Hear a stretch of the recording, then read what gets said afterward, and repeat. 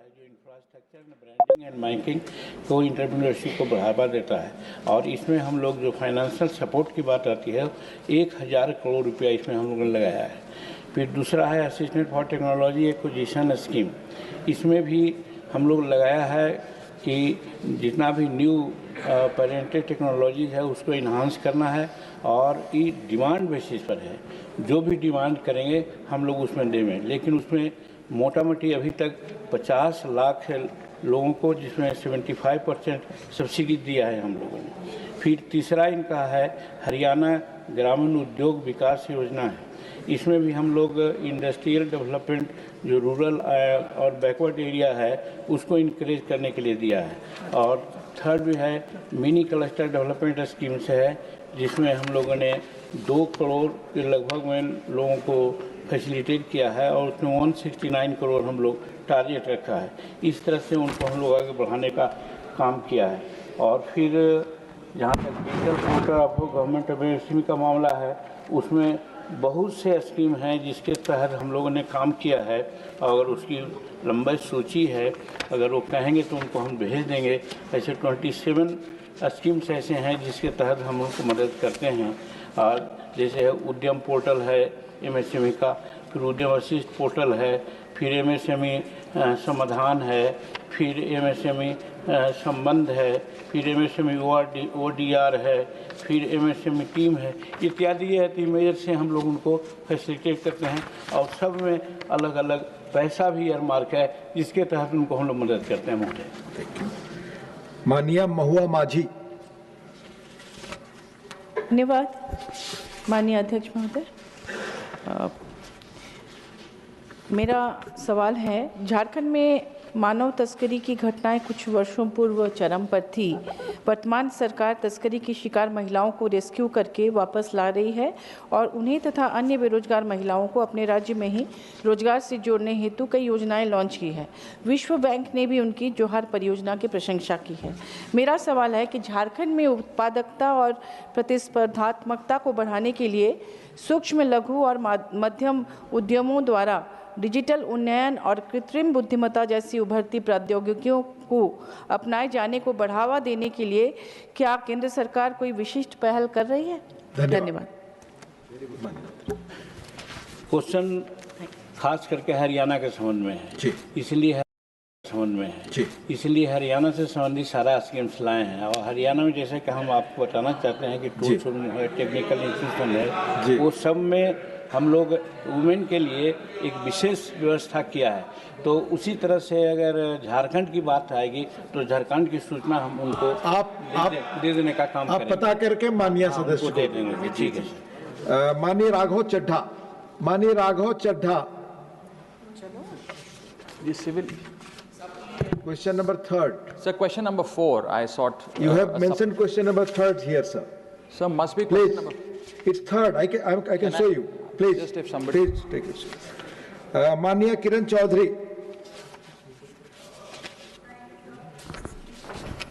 I would like to ask the Honorable Minister that has the government collaborated with any institutions or industrial bodies in Haryana such as NIFTM Kundli or MSMED Karnal to facilitate digital skill training for small enterprises, and also if there is any plan to set up a dedicated technology facilitation center or center of excellence for digital MSMEs in Haryana. Thank you. इस तरह के काम के लिए हम लोग हरियाणा सहित समस्त देश में टूल्स रूम, एक्सटेंशन रूम और एक्सप्रेशन सेंटर के माध्यम से हम लोग काम करते हैं। जहाँ तक यहाँ हरियाणा का सवाल है, उसमें हम लोगों ने जो दिया है टूल्स रूम और टेक्नोलॉजी सेंटर जो कंट्री में दिया है उसका भी लिस्ट है। जैसे Indo German tools room Aurangabad Maharashtra में है, institute of design and electrical measuring instrument है। इसी तरह से हमारे यहाँ सेंट्रल टूल्स रूम में ट्रेनिंग सेंटर CTTS भुवनेश्वर में है, Indo Danish tools room DTR Jamshedpur में है। इस तरह से अनेकों सेंटर हम लोग ने बनाया है इसके टेक्नोलॉजी के विकास के लिए। और फिर जैसे कॉमन फैसिलिटी सेंटर का सवाल है, उसमें हम लोग 5 जगहों में इस तरह की व्यवस्था की है। और उसमें है कि लोकेशन ऑफ द प्रोजेक्ट अगर है तो उसमें फुटवेयर क्लस्टर भुवनेश्वर बहादुरपुर जयगिर में है, और उसमें भी दिया है कि डेट ऑफ अप्रूवल है 3/12/2012 से दिया है, और प्रोजेक्ट कॉस्ट है 1509.82 करोड़ रुपया का है, और गवर्नमेंट ऑफ इंडिया का ग्रांट अप्रूव्ड उसमें है 916.68 है।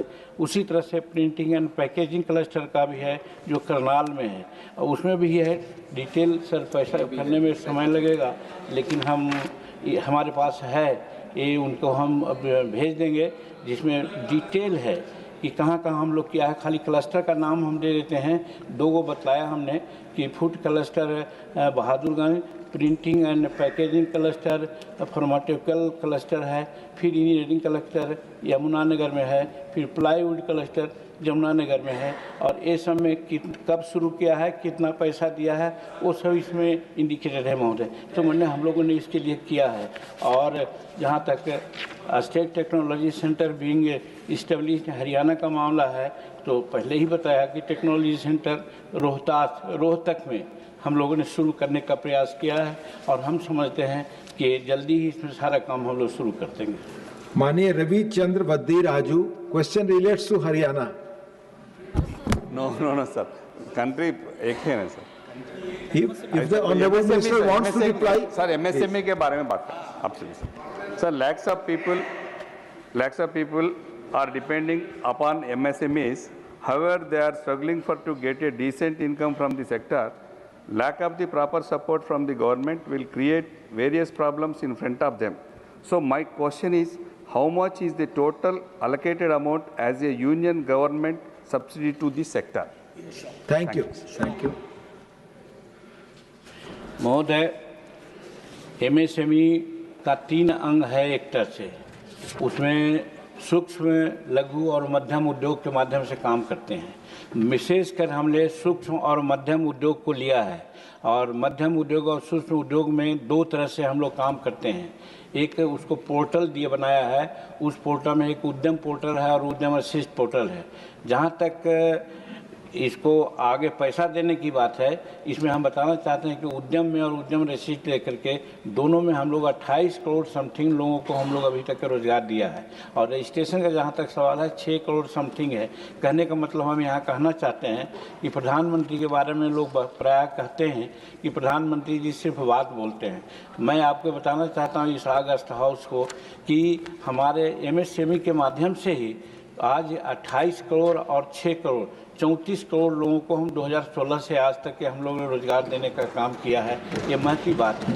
और इसमें जहाँ तक पैसा इन्वेस्टमेंट का सवाल है, हम लोग जैसे PM विश्वकर्मा योजना के माध्यम से भी हम लोग छोटे छोटे उद्योगों को, जिसमें वो चमड़ा का काम करते हैं, ये सैलून का काम करते हैं, जिनको कोई आज तक नहीं देखा है, हमारे प्राइम मिनिस्टर नरेंद्र मोदी जी ने उसके लिए भी PM विश्वकर्मा योजना के माध्यम से काम किया है, और उसमें सर्टेन राशि भी अलॉट किया है। और राशि का जहाँ तक सवाल है, हमारे यहाँ राशि की कोई कमी नहीं है, जो भी होता है हम लोग उसको देते हैं। इसलिए हर आइटम में राशि बताना हमारे समझ से संभव अभी नहीं है। अगर होगा तो माननीय सदस्य को हम भेज देंगे। आप हाँ माननीय last supplementary on this, Dr. Kalpana Saini. No, please. नहीं, माननीय चड्ढा जी ने नहीं लिया था सप्लीमेंट्री अपना। Question number 4 now Shri Manoj Kumar Jha ji. माननीय मंत्री जी, इसने सर अभी बोला कहाँ से? नहीं अभी सवाल के लिए। हाँ। तो let me complete first formality, उसके बाद पहला सप्लीमेंट्री अब आप पूछिए। आप नहीं, मैं शुक्रिया अदा, इसलिए मैं परेशान था कि वक्त ना चला जाए। पर्याप्त वक्त है। Thank you sir. नहीं फर्स्ट सप्लीमेंट्री वो पूछ रहे हैं। You are here just.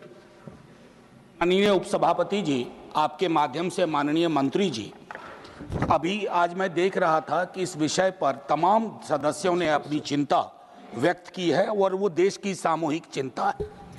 मुझे अफसोस के साथ पहली सप्लीमेंट्री आने से पहले कहूं कि एक रिपोर्ट लीक होती है, टेलीविजन डिबेट्स में पायलट को विलेन बना दिया जाता है।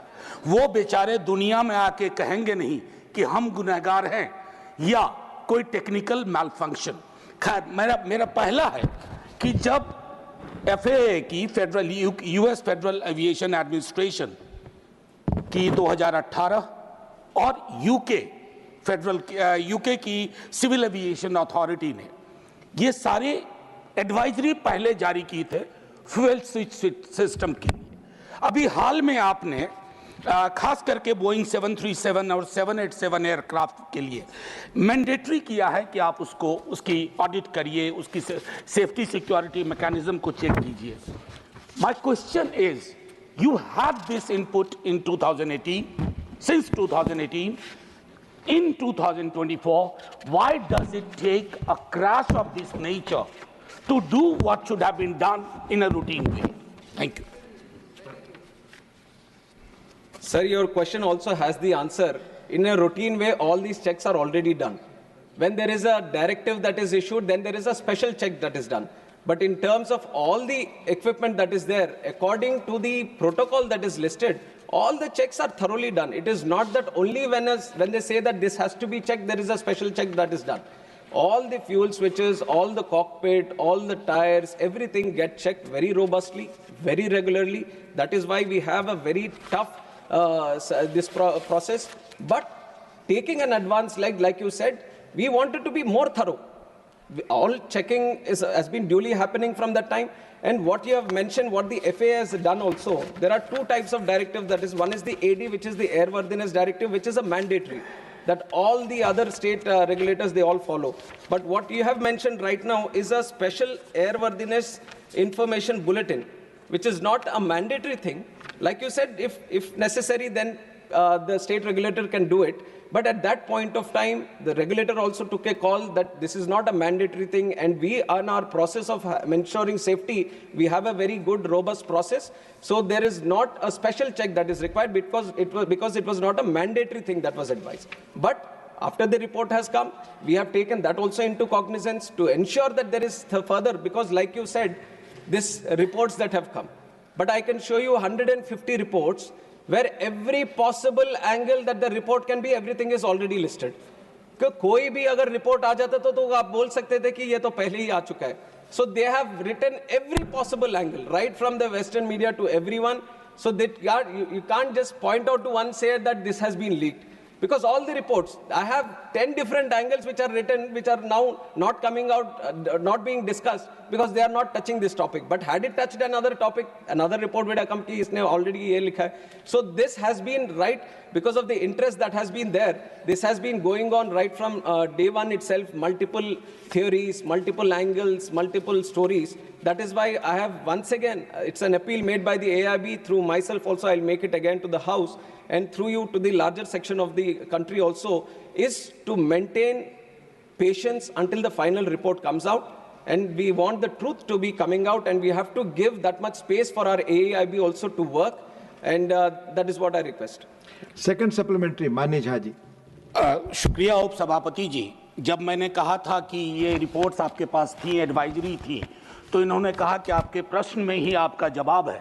वो मैं एक विडंबना का जिक्र कर रहा था। It was a statement based on irony, an unfortunate irony, not a plain statement. Having said that, thoda background mein sir. Having said that, I'm also aware, like all of you, my friends here, that the duopoly, this Airbus, Boeing, we are aware at the global scale. Let's not get into that. What is important? The in-house mechanism, nearly 50% of sanctioned posts in DGCA are vacant. Doesn't it affect DGCA's capacity? Particularly, I repeat, particularly when during the search, during the investigation, many newspapers reported this, that why such anomalies, ऐसी विसंगतियां तब क्यों बाहर आती हैं जब एक बड़ा हादसा गुजरता है, हादसा हो बैठता है और फिर उसके बाद हम जागने की कोशिश करते हैं. Vacancies and sanctions. Sir, like I've said, the vacancies have been created because it was a request from the ministry. Now with the growth that we have seen in civil aviation, we wanted more people within the DGCA. And these posts have been created in the last 2 years only. And the process, right, it's not that when you say that why are they vacant, it is not that we have stopped from recruiting. Right from the day they were created, we have started the process. It is a continuous process. It has to go through various cycles of recruitment also. And the only thing that I wanted to mention so that everyone knows a little bit about what is happening in this recruitment is that this is a very specific pool of people that we are trying to recruit. It is not that we have extensive pool of people. These are subject matter experts, especially in aviation. We are trying to pick up senior people that we are trying to pick up and who have a demand internationally and in other wings also. And we have a lot of people coming in from Air Force, and they have their own preferences also. So there is a limited pool that we are trying to work with, and we have done every single, in fact, we have put in more effort to do this. That is why I have also mentioned that in the last year, 103 posts which have been recruited was the highest ever. Because we wanted to speed up the process, we wanted to ensure that DGCA, the posts that are created is well equipped and it is full of the people that have to be recruited and no vacancies. It is an ongoing process. This year we are committed to take in 190 more. And also in the future, all the posts are being worked out in such a way that no vacancies, the situation of no vacancies does not arise. First supplementary, Mani Sanjay Singh, not present. Mani Sri Raghav Chadha. Thank you. Thank you so much, sir. Sir, India's civil aviation sector is booming, no doubt. But it appears that the regulator, the DGCA, which is the backbone of the sector, is cracking up under pressure. I say this because it is understaffed, it is underfunded, and it lacks autonomy. Sir, Parliamentary Standing Committee की report बताती है कि वर्ष 2024 में technical post, मैं overall vacancies की बात नहीं कर रहा, डीजीसीए के अंदर टेक्निकल पोस्ट में 55% की वैकेंसी है। टेक्निकल पोस्ट का काम क्या होता है sir? Air safety inspection, passenger safety, pilot licensing, aircraft maintenance और एयर वर्दीनेस। सर ये शॉर्टेज नहीं, ये क्राइसिस है। और मुझे लगता है sir there is no, thank you sir, sir सवाल पे आ रहा हूं, that there is no margin of error in the skies. तो मेरा माननीय मंत्री जी से सर आपके माध्यम से सवाल है कि हम एक डीजीसीए को, सेबी जो एक फाइनेंशियल मार्केट का इंडिपेंडेंट रेगुलेटर है, और ट्राई जो टेलीकॉम सेक्टर का एक इंडिपेंडेंट रेगुलेटर है, ऐसा ही एक ऑटोनॉमस स्टैट्यूटरी बॉडी में क्यों नहीं तब्दील करते? और दूसरा, टेक्निकल पोस्ट की वैकेंसी कब तक भरी जाएगी? Please, thank you. Sir, I have to place on record that the DGCA is not under any kind of pressure. It is operating with utmost seriousness, professionalism, and all the requirements that are there that actually strengthens it according to the International Civil Aviation Protocol. At this moment that you're seeing, I've already explained it in a couple of questions also, the situation is that the posts were just recently created. And like you said, when it comes to the technical posts, you need that right technical capabilities people only to be sitting in those posts. And when you look at that kind of experience, that kind of situation, then obviously the pool which is limited makes it much more difficult to engage these people. And these are people who are having to regulate the safety, which is of the prime most importance. The whole fundamental pillar for the growth of our civil aviation sector has been the safety and security of the people and the operations. So keeping that intact, the process itself has so much technical this thing that it gets a little difficult, but we have been trying with the UPSC and other people also to engage the right people so that the timelines which takes for it to engage these people gets reduced. And Honorable Member has also talked about the budget. We have seen in the last 1 year also the 10% increase in the budget is there, and accordingly whenever required, definitely your suggestions have been noted, and whatever best can be done to assist DGCA to be more powerful and more engaging in terms of ensuring the safety, we will be doing it from our side. Mania Priyanka ji. Thank you so much, Honorable Chairman, sir. Sir, there comes a moment in time, when we keep our politics aside, and this particular air crash gave us that moment for even civil aviation to understand the challenges and the loopholes that exist. So my question is very specific, which I've written to the Honorable Minister about, that he told us to be patient with the final report. We were absolutely patient with the interim report too. But why is it that the report was released to the Indian people at 2 a.m. in the morning and there was no briefing done with regards to the AAIB report? Sir, just 1 second, a question related to the same thing. Pilots have raised their concern that there is no aviation expert who is sitting on that AAIB panel Why is that so? If Honorable Minister could address that, I'd be grateful. Thank you. Thank you so much. Sir, I'll address the second part first, where it says that no aviation experts have been there. It is not true. There are two subject matter experts in terms of pilots who have been engaged within the investigation team, and likewise other engineers and all from the industry also have been engaged, and International Civil Aviation Organization observer also from the UN, where a lot of articles were there that he was rejected and all. So baseless articles have come up at the time, but everyone who was supposed to be in the investigation team, they have all been there. In fact, pilots have also been there. So that addresses the second part. And also regarding the report releasing, it was entirely up to the AIB. It was up to the AIB to finish the report and to release the report. And it's not that when they finished, then they uploaded it. It is according to their this thing. I don't think there was very specific reason of why it has been released in the night or in the morning. It was the report which was supposed to be released, and it was released at that time. Dr. John Brittas. Specific shortage of time. So after the Kozhikode air crash, the Aircraft Accident Investigation Bureau, AIB, has set up a flight data recorder and cockpit voice recorder lab, incurring a cost of 879 lakhs. Is it a fact that the investigation, even after that, the investigation is being conducted by AIB lab, or has the Indian government sought any assistance from a foreign country? Thank you, Manya Mantri. Sir, I have mentioned in the answer of the first question that this is the first time the FDR, the CVR has been decoded in the country, and how we have done it and why we are saying that we have done it is exactly because we have started the lab which could be able to do it here in India itself. And the matter, the money which was there has been put in to establish this lab. It's now, and because of the lab itself, we were able to do it in the country. The House stands in-house, the House stands adjourned to meet at 2 p.m. lunch.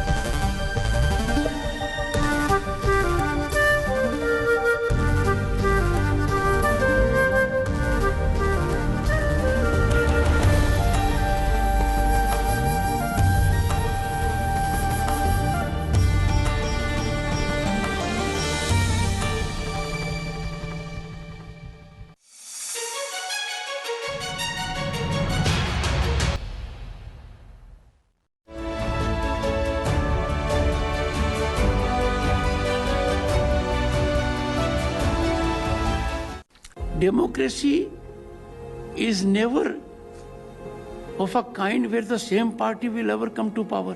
We have seen in our lifetime the change takes place at the state level, at panchayat level, at municipal level. That's a democratic process. But one thing is for sure, there has to be continuity of development, continuity of our civilizational ethos, and that comes only from one aspect. We must respect democratic culture. India is perhaps the only country in the world that has structured democracy at all levels. Constitutionally structured, understand my word. Before 30 years, we had constitutional democracy only in the state legislature and parliament.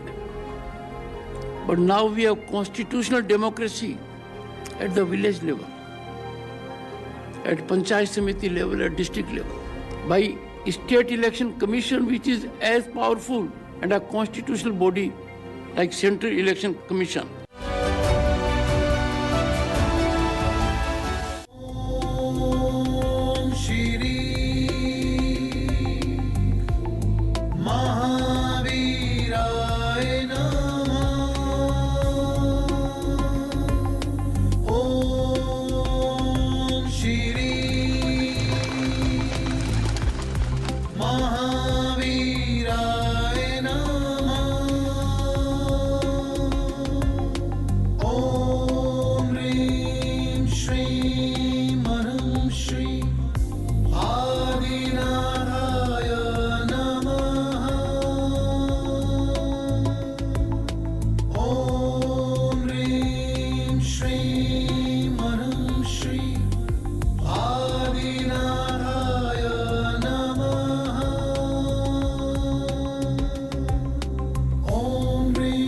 श्रीं हरं श्री आदिनाथाय नमः। ॐ ह्रीं श्रीं हरं श्री आदिनाथाय नमः। ॐ ह्रीं श्रीं हरं श्री आदिनाथाय नमः। ॐ ह्रीं श्रीं हरं श्री आदिनाथाय नमः।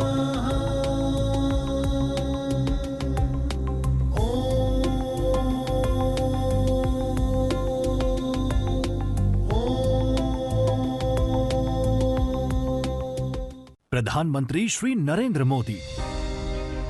Mission Indradhanush.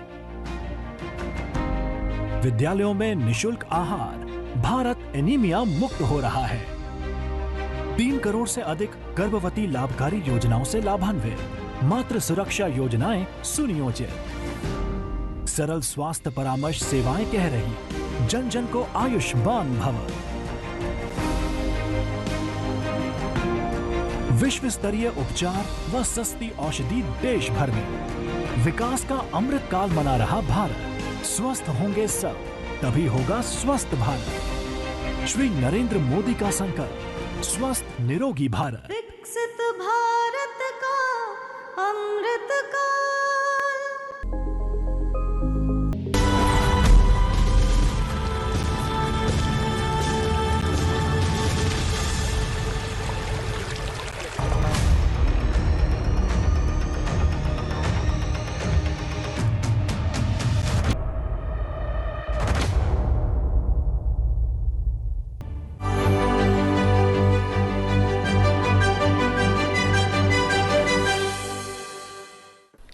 Namaskar. Hello and welcome to the special broadcast on Sunset TV. I am Namrata Singh. The nation is what the citizens are. The citizen is the unit of the nation. Rabindranath Tagore's words remind us that a strong nation is built by strong citizens. While we often talk about our rights as citizens, it's equally important to remember our duties, the actions that bind us to the values of our Constitution and the well-being of our society. In this show, we take a closer look at the fundamental duties, when and why they were added to our Constitution, what they mean for each of us, and how they help build a more united and responsible India.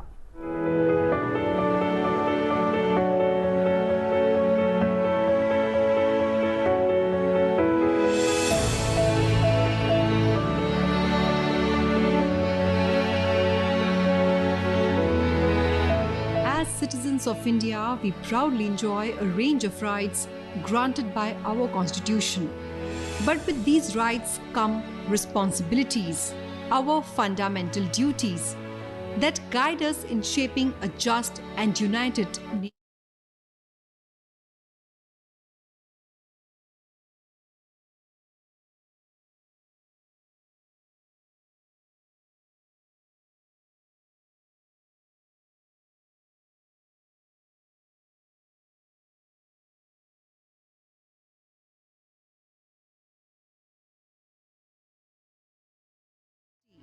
From promoting harmony to preserving our rich heritage, these duties reflect the values that lie at the heart of our democracy.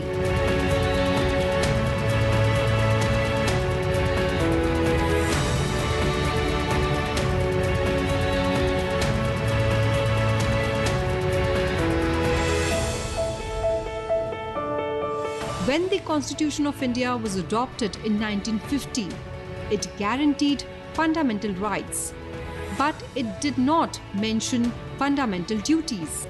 Back then, the focus was on ensuring justice, liberty, and equality in a newly independent nation.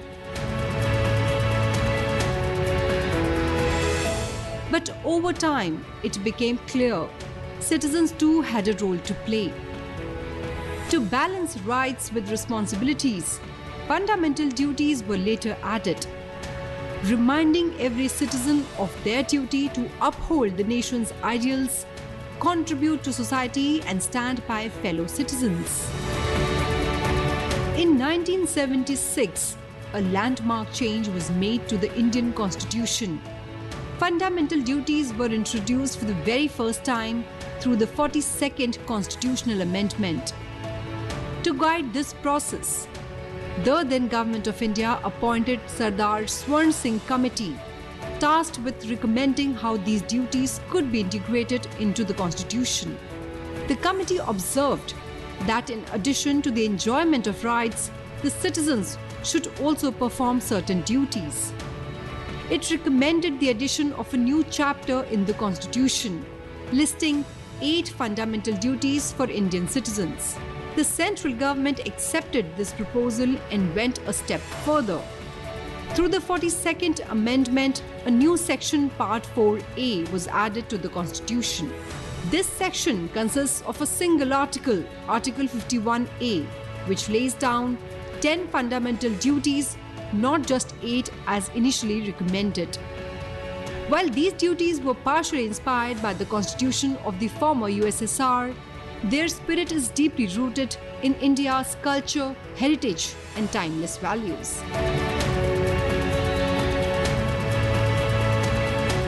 The concept of dharma or duty has always held a place of deep significance. In ancient India, performing one's duty was seen as a core virtue, a reflection of character. Our spiritual texts, like the Bhagavad Gita and the Ramayana, have long taught us that duty comes before entitlement. Rights and duties are two sides of the same coin. For every right we claim, there is a duty we must fulfill. When duties are performed sincerely, rights follow naturally. Mahatma Gandhi echoed this timeless idea when he said, "The true source of rights is duty. If we all discharge our duties, rights will not be far to seek." Highlighting the importance of fundamental duties, Vice President Jagdeep Dhankar has often said that rights and duties together shape responsible citizenship. It's time we honor our duties, protect our sovereignty, uphold unity, and put the nation first. Time for us to fully commit to our fundamental duties, protecting national sovereignty, fostering unity, prioritizing national interests, and safeguarding our environment. We must always put our nation first. We need to be on guard as never before. These commitments are crucial for achieving our vision of Viksit Bharat at 2047, a nation that exemplifies progress and inclusion. Originally, the Constitution listed 10 fundamental duties, but in 2002, the 86th Amendment added an 11th, making it the duty of parents and guardians to ensure education for children aged 6 to 14. These responsibilities serve as a moral code for every Indian citizen. They are as follows.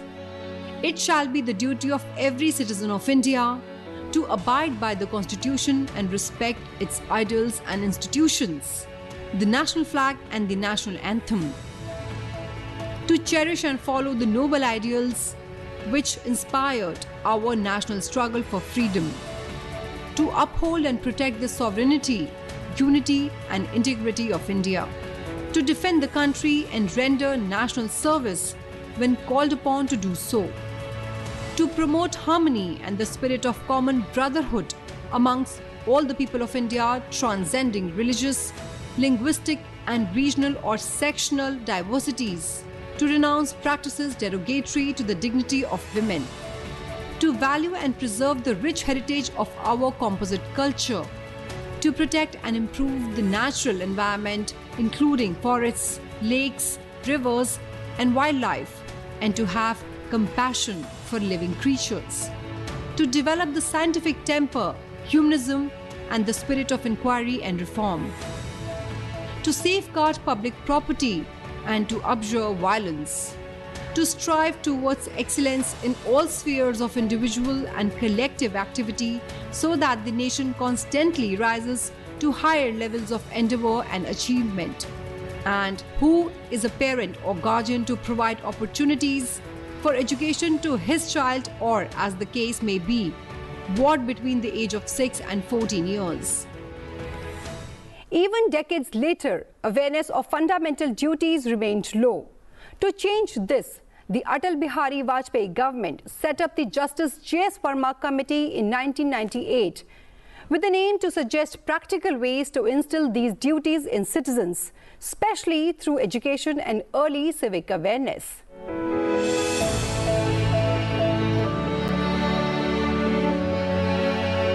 The 86th Constitutional Amendment Act of 2002 is especially significant for its dual focus. It introduced Article 21A, granting children aged 6 to 14 the fundamental right to free and compulsory education. At the same time, it added Article 51A(k), making it the duty of every parent or guardian to ensure that this education is provided. The education-related fundamental duty was introduced to complement the right to education, placing emphasis on parental responsibility. While the RTE Act made education a legal right for children, this fundamental duty created a moral and legal obligation for parents and guardians to ensure their children receive it. Recognizing that education is the foundation of social and economic progress, this duty encourages citizens to actively contribute to nation building by empowering the next generation. By making it a duty to educate children, the law also supports enrollment, retention, and access to quality education, ensuring no child is left behind.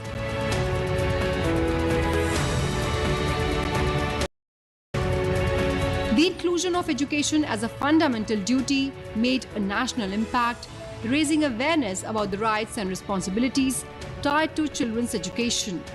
It played a key role in boosting school enrollment and reducing dropout rates, especially in marginalized and rural communities.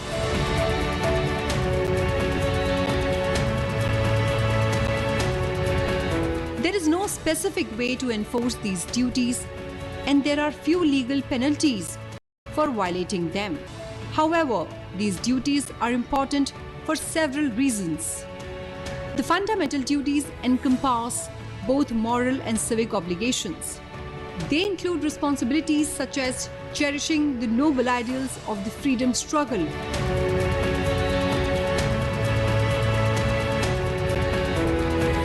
under Article 51A(b), a moral duty and respecting the Constitution, national flag and national anthem under Article 51A(a), a civic duty.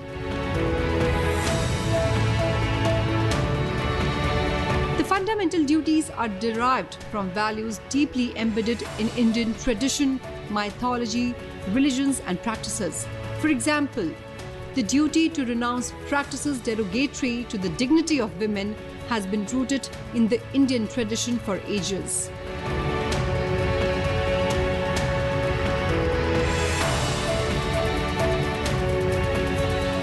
Unlike certain fundamental rights that extend to all individuals, including foreigners, the fundamental duties are specially applicable to Indian citizens. Similar to the directive principles of state policy, the fundamental duties are not justiciable. Though fundamental duties are not legally enforceable by rights, they play a crucial role in shaping constitutional values. In 1992, the Supreme Court ruled that in determining the constitutionality of any law, if a court finds that the law in question seeks to give effect to a fundamental duty, it may consider such law to be reasonable in relation to Article 14, equality before law, or Article 19, 6 freedoms, and thus save such law from unconstitutionality. The Supreme Court's Ranganath Mishra judgment 2003 held that fundamental duties should not only be enforced by legal sanctions, but also by social sanctions. In AIMS Students Union versus AIMS 2001, the court emphasized that fundamental duties are as important as fundamental rights. Though fundamental duties are not enforceable like fundamental rights, they cannot be overlooked as duties in Part 4A. They are prefixed by the same word fundamental, which are prefixed by the founding fathers of the Constitution to right in Part 3. Few countries in the world have such an elaborate list of fundamental duties in their constitution, but many nations prescribe defense of the country as a national duty. For example, Article 109 of the Norwegian Constitution stipulates that, as a general rule, every citizen of the state is equally bound to serve in the defense of the country for a specific period, irrespective of birth or fortune. Under Article 81 of the Constitution of Denmark, every male person able to bear arms shall be liable with his person to contribute to the defense of his country.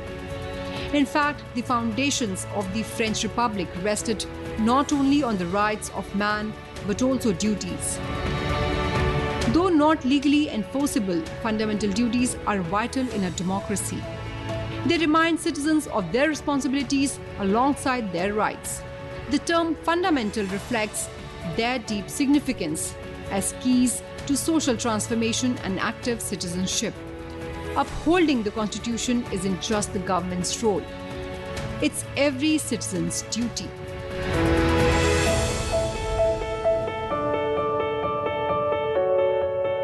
In a vibrant democracy, rights empower us, but duties define us.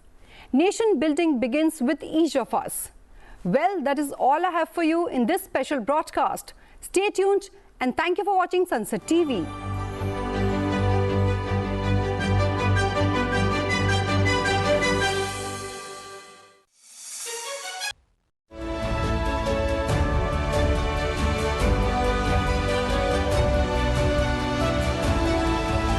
Don't be guided by narratives outside. All decisions in this country, a sovereign nation, are taken by its leadership. There is no power on the planet to dictate India how to handle its affairs. We do live in a nation, and nations that are a committee. We work in togetherness, we work in tandem. We have mutual respect, diplomatic dialogues. But at the end of the day, we are sovereign. We take our own decisions. Is it required to play every bad ball? Is it required to have wrestling sessions as to who said what? One who scores good runs on the cricket pitch always leaves bad balls. They are tempting, but not attempted. And those who attempt, you have safe gloves of the wicketkeeper and someone in the gully.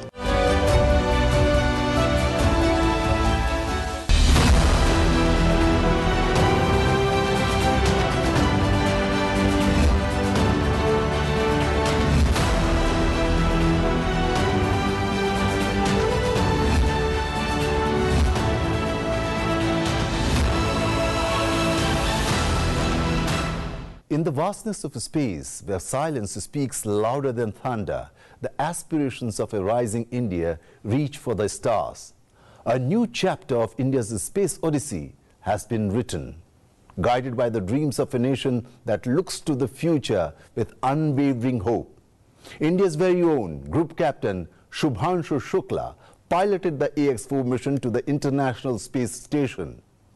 Namaskar and welcome to Sunset TV. I'm Rajiv Kumar Singh.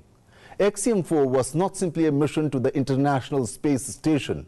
It was a mission linked to India's future in space. Let me take you through Mission Akash Ganga in this episode of History Behind Headlines.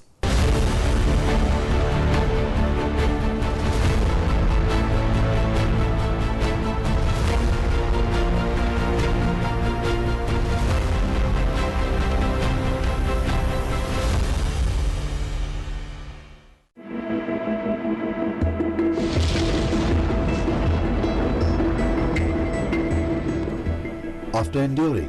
मेरे प्यारे देशवासियों, what a ride! 40 साल बाद हम वापस अंतरिक्ष में पहुंच गए हैं और कमाल की राइड थी।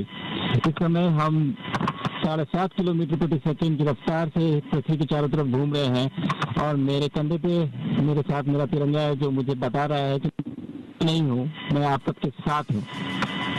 ये मेरी इंटरनेशनल स्पेस स्टेशन तक Might use SpaceX Falcon 9 Block 5 rocket to place Crew Dragon C-213 into low Earth orbit. This was the maiden flight of the C-213 spacecraft, the fifth and final Crew Dragon to be built.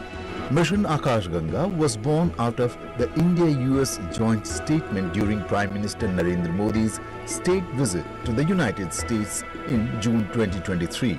The agreement envisioned a collaborative effort between ISRO and NASA to send an Indian astronaut to the International Space Station, marking a new chapter in Indo-US space cooperation. The AX-4 mission carried with it the hopes of humanity of bridging divides and pushing the boundaries of what is possible, one orbit at a time. Among the crew of 4 was India's very own Group Captain Shubhanshu Shukla. Namaste, I am Group Captain Shubhanshu Shukla and I am the mission pilot for AX-4 mission.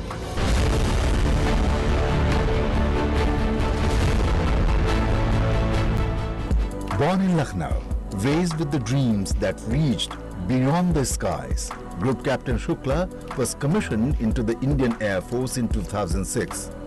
In nearly 2 decades of service, Shukla flew aircrafts that defined Indian aviation might. Su-30 MKIs, MiG-21s, Jaguars and more. Clocking over 2,000 flight hours, his discipline, skill and sharp intellect made him a natural candidate for India's ambitious space program, Gaganyaan. I would say that I have been extremely fortunate and extremely lucky to have gotten the opportunities to first fly.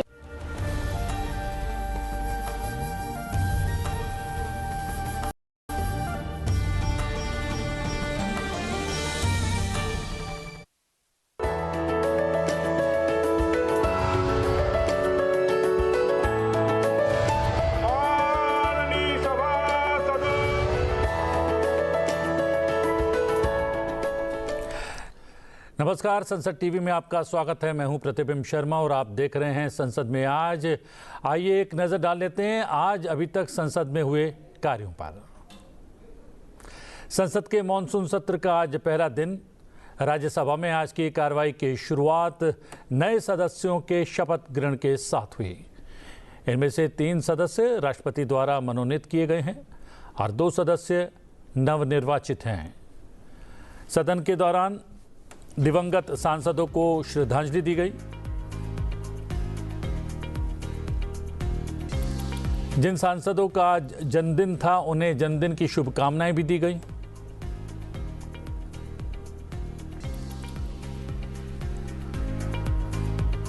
सभापति ने विभिन्न नोटिसों का जवाब दिया। सभापति ने operation पर सिंदूर पर अपनी बात रखी।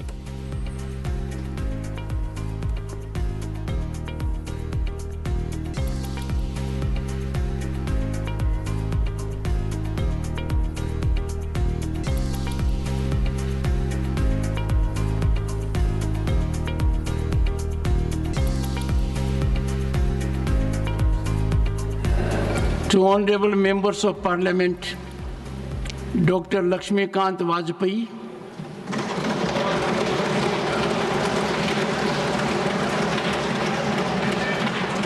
Sri Rajiv Shukla,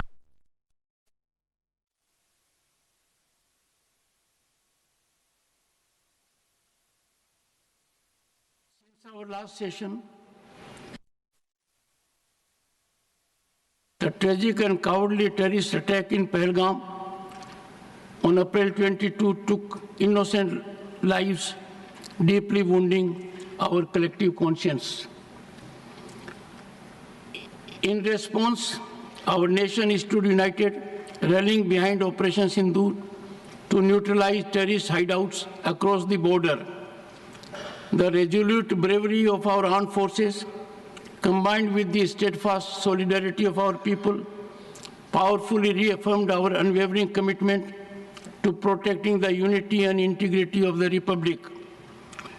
Honorable members, with deep sorrow I refer to the tragic crash of Air India Flight 171 on 12 June, claiming 240 lives.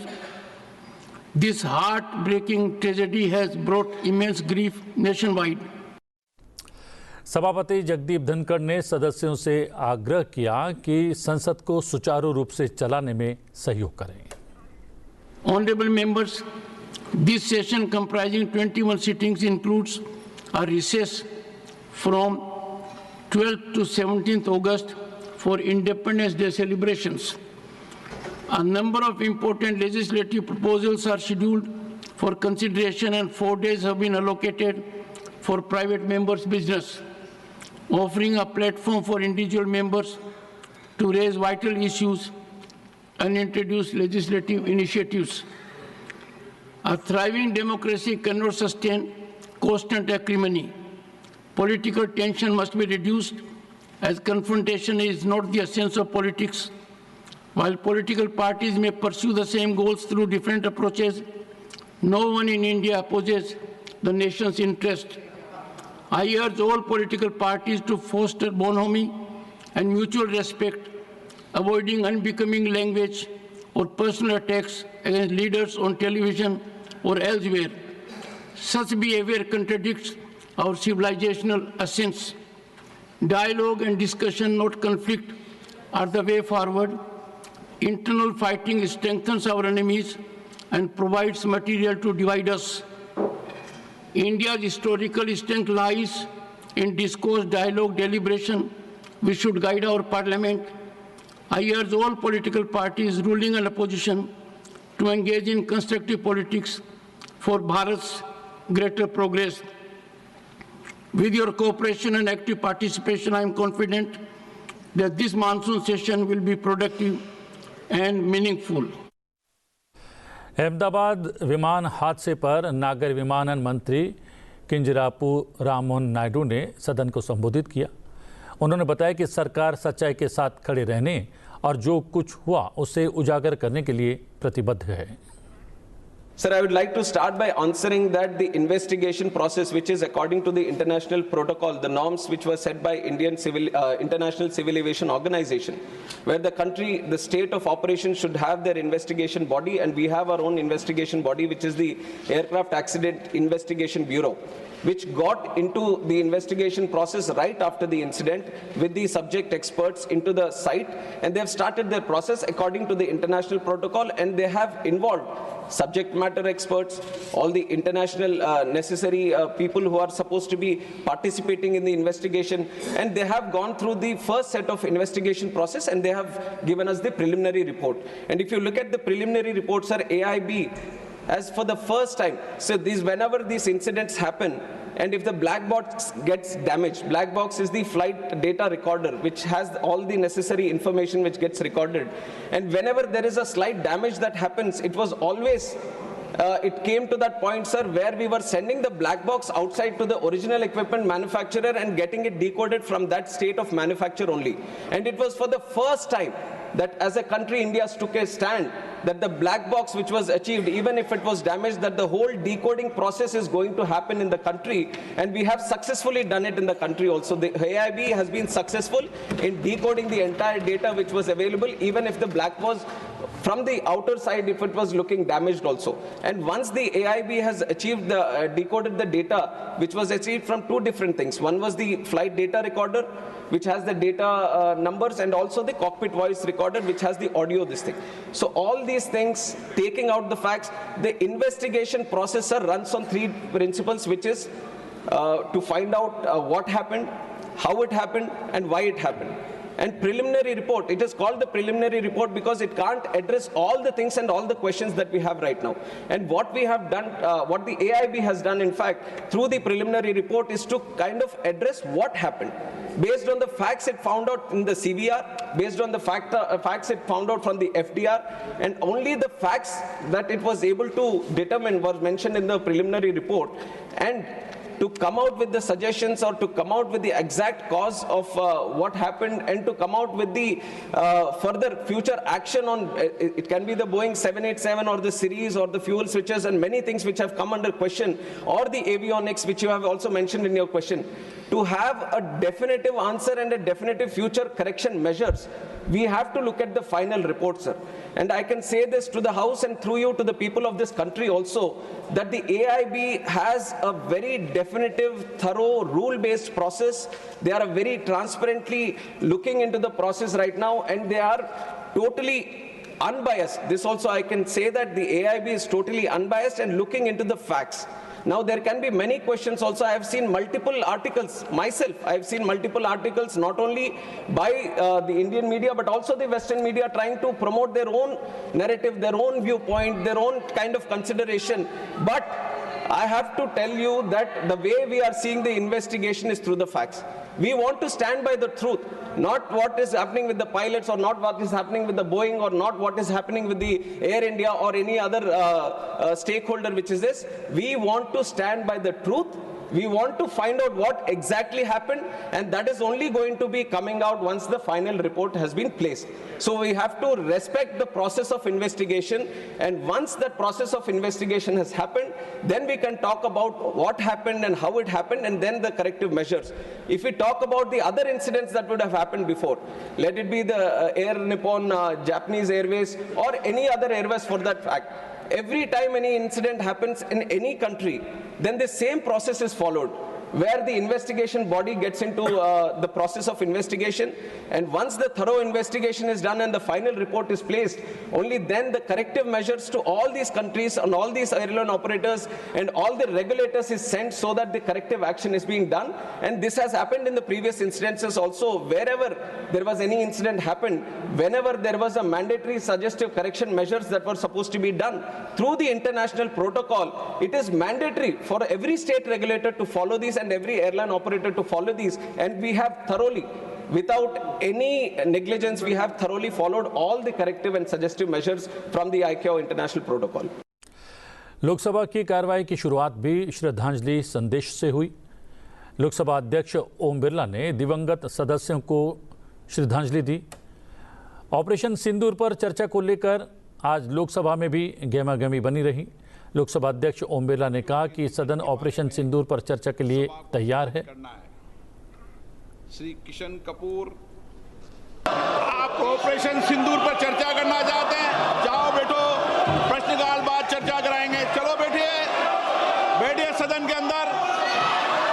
हाँ, हर चीज का जवाब देगी सरकार, हर चीज का सरकार ने काम जवाब देंगे। बैठिए आप। प्रश्नकाल के अंदर किसी को बोलने की इजाजत नहीं होती है। ऑपरेशन सिंदूर पर विपक्ष के हंगामे के बीच रक्षा मंत्री राजनाथ सिंह ने अपनी बात रखी। रक्षा मंत्री ने कहा कि ऑपरेशन सिंदूर पर चर्चा के लिए केंद्र सरकार तैयार है।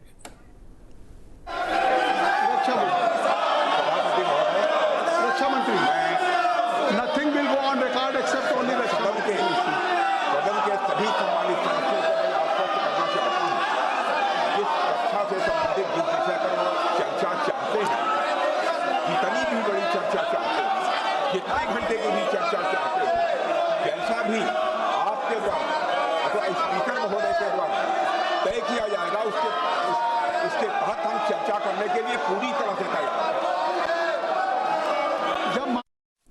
संसदीय कार्य मंत्री किरेन रिजिजू ने विपक्ष के हंगामे पर आपत्ति दर्ज की। उन्होंने कहा कि यदि यूं ही हंगामा होता रहा तो सदन में चर्चा कैसे हो पाएगी। सभापति महोदय, आज बिजनेस एडवाइजरी कमेटी का टाइम भी तय किया हुआ है। 2:30 बजे सारा बीएससी का मेंबर्स का बैठक होगी और कौन कौन सा चर्चा करना है उसका भी निर्णय होगा। कल ऑल पार्टी मीटिंग में सारे पार्टी लीडर ने कहा है ज़्यादा चर्चा होना चाहिए। सरकार चर्चा के लिए बिजनेस लेके आ रहे हैं और ये नीचे कूद करके हंगामा कर रहे हैं, ये तो कोई तरीका नहीं है। हम लोग ने शुरू से अपील किया है कि मानसून सत्र में सार्थक चर्चा होना चाहिए और बिजनेस लेके सरकार आए हैं। अगर ऐसा हंगामा करेंगे तो हम बिजनेस में चर्चा कैसे करेंगे? आज बिल भी लगा हुआ है और जो भी मुद्दे हैं बीएससी में तो हम लोग डिस्कस करेंगे मिलजुल करके, लेकिन संसद सत्र का पहला दिन इस तरह से हंगामा करना ये तो ठीक नहीं है।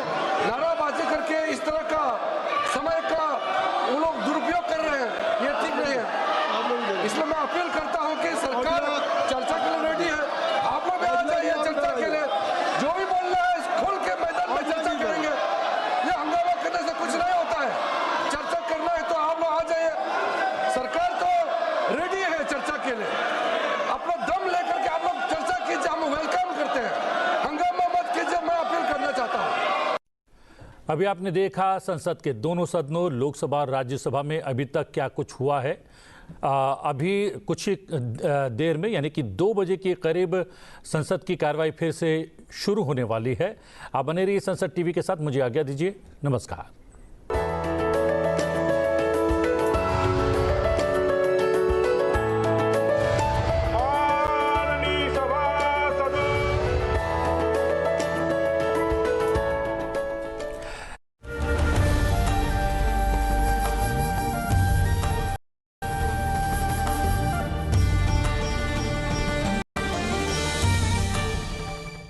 नवोदित भारत में हो रहा है शिक्षा का विस्तृतीकरण व भविष्यीकरण। युवा कर रहा भविष्य निर्माण, छू रहा आसमान। अटल संकल्प से मार्ग उज्जवल, काम पाना करना सरल। बुनियादी उद्यम विकसित है, प्रसन्न चित्त है। स्टार्टअप स्वीकृति सरल व समर्थन। युवा उद्यम जीतेगा मैराथन। मिल रहा व्यवसायों को मोदी जी का साथ, हो रहा है उद्यमों का विकास। तकनीक के पंखों पर सवार युवा, कर रहा नवोदित आविष्कार युवा। अमृतकाल में परिवर्तित हो रहा भारत है युवा भारत, विकसित भारत। विकसित भारत का अमृतकाल।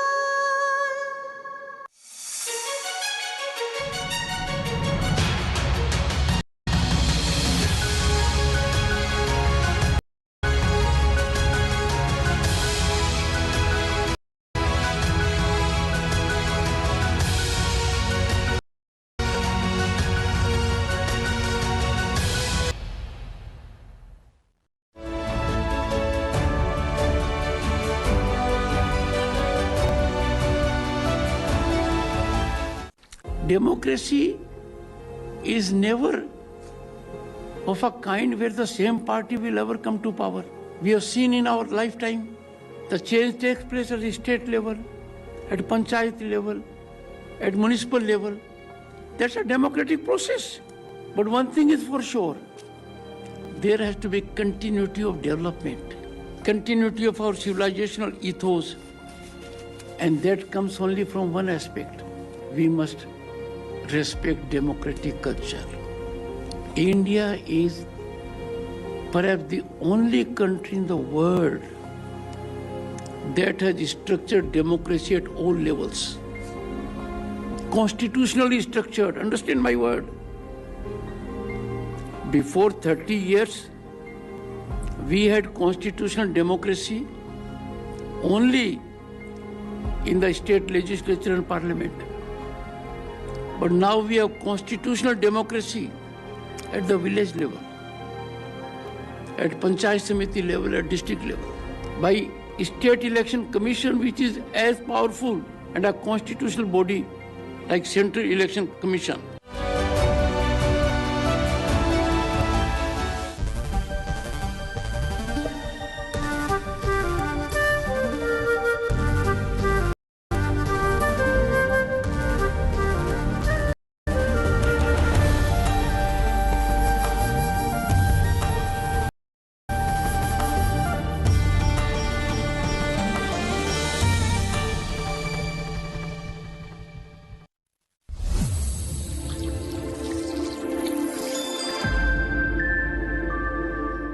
दुनिया के देश भारत की ओपिनियन को, भारत के इनोवेशन को, भारत के एफर्ट्स को जैसा महत्व आज दे रहे हैं, वैसा पहले कभी नहीं हुआ। आज दुनिया की नजर भारत पर है। आज दुनिया जानना चाहती है what India think today. Bharat को वर्ल्ड के सेंटर स्टेज पर ले आने वाले प्रधानमंत्री नरेंद्र मोदी का विजन है वसुधैव कुटुंबकम। 11 साल पहले प्रधानमंत्री नरेंद्र मोदी के नेतृत्व में नई विदेश नीति के साथ शुरू हुआ एक निर्णायक सफर नए भारत की ओर। आज दुनिया के साथ कंधे से कंधा मिलाकर आगे बढ़ रहा है विश्व बंधु भारत। बीते 11 वर्षों में प्रधानमंत्री नरेंद्र मोदी के नेतृत्व में विदेश नीति ने एक नया आकार लिया है, जो है स्पष्ट, संतुलित और सबसे पहले भारत के हितों का संरक्षण करने वाली। इस नई विदेश नीति से भारत को मिली है एक नई वैश्विक पहचान। सबका साथ सबका विकास का मंत्र अब वैश्विक मंचों पर भी गूंजने लगा है। भारत की नेबरहुड फर्स्ट विदेश नीति को पीएम मोदी ने एक्ट ईस्ट, थिंक वेस्ट और कनेक्ट सेंट्रल एशिया नीतियों के साथ और भी सशक्त बना दिया है। तभी तो कोविड की चुनौती हो या किसी देश की जरूरत, भारत हमेशा विश्व बंधु यानी दुनिया का एक भरोसेमंद साथी बनकर उभरा है।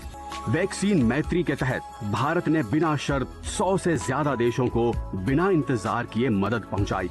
तुर्की में भूकंप की आपदा हो या नेपाल जैसे देशों में भूकंप पीड़ितों की मदद की पुकार, चाहे रूस यूक्रेन युद्ध में फंसे विश्व नागरिकों को सुरक्षित निकालना हो या फिर इजराइल हमास युद्ध पीड़ितों को मानवीय सहायता पहुंचाने की बात, विश्व बंधु भारत ने संकट की स्थितियों में विश्व मानवता की सेवा को हमेशा सर्वोपरि रखा है।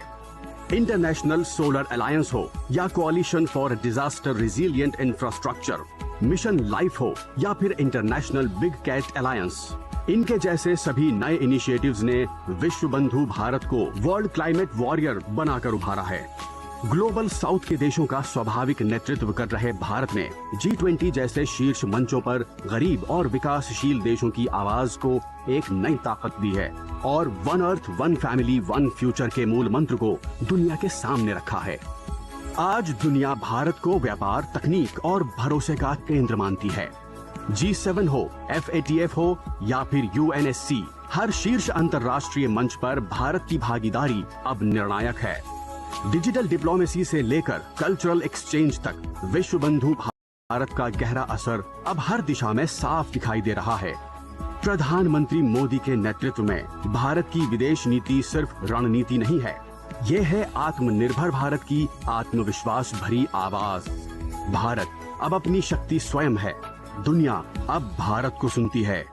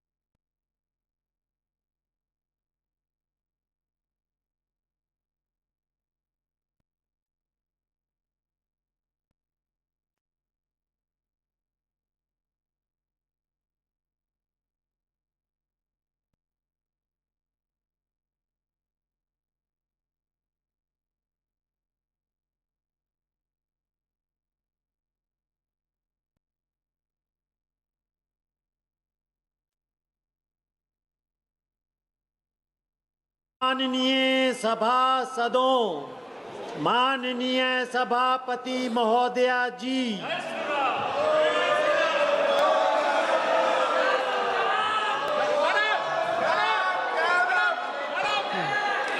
माननीय सदस्यगण, नियम 377 के अधीन मामले सभापटल पर रखने के लिए अध्यक्ष द्वारा की जाने वाली घोषणा। माननीय सदस्यगण, जिन्हें आज नियम 377 के अधीन मामले उठाने की अनुमति दी गई है, वे व्यक्तिगत रूप से 20 मिनट के भीतर मामले अनुमोदित पाठ सभा पटल पर प्रस्तुत कर सकते हैं।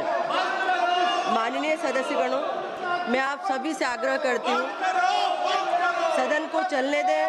सरकार चर्चा चाहती है।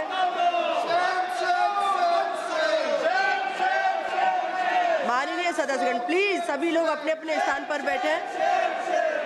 अभी माननीय रक्षा मंत्री जी ने भी कहा कि सदन चर्चा करना चाहती है। संसदीय कार्य मंत्री जी ने भी कहा, आप सब चर्चा करिए। पूरा देश, भारत की जनता सब देख रही है। आप सभी से निवेदन करती हूँ कि सब सदन को चलने दें।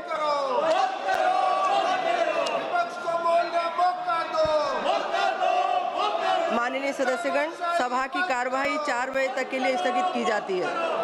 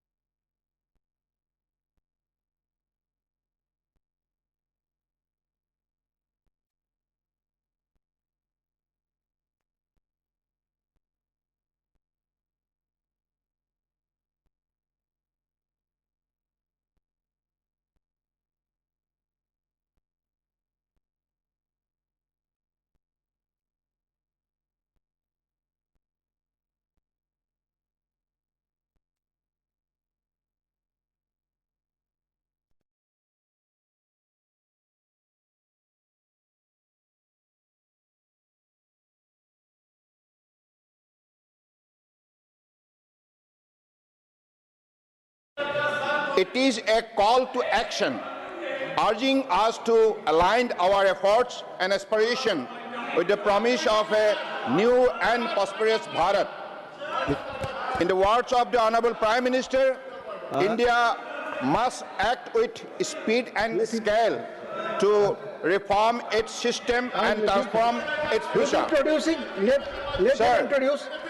In this context, we must recognize that the 21st century माननीय Pramod ji point of order पे हैं, 1 मिनट हम लोग सुन ले उनको क्या कहना चाहते हैं। Sir, kindly read 267।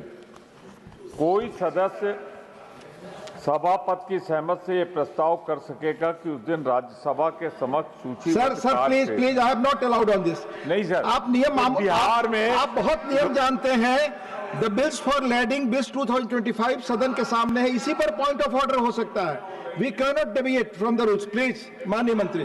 Sir, thank you, sir.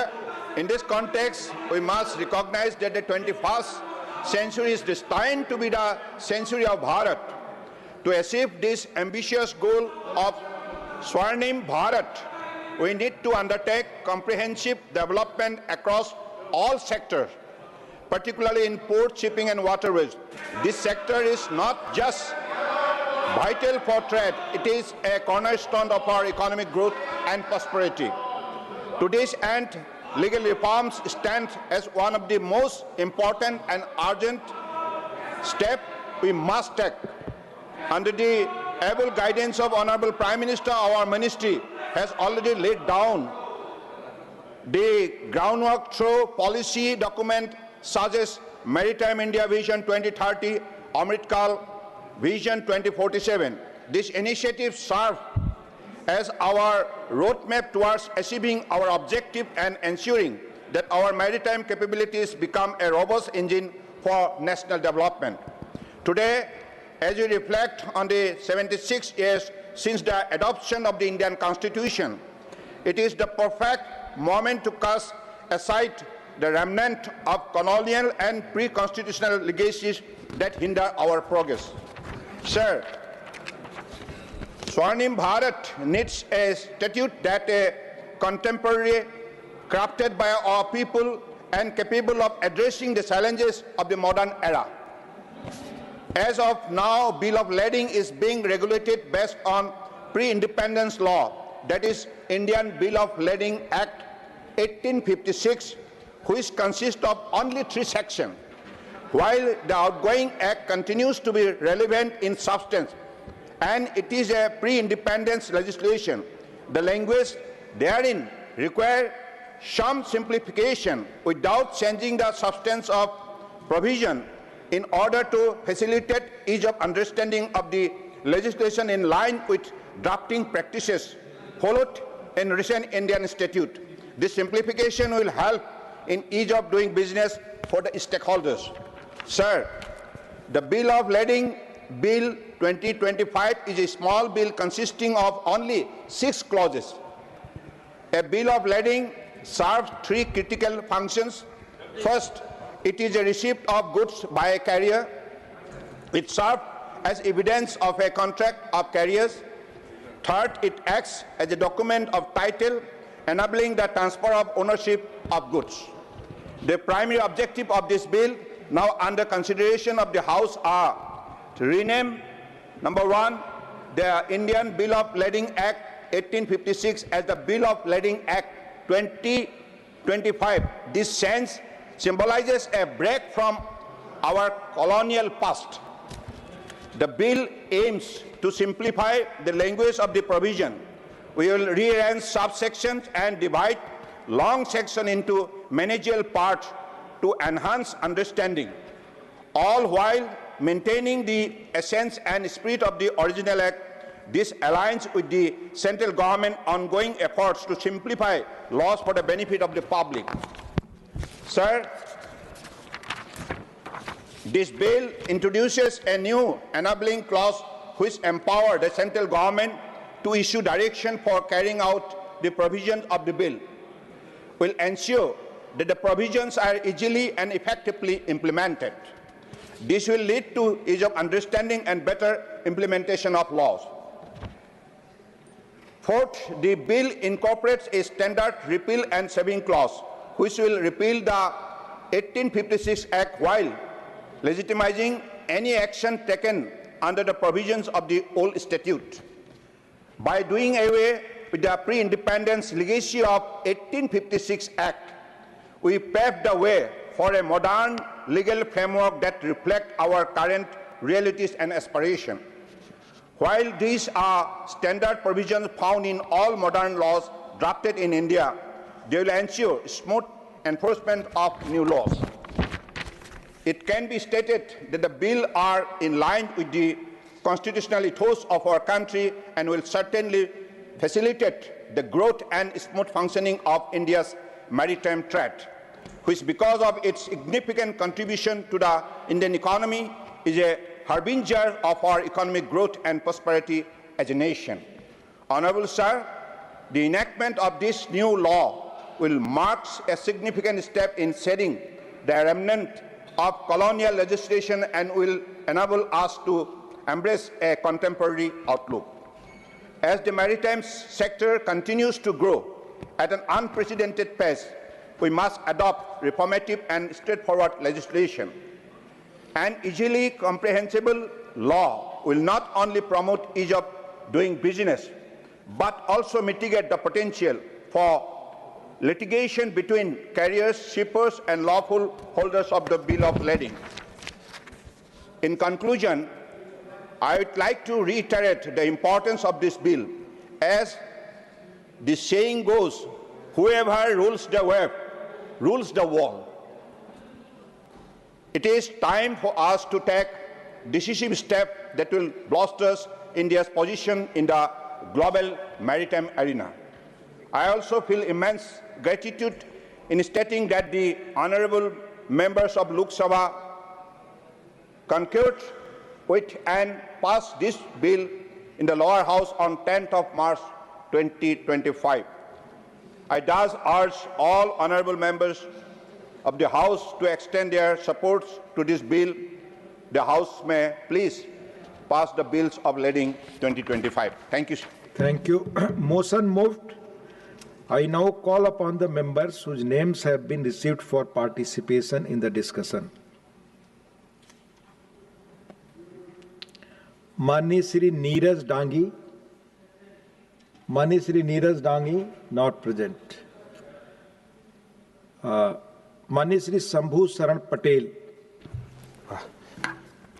धन्यवाद उपसभापति महोदय, आपने मुझे एक महत्वपूर्ण बिल पर बोलने का अवसर दिया. महोदय, मेरा समय कितना है?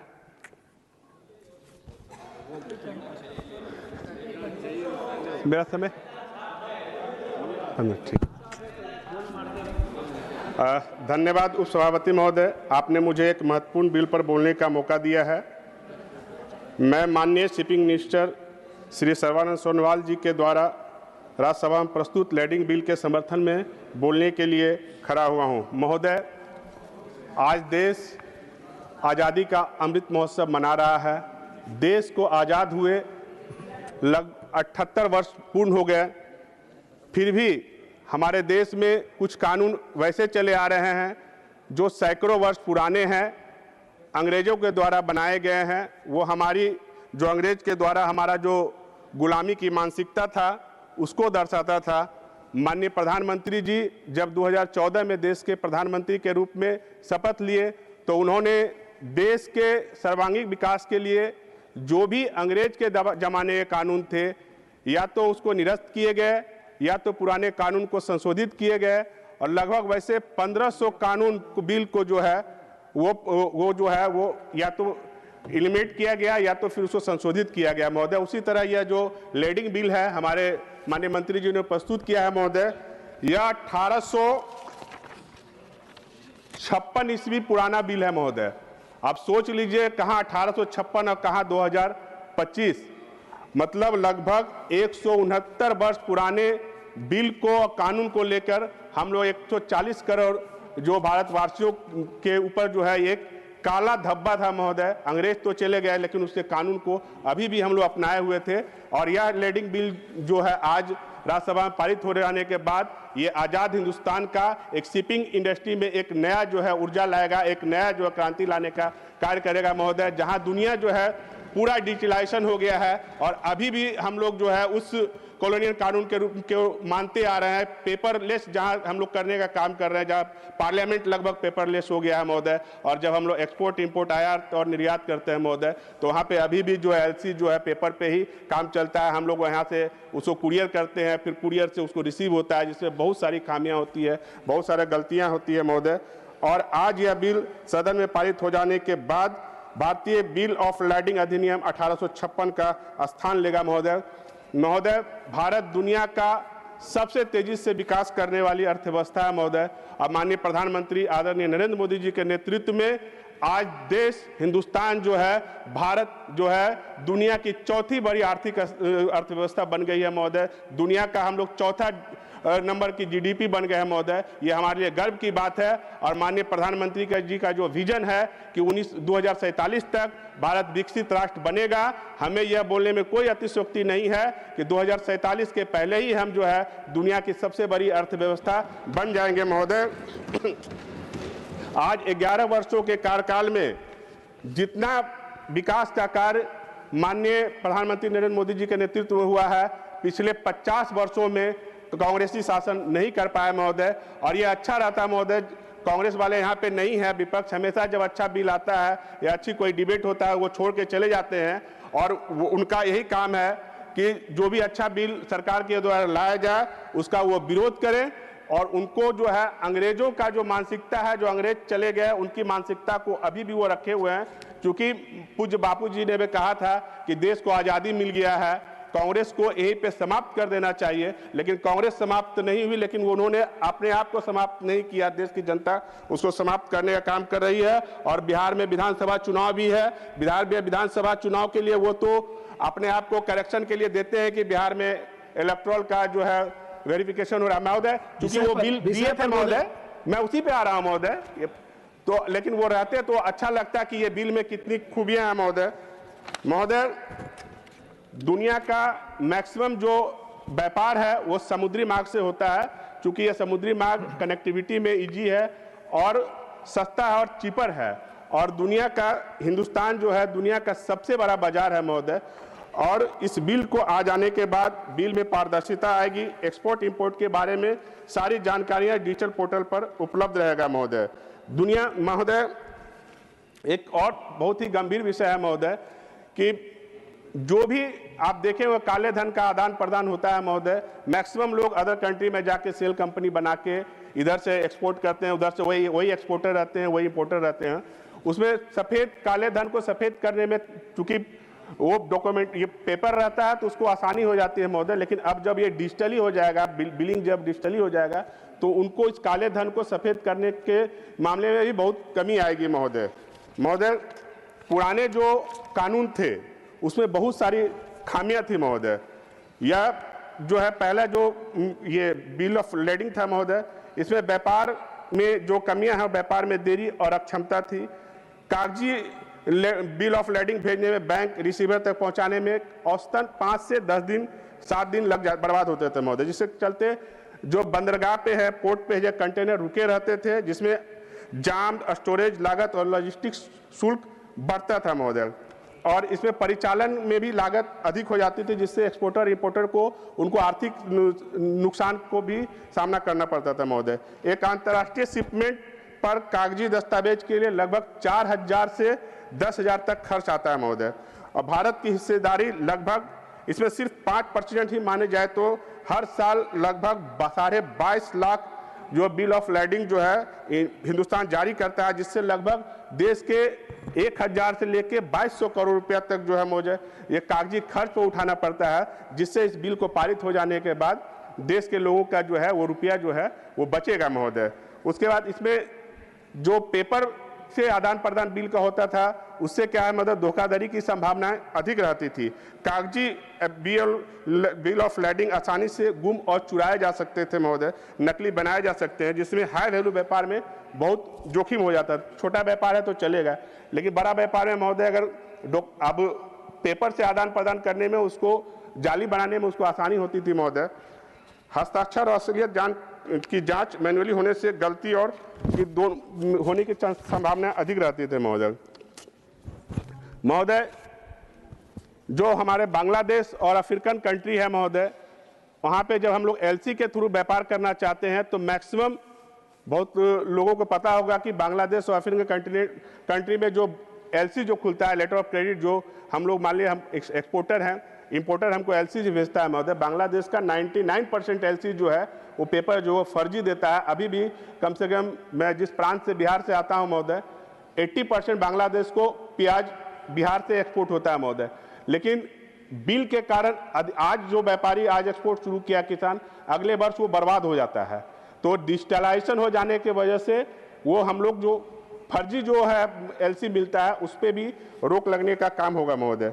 और अभी भी माननीय मंत्री महोदय भी को अच्छी तरह जानते हैं कि बांग्लादेश और अफ्रीका में जो भी हम लोग ट्रेड करते हैं तो मैक्सिमम जो है वहाँ पे जो एलसी जो होता है इसका इंश्योरेंस होता है। मान लीजिए हम लोग 100 करोड़ का माल भेजे तो उसका कंपनियां जो है उसको इंश्योर करती है कि आपका माल कुछ गड़बड़ हो जाता है तो आपको पैसा की गारंटी देती है। बहुत सारी कंपनियां जो है बांग्लादेश और अफ्रीकन कंटिनेंट का जो है वहाँ पे हम लोग का एलसी का जो है इंश्योरेंस नहीं हो पाता है। इस बिल को आ जाने के बाद हमारा जो डिजिटलाइजेशन होगा तो एलसी मिलने में भी आसानी होगी, एलसी खोलने में भी आसानी होगी और व्यापार का जो घाटा है वो भी व्यापारियों को कम होगा महोदय। बीमा कंपनियों की मुहर लगने मूल दस्तावेज मांगी जाती है, जिससे दावों का निपटारा धीमा होता है महोदय। और कागजी लेन देन पे होता क्या है, इसमें पर्यावरण का भी बहुत दुष्प्रभाव पड़ता है महोदय। कागज पर आधारित दस्तावेज के कारण पेड़ कटते हैं, ट्रांसपोर्ट से कार्बन उत्सर्जन बढ़ता है, जिससे पर्यावरण का पर भी नकारात्मक असर पड़ता है महोदय।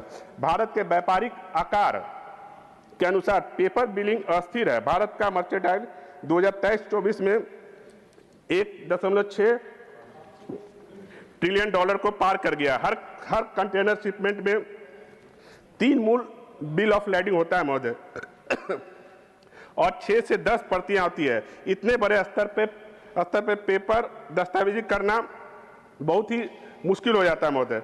ये आर्थिक रूप से अव्यवहारिक है। कानूनी रूप से जो पुराना बिल था वो जोखिम भरा था। जब हम लोग डिजिटली इतना आगे बढ़ चुके हैं तो आप पेपर में से व्यापार करना, पेपर से आदान प्रदान करना कहीं से न्याय संगत नहीं है महोदय। डिजिटल रूप से पिछड़ा हुआ, खासकर उन देशों की तुलना में जैसे दक्षिण कोरिया, सिंगापुर, नीदरलैंड पूरी तरह से जो महोदय इलेक्ट्रॉनिक डिजिटली जो है बिल ऑफ लैडिंग और अपना चुके हैं और हम ही अपनाने जा रहे हैं। यह एक बहुत बड़ी क्रांति है महोदय शिपिंग इंडस्ट्री में और इसे हम लोग को आने वाला समय में बहुत इसका फायदा होगा महोदय। इलेक्ट्रॉनिक बिल ऑफ लैडिंग एक प्रमाणिक डिजिटल दस्तावेज है जो ब्लॉकचेन एंड डिजिटल तरीकों से सुरक्षित होता है। सभी कानूनी मान्यता को बनाए रखते हुए पेपर दस्तावेज की आवश्यकता समाप्त करती है। नए बिल में जो खासियत है महोदय, इसमें स्वामित्व और तत्कालिक ट्रांसफर और माल की शीघ्र रिलीज की व्यवस्था होगी। कस्टम क्लियरेंस टाइम पे होगा महोदय। डिजिटल वेरिफिकेशन के जरिए धोखाधड़ी से सुरक्षा मिलेगी महोदय। लागत, देरी और मैनुअल हैंडलिंग में कमी आएगी महोदय। भारत की ease of doing business ranking में सुधार की गुंजाइश रहेगी महोदय।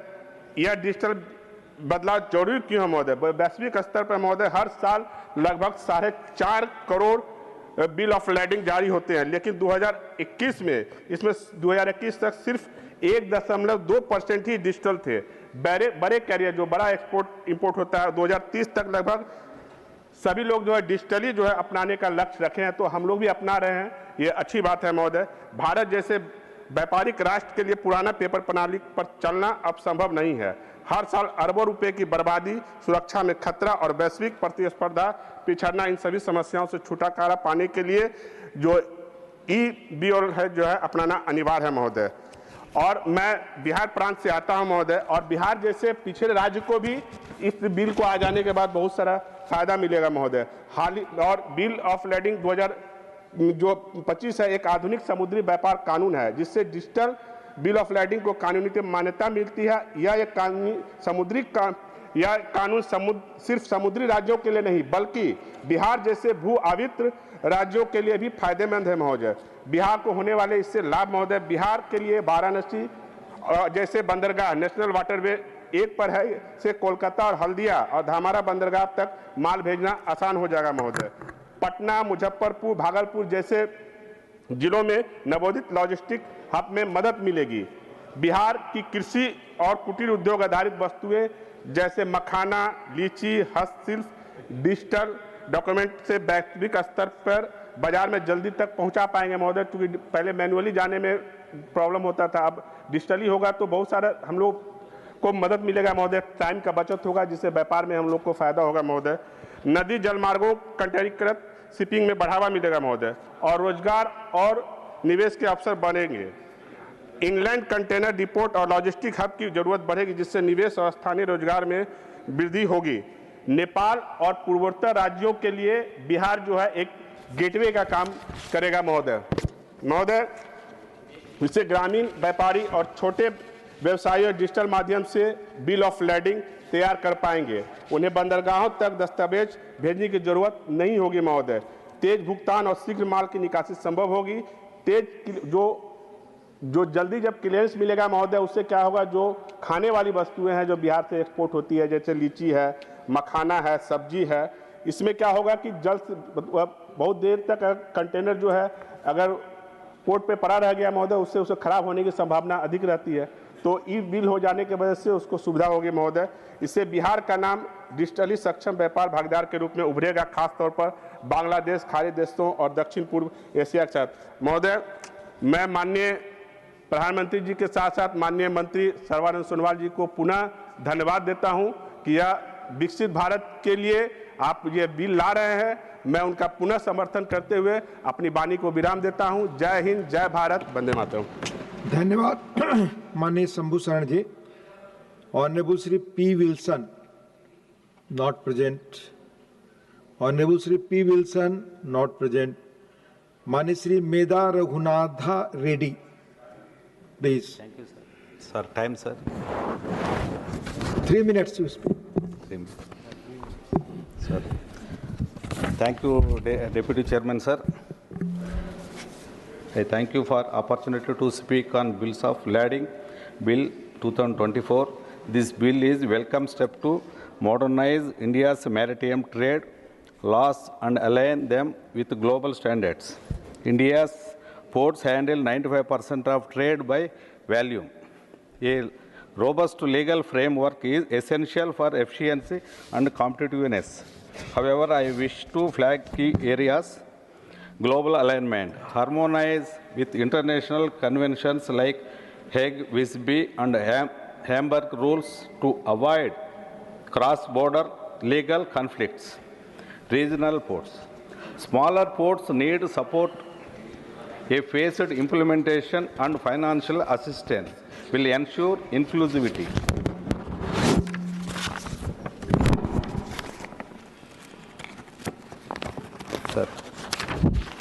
Sir, inland waterways include waterways like Andhra Pradesh, Buckingham Canal, vital for coastal transport and disaster mitigation, sir.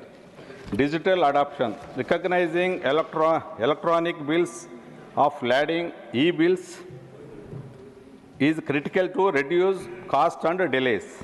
Dispute resolution, sir, establish a clear arbitration mechanism for faster resolution of maritime disputes like Singapore. Sir, Andhra Pradesh handling 11% of India's cargo traffic plays a pivotal role in maritime trade. Strengthening port infrastructure and capacity building will be vital for this bill's success. The YSR Congress Party supports the bill, urging the government to address these concerns for India's maritime growth, sir. Thank you, sir. Thank you. माननीय श्री निरंजन विसी, माननीय Shri Niranjan Bishi, not present. माननीय doctor M Thambidurai. Deputy Chairman, sir, thank you very much for giving me the opportunity to speak on this bill. I am supporting the bill introduced by Honorable Minister. As he said, I was also shipping minister previously Vajpayee government, you know very well. Because at that time also we changed many rules. Now also I am appreciating that Narendra Modi ji has brought so many reforms in the bills.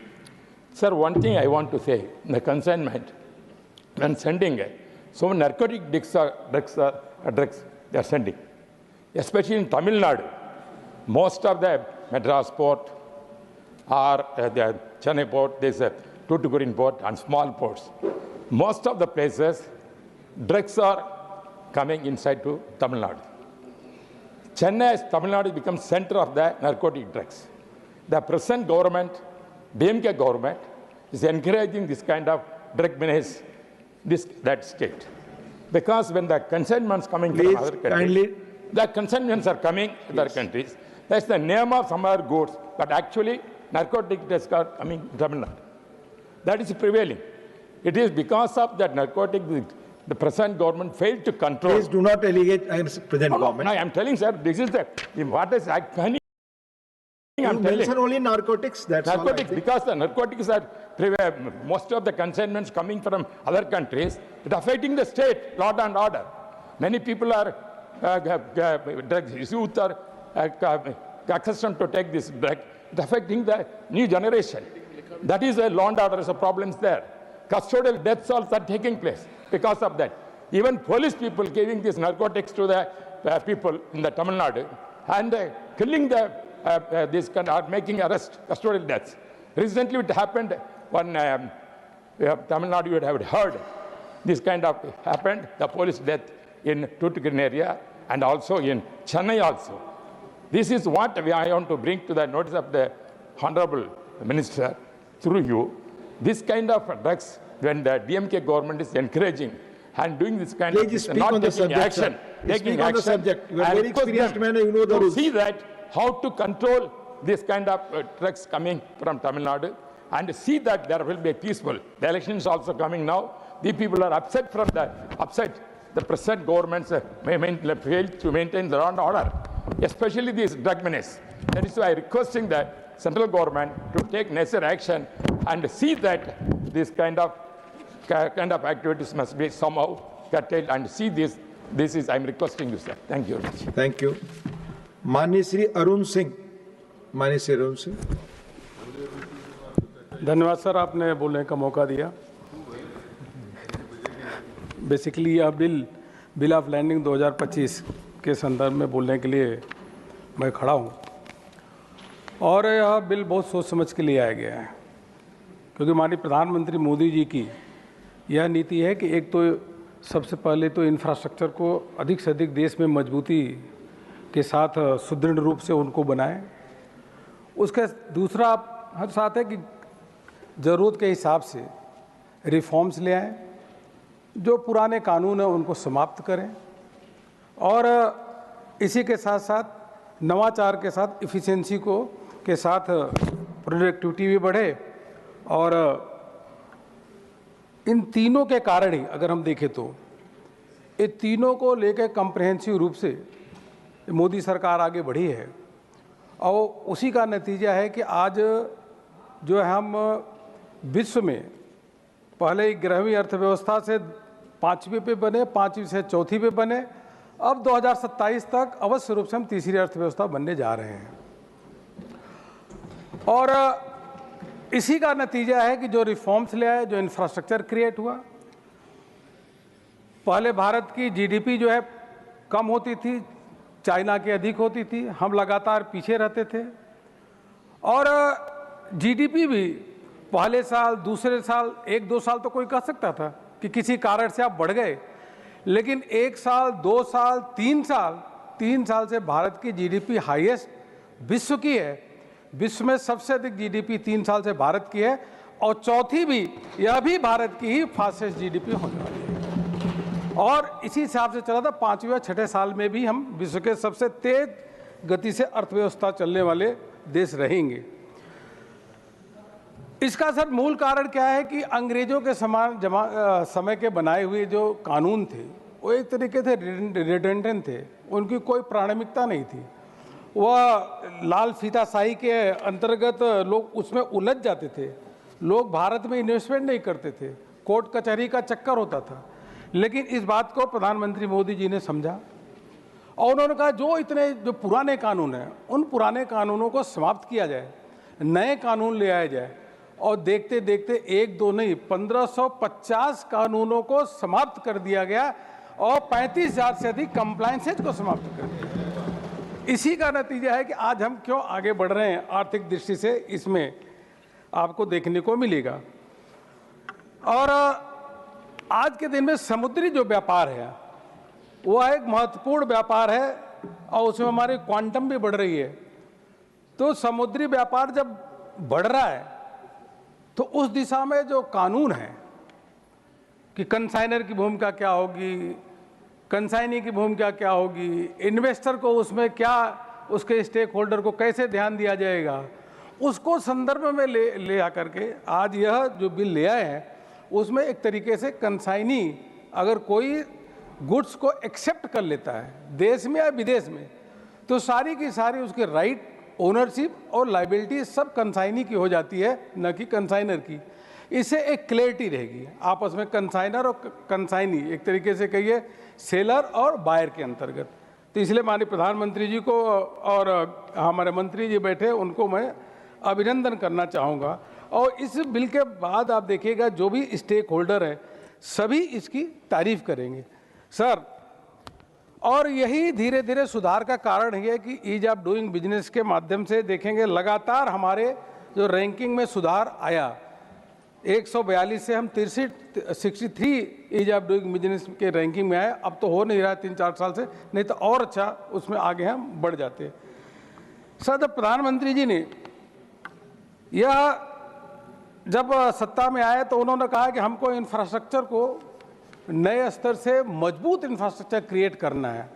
उन्होंने PM गति शक्ति की शुरुआत की है। यह PM गति शक्ति के माध्यम से उन्होंने जो हमारे साथ जो इंफ्रास्ट्रक्चर के इंजन है, रेल है, सड़क है, पोर्ट है, वाटरवेज है, एयरपोर्ट है, पब्लिक ट्रांसपोर्ट है और लॉजिस्टिक एयरपोर्ट, इन सातों पे विशेष रूप से इन पे ध्यान देना शुरू किया और कुल मिलाकर के सभी राज्यों को सम्मिलित करते हुए, यूनियन टेरिटरी को सम्मिलित करते हुए उन प्रोजेक्टों को लास्ट माइल डिलीवरी तक उसके बारे में कम्प्रिहेंसिव तरीके से उसको रिव्यू करना शुरू कर दिया। और केवल रिव्यू नहीं, जो समस्या थी उसका समाधान करना, जो फाइनेंशियल उनको जरूरत थी उसको देना, जो डिस्प्यूट है उसको रिजॉल्व करना। और उसी का कारण अगर आप देखेंगे सर, तो जो सड़क है नेशनल हाईवे में जो यूपीए के समय तक केवल 65,000 किलोमीटर की बनी थी, आज देखते देखते 91,000 किलोमीटर की नेशनल हाईवे की सड़क बन गई। यूपीए के समय कमीशन था और कट था, केवल 12 किलोमीटर की सड़कें पर डे बनती थी। आज प्रधानमंत्री मोदी जी के नेतृत्व में 34 किलोमीटर की नेशनल हाईवे की सड़क पर डे बन रही है। हम एक दो ही आंकड़ा देंगे, अधिक नहीं, कि किस प्रकार से हम आगे बढ़ रहे हैं। रेलवे में भी देखें सर, रेलवे में किस प्रकार से पहले उनका बजट बहुत कम होता था, वही पैसेंजर ट्रेनें चलती थी। यह प्रधानमंत्री मोदी जी की सरकार है जिन्होंने 136, जो विपक्ष के लोग हैं वो भी बैठ के जाते हैं, जब वंदे भारत में जाते हैं तो वह भी प्रधानमंत्री मोदी जी को धन्यवाद देते हैं, यहाँ पे बेशक आकर के विरोध करने का काम करें। 136 वंदे भारत ट्रेन, नमो ट्रेन, और तो और कोई कल्पना नहीं कर सकता था जब पहले हम रेलवे स्टेशन पे जाते थे तो देखते कितना खराब रेलवे स्टेशन। 1337 रेलवे स्टेशनों को पैसा दे करके उनको अमृत स्टेशन बनाने का काम यह प्रधानमंत्री मोदी जी कर रहे हैं। सर, वाटरवेज, अब वाटरवेज में उसमें भी अधिक से अधिक किस प्रकार से जो अधिक से अधिक संसाधन उसमें लगा करके वाटर पे चारों ओर नदियों को कनेक्ट करके उसमें अधिक से अधिक ट्रांसपोर्टेशन भी हो और लोग उसके माध्यम से ट्रैवलिंग भी करें। सर, इनलैंड वाटरवेज की जहाँ तक मैं बात करता हूँ, 2014 में यूपीए की सरकार थी, 183 करोड़ रुपए एक साल में देते थे कि इनलैंड वाटरवेज में इन्वेस्टमेंट के लिए। यह मोदी सरकार है, 183 करोड़ की जगह 2025 में 1700 करोड़ रुपए में 8 गुना अधिक पैसा देने का काम किया।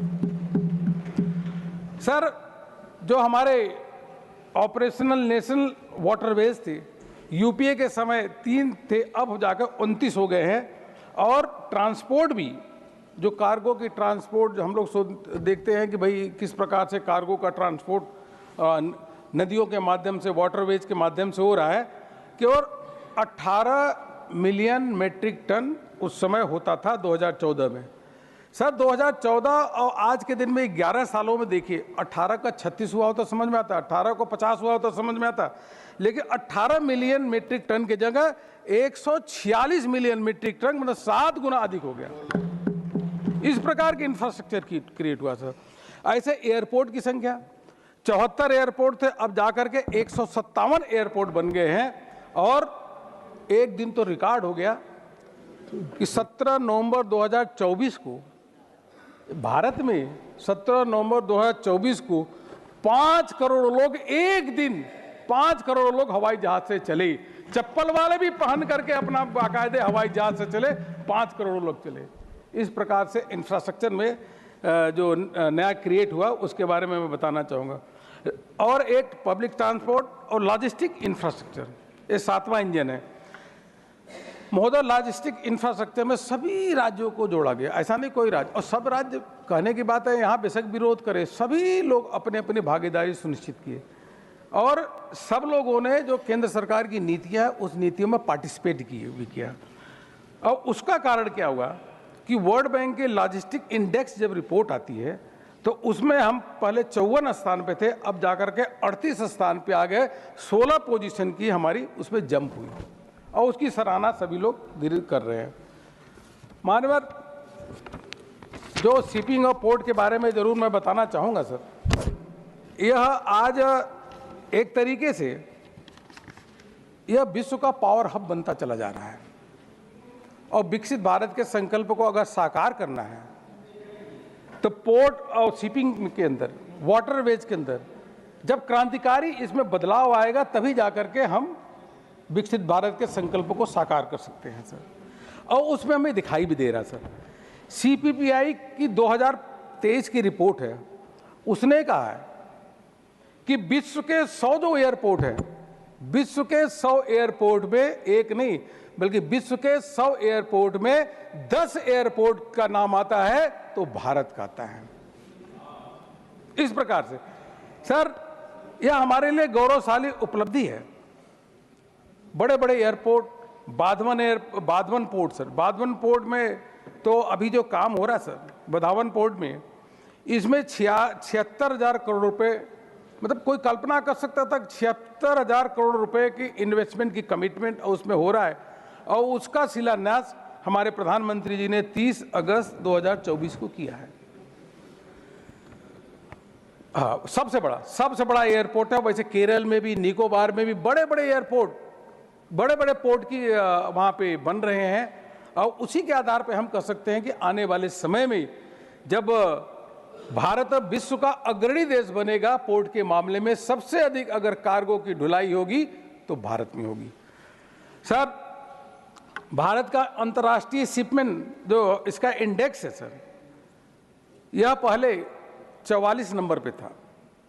मैं आंकड़ों के साथ कहना चाहूँगा सर, यह जो इंडेक्स है, जो कैटेगरी है, इसका जो मानक है, जो कि इवैल्यूएशन है, बाहर की एजेंसी करती है।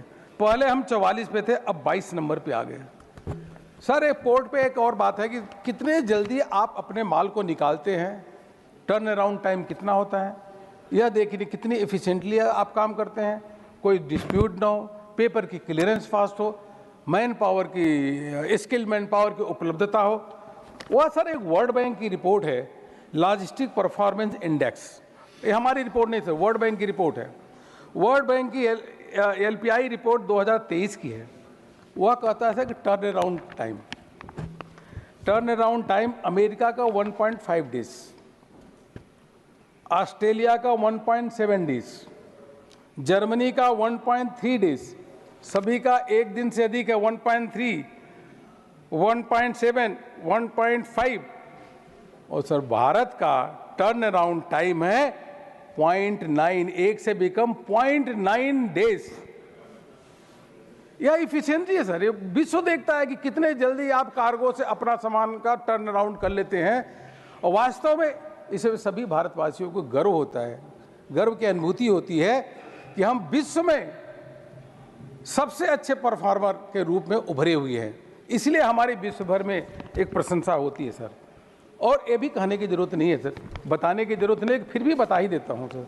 यूपीए के समय 2013-14 तक ये टर्न अराउंड टाइम होता था 94 घंटे, मतलब 94 आवर्स। ये भी मैं सदन के सामने रखना चाहूँगा सर। सर हमारे जो सबसे पहला ये पोर्ट जो बना हो कलकत्ता में 144 साल पहले, और वैसे कानून भी उसके बाद ही पहली बार समाप्त होकर दूसरा कानून ले आ रहे हैं। और उसके बाद सर आज हमारे 12 जो मेजर पोर्ट है सर, इन 12 मेजर एयरपोर्ट का सर जो 2013-14 में मेजर पोर्ट की जो कैपेसिटी थी, जो अपना जो इन्होंने फ्रेट का पूरा काम किया, वो 600 मिलियन मेट्रिक टन होता था और आज के दिन में 600 मिलियन मेट्रिक टन के जगह आज के दिन में 1081 मिलियन मेट्रिक टन आज इन पोर्ट की काम कर रहे हैं सर। और टोटल अगर छोटे और बड़े दोनों पोर्ट को मिला ले सर तो उनके समय में 1400 मिलियन मेट्रिक टन पहले होता था। आज सर 1400 से कोई 1-1.5 गुना नहीं बल्कि 2762 मिलियन मेट्रिक टन की आज काम हो रहा है भारत में। यह इस प्रकार की कैपेसिटी बढ़ी है, इस प्रकार का काम का वॉल्यूम बढ़ा है और इसी के कारण सर, इसी के कारण जो है भारत की आर्थिक प्रगति बहुत तेजी से आज चल रही सर। मैं माननीय मंत्री जी को जो हमने तीनों जो प्रोविजंस लिया है उसके लिए बधाई दूंगा। ये समय की मांग है सर, समय की मांग के हिसाब से ही कि जब गवर्नमेंट को चाहिए तो गवर्नमेंट उसके हिसाब से नए नए रूल्स रेगुलेशंस बना करके आगे भविष्य में गाइडलाइन भी इशू करेगी। और उसी के साथ जो हमारे कंसाइनर कंसाइनी उनका क्लियर कट क्लियरिटी के साथ किसकी क्या राइट है उसको डिफाइन करने का काम किया, यह बहुत अच्छा काम हुआ सर। और सर शिपिंग और पोर्ट के बारे में एक चीज़ और बताना चाहूँगा सर। यह मंत्रालय के माध्यम से सर रिन्यूएबल एनर्जी में जो 3 पोर्ट हैं, चाहे कांडला हो, पैरादीप हो और टुटिकोर्न पोर्ट हो, इन तीनों में हम सरप्लस रिन्यूएबल एनर्जी जनरेट कर सरप्लस। दूसरा इसलिए भी बधाई देना चाहूँगा कि अभी हम लोग हाइड्रोजन एनर्जी की मिशन की ओर बढ़ रहे हैं। यह मंत्रालय ने विभिन्न पोर्ट के माध्यम से हाइड्रोजन हब और एक्सपोर्ट टर्मिनल बनाने का निर्णय लिया। इस दिशा में आगे काम हो रहा है। ऑफशोर विंड एनर्जी, हम ग्रीन एनर्जी के लिए वो बढ़ रहे हैं, उस दिशा में भी कांडला में बहुत बड़ा इस पे काम हो रहा है sir. Green transmission programme, inland waterways vessel, इस पे भी बहुत अच्छी तरीके से काम हो रहा है सर। और सेंटर ऑफ एक्सीलेंस भी, उसका भी गुड़गांव में उसको भी इस्टेब्लिश किया है कि किसी भी प्रकार से जो बेस्ट प्रैक्टिसेज है उन प्रैक्टिसेज को किस तरीके से पूरे पोर्ट इंडस्ट्री में एडॉप्ट कर सके, इसके लिए लगातार इस पे काम हो रहा है। इसलिए मैं माननीय मंत्री जी को बधाई देना चाहूँगा सर। यह प्रधानमंत्री मोदी जी की जो सरकार है, उस सरकार के माध्यम से लगातार, जैसा मैंने कहा कि इन नए नए इंफ्रास्ट्रक्चर क्रिएट करना और समय समय पे जो हमारे पुराने कानून हैं उनको समाप्त करना, नए कानून को ले आना। आज देशवासी कितना खुश होता है सर जब जीएसटी को दिखता है सर। जब जीएसटी आया था तो 34 कानूनों को, स्टेट के कानूनों को, इन सबको जोड़ करके मर्ज किया गया था। उस समय विपक्ष के लोग कह रहे थे कि गब्बर सिंह टैक्स और स्टेट का क्या होगा, लेकिन यह मोदी जी हैं एक कानून बनाए और कानून बनाने के साथ साथ आज देखता है कि 2 लाख करोड़ रुपए का आज टैक्स कलेक्शन हो रहा है। आज विपक्ष भी उसकी तारीफ करता है। उसी प्रकार से यह सारे रिफॉर्म्स ले आए। इन रिफॉर्म्स के माध्यम से अवश्य रूप से मुझे पूरा विश्वास है, सदन को भी पूरा विश्वास है कि विकसित भारत का संकल्प 2047 में जो भारत प्राप्त करेगा उसमें इस पोर्ट शिपिंग का एक बहुत बड़ा योगदान होने वाला है। आपने बोलने का मौका दिया, बहुत बहुत धन्यवाद। मैं इस बिल का समर्थन करता हूँ। बहुत धन्यवाद माननीय अरुण जी। माननीय श्री राम जी, माननीय श्री राम जी नॉट प्रेजेंट। माननीय श्री अजित माधव राव गोपछड़े। धन्यवाद सभापति महोदय। ये हमारी भारत माता, हमारा हिंदुस्तान एक ज़माने में सुवर्ण भूमि थी। ये सुवर्ण भूमि का कारण था हमारा समुद्री व्यापार, क्योंकि रामदेवराय, कृष्णदेवराय, शालिवाहन राजा जिनके नाम से शक चलता है, हमारे विक्रमादित्य, चौल राजा, इनके माध्यम से पूरे विश्व में सोना, चांदी, वस्त्र, ज्वेलरी, आयुर्वेद, अनेकों पदार्थ खाद्य के जो होते, इन चीज़ों का व्यापार अंतर्राष्ट्रीय क्षेत्र में संपूर्ण विश्व में होता था। इसके माध्यम से हमारा हिंदुस्तान समुद्री व्यापार के माध्यम से विश्व को हम नेतृत्व, हमारे माध्यम से समुद्र के व्यापार के माध्यम से हम नेतृत्व करते थे।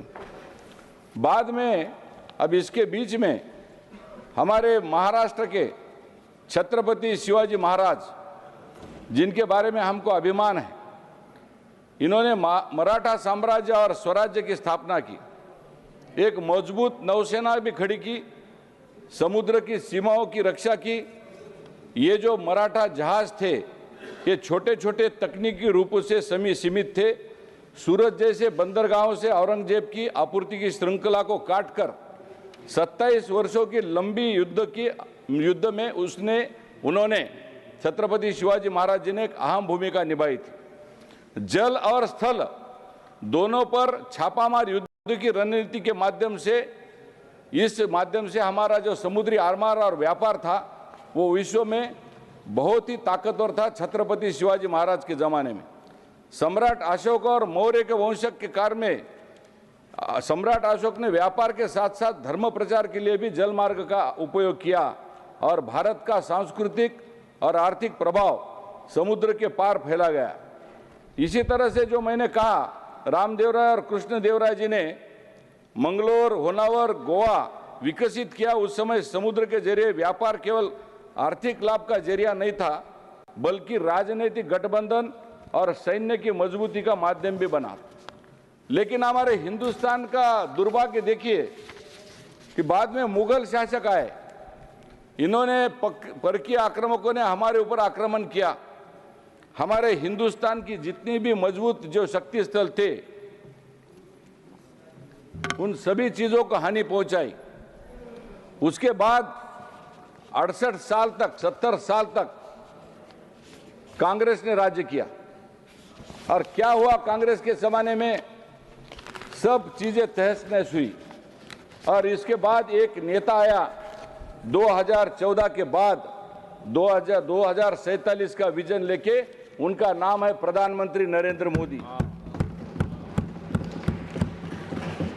इनके माध्यम से जो हमारी हिंदुस्तान की जो पुरानी जो हमारी स्वर्ण भूमि थी, इसको फिर से विकसित भारत होने के लिए मोदी जी के गवर्नमेंट ने और हमारे माननीय मंत्री जी सागरमाला की हमने शुरुआत की।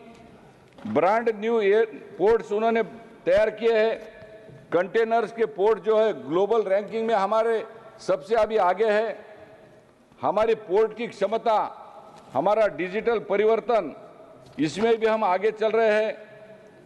एक नई बात आई है जिसमें ग्रीन शिपिंग और जलमार्ग विकास, ये तो सपने में भी सोचा नहीं होगा कांग्रेस के लोगों ने। इसमें भी ग्रीन शिपिंग, जलमार्ग विकास, इस तरह से मोदी सरकार ने शिपिंग और मेरीटाइम सेक्टर को पूरा नया मॉडल बनाकर आधुनिक, तेजी और कार्यान्वित तरीके से ग्रीन और वैश्विक स्तर पर एक प्रतिस्पर्धी हमारे पूरे देश को, पूरे जगत में उसको हमने एक प्रतिस्पर्धी नहीं तो पूरा नेतृत्व प्रदान किया है। निजी निवेश, डिजिटल परिवर्तन, पर्यावरणिक पहल और दीर्घकालिक विजन पर आधारित इन सभी चीज़ों के माध्यम से माननीय प्रधानमंत्री जी और माननीय मंत्री जी ने जो हमारा आज जो नया विधेयक लाया है, ये बहुत पुराना हो चुका था। ये पूरे पुराना जो जिसे हम कहते हैं कि ये पुराने कानून को नया करने में जो मंत्री जी ने आज लाया है, उनका मैं अभिनंदन करता हूं। मोदी सरकार का भी मन से मैं अभिनंदन करता हूं कि इसका आधुनिकीकरण करने के लिए उन्होंने एक अच्छा कदम आगे रखा है। यह कानून आधुनिक तो है लेकिन कानून स्वदेशी भी है, जिससे भारत के औपनिवेशिक विरासत का अंत होगा। एक स्वतंत्र देश के माध्यम से, एक स्वतंत्र देश, हमारा महत्वपूर्ण देश के माध्यम से नए नए कानून इसके माध्यम से आ रहे हैं। हम एक आर्थिक शक्ति के रूप से हमारी पहचान में पूरे देश के माध्यम से विश्व में एक हम सबसे बड़ी आर्थिक शक्ति बनने जा रही है। पुरानी कानूनी भाषा और संरचना को सरल बनाया गया है। कानून के सभी हितधारकों को अधिक सुलभ और समझने में इसमें हम आसानी हो सकती है। मैं प्रधानमंत्री जी का और माननीय मंत्री जी का मैं मन से आभारी हूं कि इन कानूनी प्रावधानों को उन्होंने सरल बनाया है। उनकी व्याख्या जो थी वो जटिल थी, उस जटिल को आसान बनाया है और इसमें व्यापार और आर्थिक विकास के लिए एक महत्वपूर्ण और समुद्री क्षेत्र को वहन पत्रों के लिए एक स्पष्ट और अद्यतन कानूनी ढांचे से इसका लाभ होने वाला है। इसमें मैं आप सब लोगों के सारे पटल का ध्यान आकर्षित करना चाहता हूं कि मैंने जो अभी जो बात कही है जो सागरमाला की शुरुआत इसका मार्च 2015 में लॉन्च हुआ था। आधुनिक पोर्ट का विकास हुआ, नौका मार्ग का विकास हुआ। अभी अभी हमारे मित्र अरुण सिंह जी ने, जो हमारे नेता है, उन्होंने बोला था लॉजिस्टिक कनेक्टिविटी का फोकस किया गया। इसमें कंटेनर टर्न अराउंड टाइम घटकर 44.7 घंटे से कम होकर 26.98 घंटे हुआ है। इसमें हमारी अभी कुल मिला के 802 परियोजनाएं 5.48 लाख करोड़ में 194 पूर्ण हुई है, 218 निर्माणाधीन है, 29 पीपीपी मॉडल में हम आगे बढ़ रहे हैं। हमारे 13 प्रमुख बंदरगाह स्मार्ट पोर्ट है। इसमें RIFD, ERP, DPD, DPE जैसे स्कैनर आदि से लेस हमारे पूरे बंदरगाह स्मार्ट होने जा रहे हैं। मैं हमारे प्रधानमंत्री जी का मन से अभिनंदन और आभार व्यक्त करना चाहता हूं कि हमारे महाराष्ट्र में उन्होंने जो वाडवन जो बंदर जो किया है, वो एशिया नहीं दुनिया का सबसे बड़ा बंदरगाह होने जा रहा है। इसलिए प्रधानमंत्री जी का मैं मन से आभार व्यक्त करता हूं कि उन्होंने 76,000 रुपीज, इस 76,000 करोड़ हमारे इस वाडवन जो को बंदर है, पोर्ट बोलते हैं, ये बनने जा रहा है। लेकिन हमारे प्रधानमंत्री जी के नेतृत्व में हमारे विजनरी नेता महाराष्ट्र के मुख्यमंत्री देवेंद्र फडणवीस जी ने भी इसमें बहुत बड़ा काम किया है। माननीय उपसभापति जी, हमारे मुख्यमंत्री देवेंद्र फडणवीस जी ने ये वाडवन बंदर के माध्यम से हमारे प्रधानमंत्री जी के नेतृत्व में उन्होंने काम बहुत तेजी से आगे बढ़ाया है। कल उनका जन्मदिन है, उनके जन्मदिन पर उनको मैं आज हार्दिक शुभकामनाएं भी देता हूं। इसी के माध्यम से हमारा ये जो केरल का भी पोर्ट है, फिर MEA अफ्रीका की कनेक्टिविटी भी हमने बढ़ाई है। इसमें कंटेनर पोर्ट्स का मैंने जो अभी जिक्र किया है, पूरे देश में नहीं विश्व में हमारी रैंकिंग में इसमें उछाल आया है। वर्ल्ड बैंक की रिपोर्ट है, भारत के बंदरगाह ग्लोबल टॉप 100 में आए हैं। विशाखापट्टनम 19 और मुंड्रा 27 पर है। हमारे सागरमाला के सफल ऑपरेशन का ये फल है। इसका अगर कोई क्रेडिट जाता है तो हमारे विश्व के नेता, इस देश के यशस्वी प्रधानमंत्री माननीय मोदी जी को जाता है। 2024 तक मॉडर्नाइजेशन 32,000 करोड़ में 98 परियोजना पूरी हुई, 230 MTPA वार्षिक क्षमता वृद्धि हुई। कुल मिलाकर हमारी डिजिटल पहल भी NBFC सागरमाला फाइनेंस कॉरपोरेशन की भी हमने स्थापना की। मेरीटाइम NBFC का भी निर्माण हुआ 2025 अभी जून में। इस तरह से मोदी जी के नेतृत्व में हमारा देश समुद्री व्यापार के माध्यम से रामदेवराय, कृष्णदेवराय, शालिवाहन, हमारे चौल राजा छत्रपति शिवाजी महाराज, सम्राट अशोक, सम्राट मौर्य, चौल घराने, चालुक्य घराने, ये जो सुवर्ण भूमि थी, उस सुवर्ण भूमि के समान अभी मोदी जी के माध्यम से हमारा हिंदुस्तान भी सुवर्ण भूमि और वैश्विक नेतृत्व होने जा रहा है। इसमें चिंतन शिविर भी है। इसमें 150 परियोजनाएं अगले 6 महीने में पूरे करने का लक्ष्य है। साथ ही ग्रीन शिप बिल्डिंग का लक्ष्यों का निर्धारण है। 4 मिलियन इसमें GRT टॉप 5 वैश्विक स्तर तक हम आगे जा रहे हैं। ग्रीन शिपिंग का मैंने अभी जिक्र किया है। नए नियम बनाए हैं उपसभापति जी, हरित सागर, हरित नौका। ये तो कांग्रेस वालों ने कभी सोचा भी नहीं था कि हरित सागर क्या होता है, हरित नौका क्या होती है। इसमें पोर्ट्स और जहाजों को शून्य कार्बन की ओर ले जाना, इसको कहते हैं हरित सागर और हरित नौका। इसमें ग्रीन टग है, PM ट्रांजिशन जो कोचिन की खूब तैयारियां है, जैव ईंधन वाले ग्रीन टैक्स बनाए जा रहे हैं। ये भी कोई सोच नहीं सकते कांग्रेस के लोग, क्योंकि उन्होंने 70 साल राज किया, लेकिन ऐसा विजन ही नहीं था उनके पास कि जीरो कार्बन वाले बनाएंगे, पर्यावरण पूरक बनाएंगे, देश को इस तरह से समुद्र के मार्ग से व्यापार को आगे बढ़ाएंगे। हाइड्रोजन और ऊर्जा की परियोजना है, कंडाला और पारडीप और जो थुडुकुडु में जो ग्रीन हाइड्रोजन हब स्थापित करने की जो तैयारी हो रही है, ये भी एक प्रकार से अंतर्राष्ट्रीय समुदाय में वैश्विक दबाव निर्माण करने का काम हम हमारे तरफ से करने जा रहे हैं। समुद्री और इनलैंड शिपिंग है, 2024 तक सभी को रिन्यूएबल एनर्जी की ओर ले जाने का लक्ष्य है। यहाँ पर हमारे मंत्री जी बैठे हैं, रिन्यूएबल एनर्जी के माध्यम से भी हम इस समुद्री व्यापार के माध्यम से उसमें हम एडिशन करने जा रहे हैं। मेरीटाइम अमृतकाल का विजन 2047 का ये जो समिट हुआ अभी 2023 में, ये हमने लॉन्च किया है। लक्ष्य क्या है? भारत को वैश्विक नौवहन शक्ति बनाना है। और इसमें क्या है, हमारे GMIS का 2023 में 10 लाख करोड़ के निवेश के लिए 360 प्लस हमने MOU साइन किए गए। ये सारी दुनिया को पता चलना चाहिए। नियमित समीक्षा, मास आदिवार्षिक समीक्षा, पंचकर्म संकल्प के अंतर्गत 4 ग्रीन टक के लिए MOU फाइनलाइजेशन किए गए। ग्रीन हाइड्रोजन हब की योजना करने की वजह से मैं माननीय मंत्री जी का आभार व्यक्त करता हूं कि इस देश को समुद्री तटों को रक्षण करने के लिए समुद्र के अंदर के जो जीव जंतु है उनका भी विचार माननीय मोदी जी और मंत्री जी ने किया है। उनका भी मन से मैं आभार और अभिनंदन करना चाहता हूं। मोदी सरकार ने इस तरह से शिपिंग, मेरीटाइम सेक्टर में ऐसे पीछे छोड़ देने वाले पुराने जो अंग्रेजों के जमाने, कांग्रेस ने तो उसके बारे में सोचा भी नहीं था, ऐसे नए नए मॉडल लाकर एक आधुनिक, तेजी से कार्यान्वित ग्रीन वैश्विक स्तर पर इसको प्रतिस्पर्धी किया है। आज कांग्रेस के हमारे मित्र यहाँ नहीं हैं, अगर वो रहते थे तो उनका इसका अभ्यास होता था, लेकिन अभ्यास करने की इच्छा ही नहीं है, सभागृह के चर्चा में सम्मिलित होने की इच्छा ही नहीं है। ये मोदी सरकार किस तरह से अच्छी तरह से काम कर रहा है, सो उन्होंने सुनना चाहिए, क्योंकि ये समुद्री व्यापार हमारे देश को आर्थिक शक्ति बनाने जा रहा है। लेकिन ये हमेशा इस सदन से बाहर चले जाते हैं और चर्चा में सहभागी नहीं होते हैं, इससे मेरे मन में बहुत दुख होता है।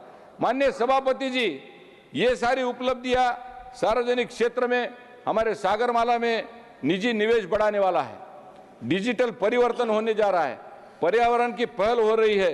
एक दीर्घकालिक विजन प्रधानमंत्री जी ने रखा है।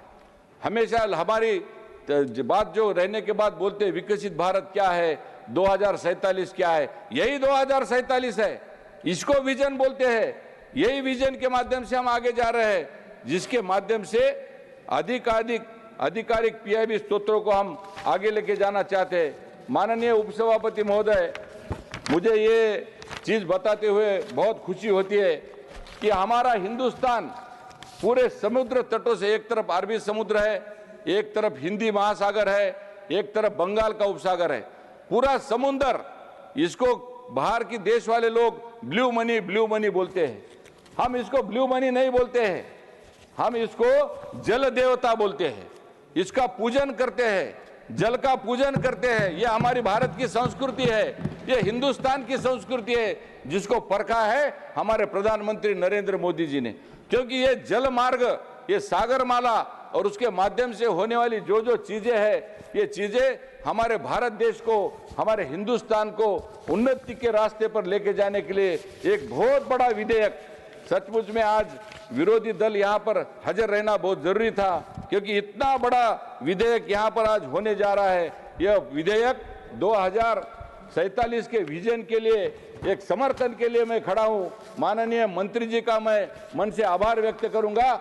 इतना शक्तिशाली, इतना प्रभावशाली समुद्र का पोत परिवहन जो विधेयक जो लाया है, इससे आने वाली पीढ़ियां आपको दुआ देगी, आने वाली पीढ़ियां हमारे मोदी जी को दुआ देगी, आने वाले हमारा जनरेशन इस देश को, इस NDA हमारे इस गवर्नमेंट को पूरी तरह से आशीर्वाद देगा और इसी प्रकार से हिंदुस्तान महाशक्ति बनेगा, जिसका सपना छत्रपति शिवाजी महाराज ने देखा था, जिसका सपना रामदेव राय कृष्णदेव राय ने देखा था, जिसका सपना चौल वंशजों ने देखा था, जिसका सपना महात्मा गांधी जी ने भी देखा था। लेकिन उस महात्मा गांधी जी ने जो सपना देखा था, वो सपना देखने के लिए कांग्रेस वाले इस सभागृह में नहीं है, इसलिए मेरे अंतःकरण में बहुत दुख होता है। महात्मा गांधी का भी सपना था इस देश को आगे लेके जाने का। मैं उपसभापति जी, इसके माध्यम से मैं मेरे प्रधानमंत्री जी का और हमारे मंत्री जी का मन से आभार व्यक्त करके मेरी वाणी को विराम देता हूं। धन्यवाद।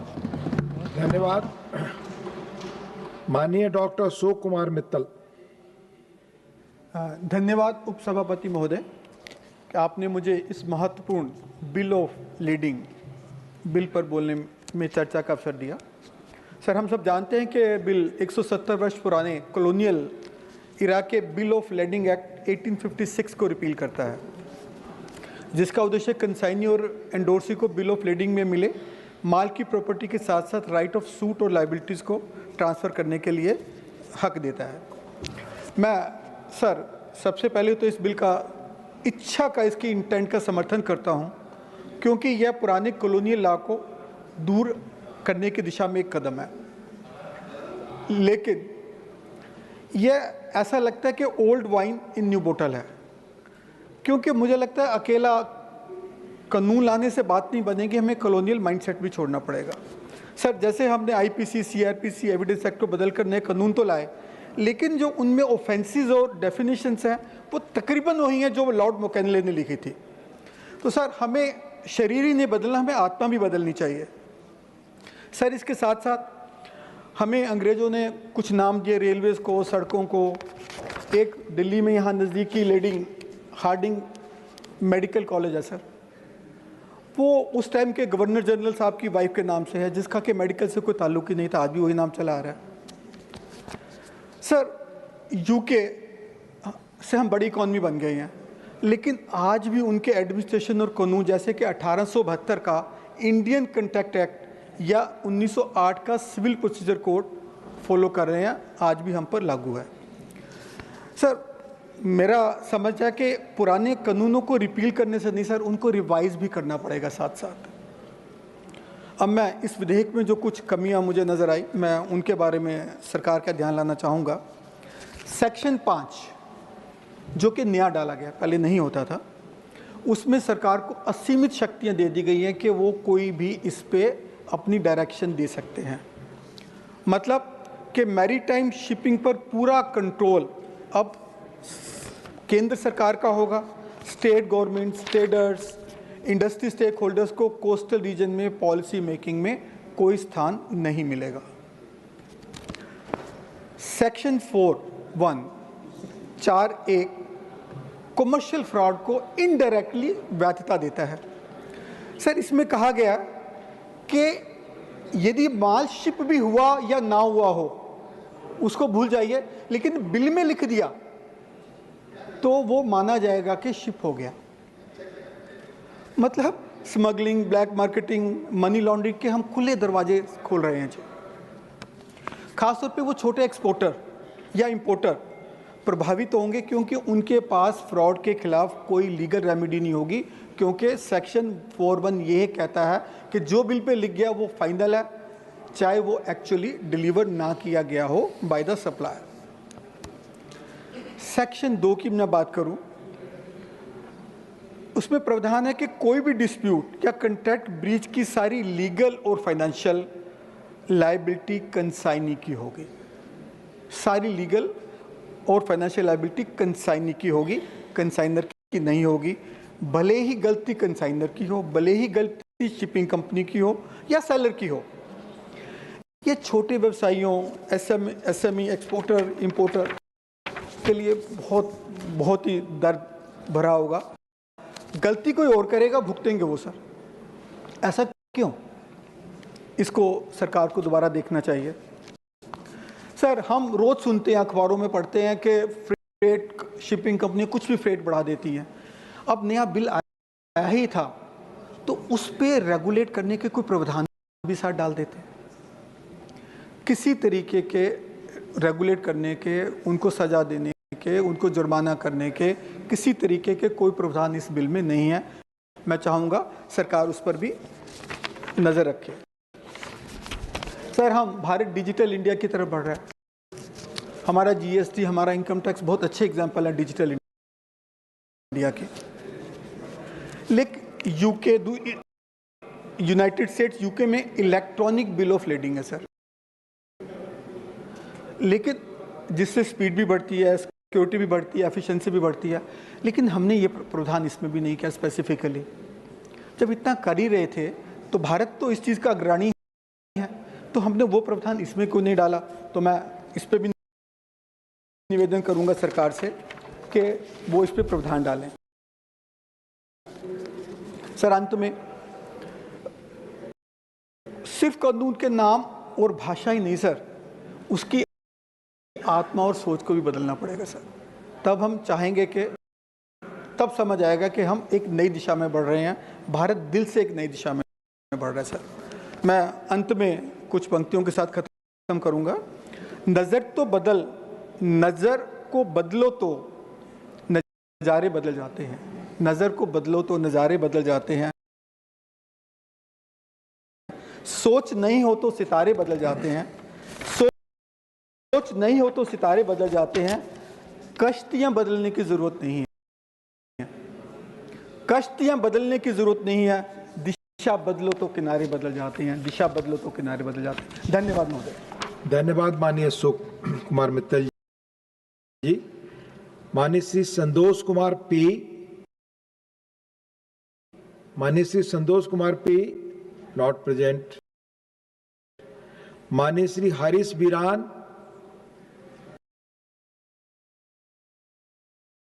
Not present. माननीय श्री ए रहीम, नॉट प्रेजेंट। माननीय श्री मस्तान राव विडा। Thank you, sir. Thank you for giving me this opportunity on behalf of my party, Telugu Desam Party, and our leader, Nara Chandrababu Naidu. Once again, thank you to give me this opportunity to speak on the forward-looking Bill of Lading Bill 2024. Under the transformational leadership of our Honorable Prime Minister Sri Narendra Modi ji, India is steadily becoming a global maritime hub. This bill is another brick in the foundation of Vikasit Bharat, replacing colonial era Indian Bills of Lading Act of 1856. So through this reform, digital documentation of cargo rights will enhance traceability and reduce fraud. Legal predictability will boost investor confidence in Indian ports and exporters and ease of doing business. Sir, the Andhra Pradesh Maritime Policy 2024, under the guidance of our Honorable Chief Minister Sri Nara Chandrababu Naidu Garu, sets out a comprehensive vision to establish Andhra Pradesh as India's premier maritime gateway by 2030. The Andhra Pradesh Maritime Policy 2024 and the Bills of Lading 2024 are mutually reinforcing. The state's holistic framework for port-led development, digitalization, and cluster-based shipbuilding creates the ideal setting for the regulatory certainty and modernization introduced by central law towards achieving Swarna Andhra and Atmanirbhar Viksit Bharat. Sir, why is this bill a game changer?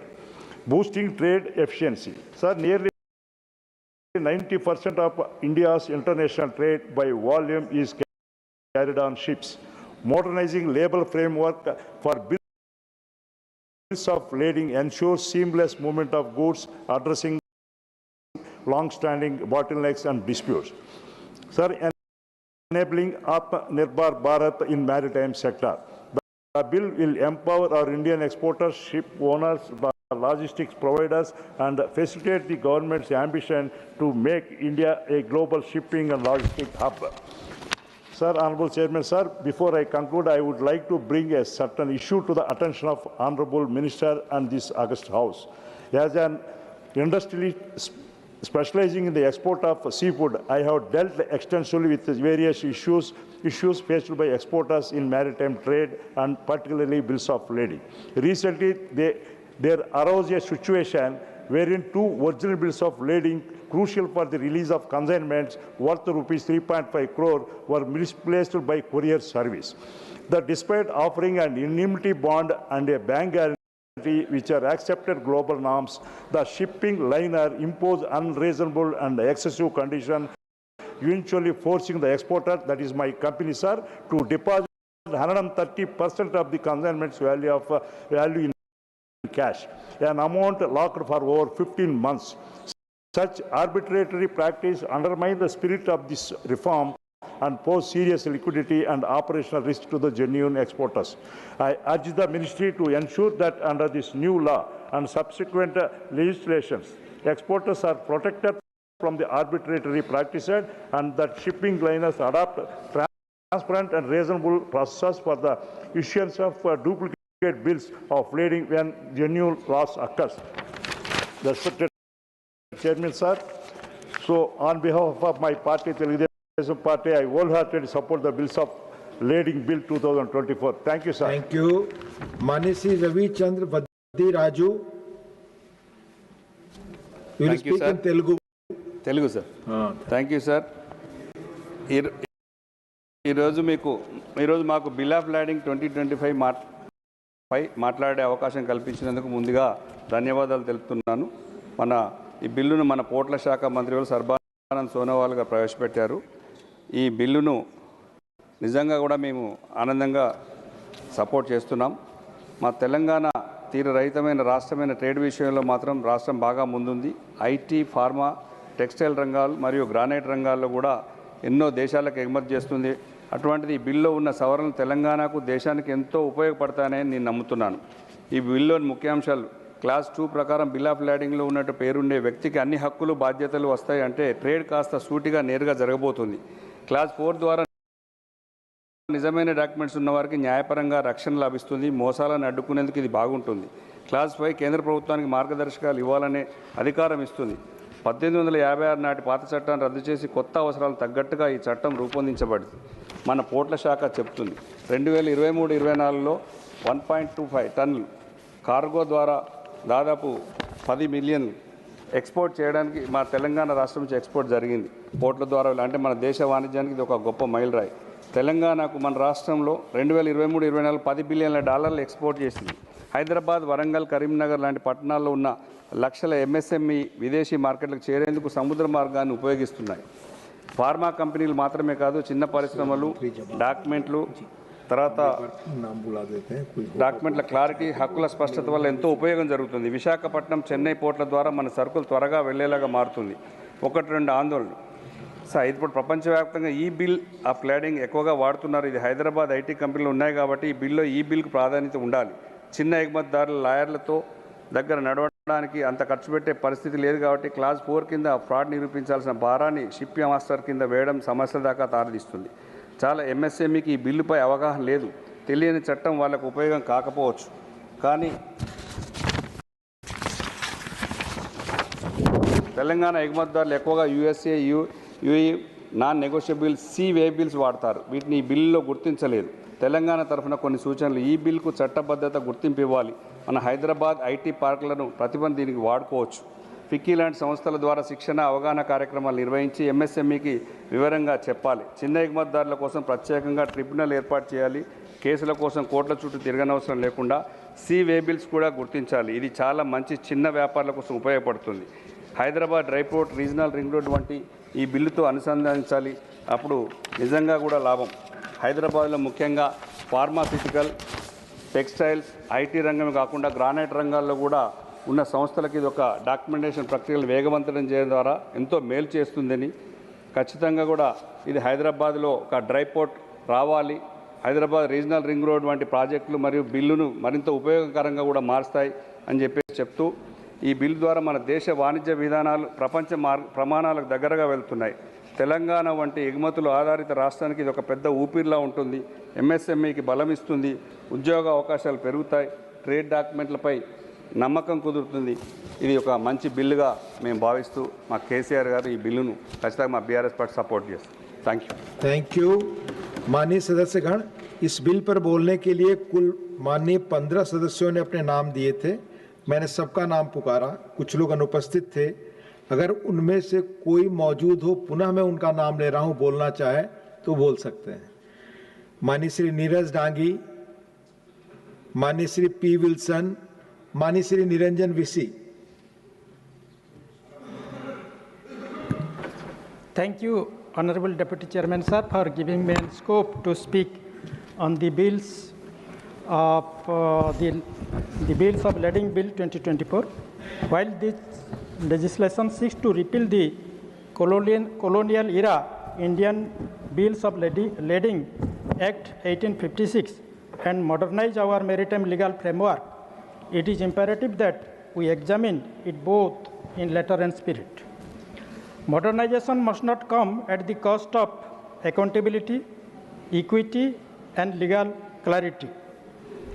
Section 4, Clause 1 of this bill allows a bill of lading to be treated as valid even when goods have not been shipped.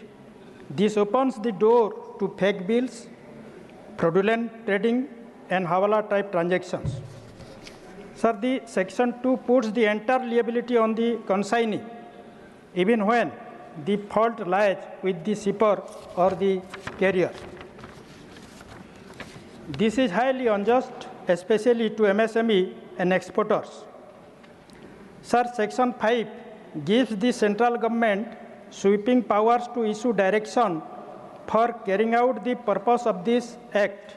This provision is vague and may result in over-regulation or politically motivated interference in shipping contracts and contrary to principle of federalism. Sir, the bill is silent on freight pricing mechanism, allowing large shipping companies to arbitrarily inflate freight charges.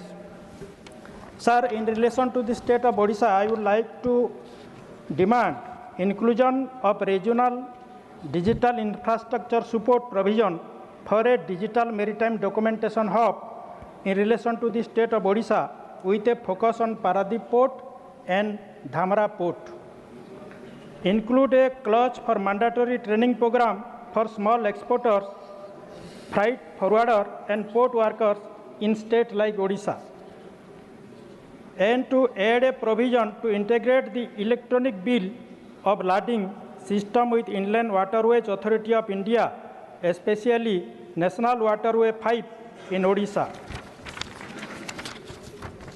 Sir, to mandate that the electronic bill of lading platform support regional language, like especially Odia, to ensure inclusivity, and create a statutory port logistic digital monitoring cell at Paradip Port and Dhamra Port to track implementation, redressal, and compliance of e-bill provisions.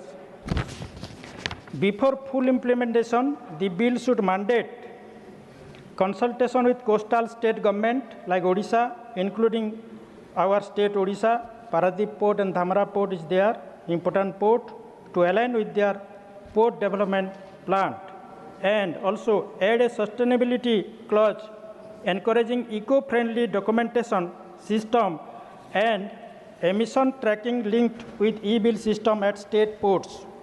Sir, this bill has potential, but it needs refinement. We must balance modernization with integrity and reform with accountability. Let this bill that protects both national interest and our exporter, especially the small and medium business who form the backbone of maritime trade of our country. So, with this, I support this bill. Thank you. Thank you, sir. Thank you, माननीय निरंजन विसी जी. माननीय श्री राम जी नहीं. माननीय Shri Santosh Kumar P अनुपस्थित. माननीय श्री हारिस बिरान अनुपस्थित. माननीय श्री ए रहीम अनुपस्थित. माननीय मंत्री Sarbananda Sonowal ji to reply the discussion.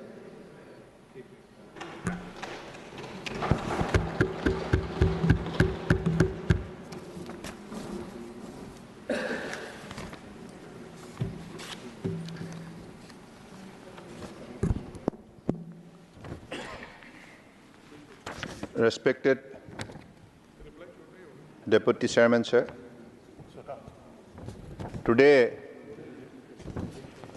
in the Bill of Lading 2025, in the discussion, I have discovered that most of the Member of Parliament have extended their support. I am really thankful to all of you. Namely, Shambhu Sharan Patel ji, Medha Raghunatha Reddy ji, Dr. M.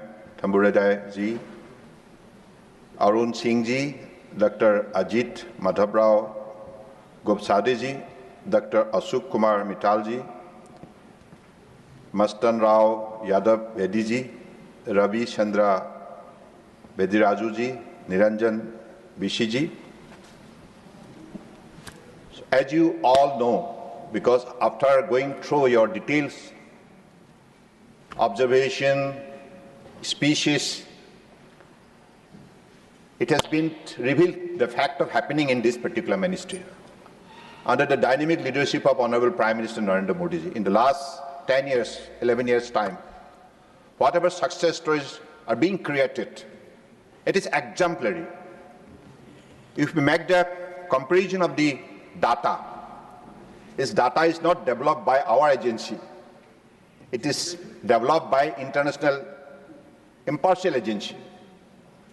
So, in this particular data, this has been revealed the fact that how since 2014,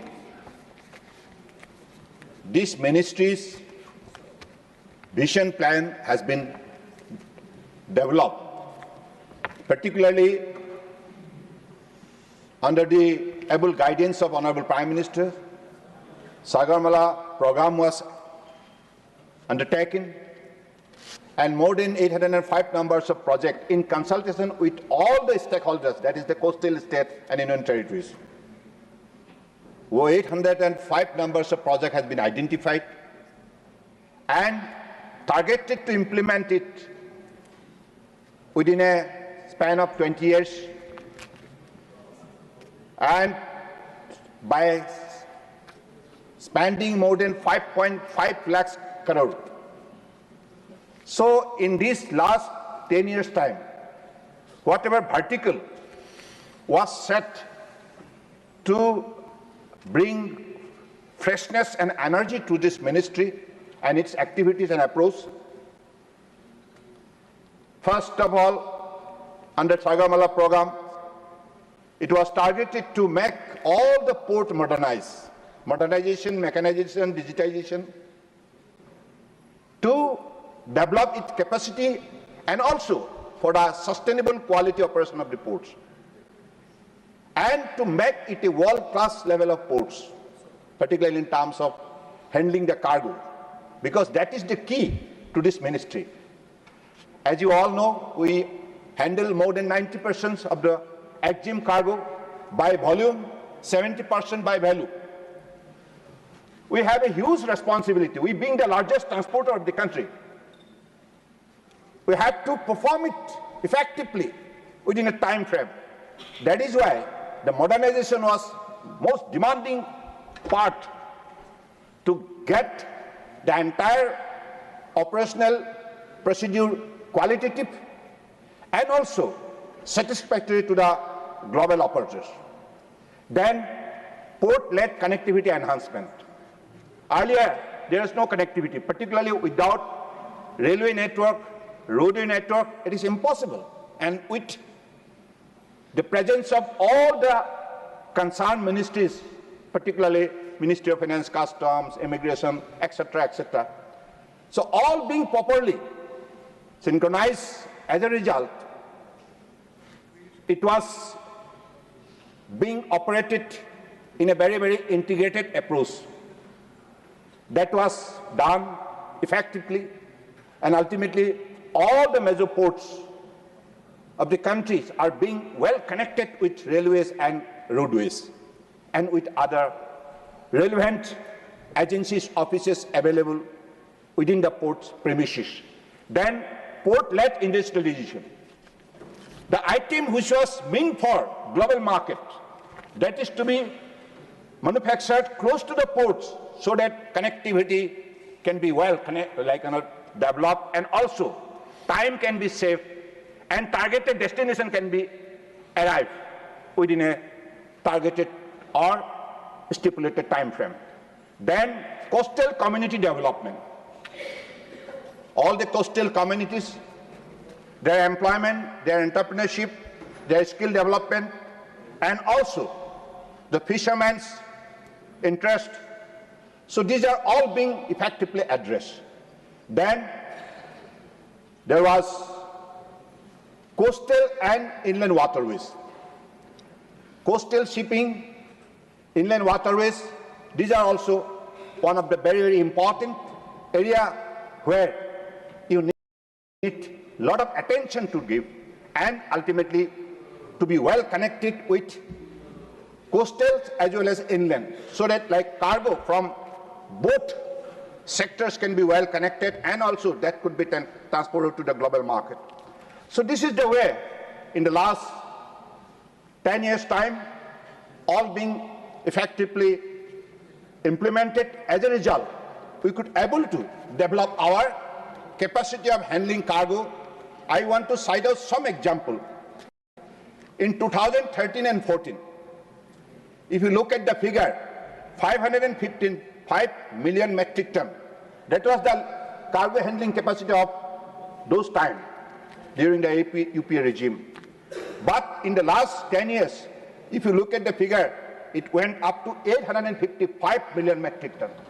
That is the massive growth. Then let us come to the other sectors.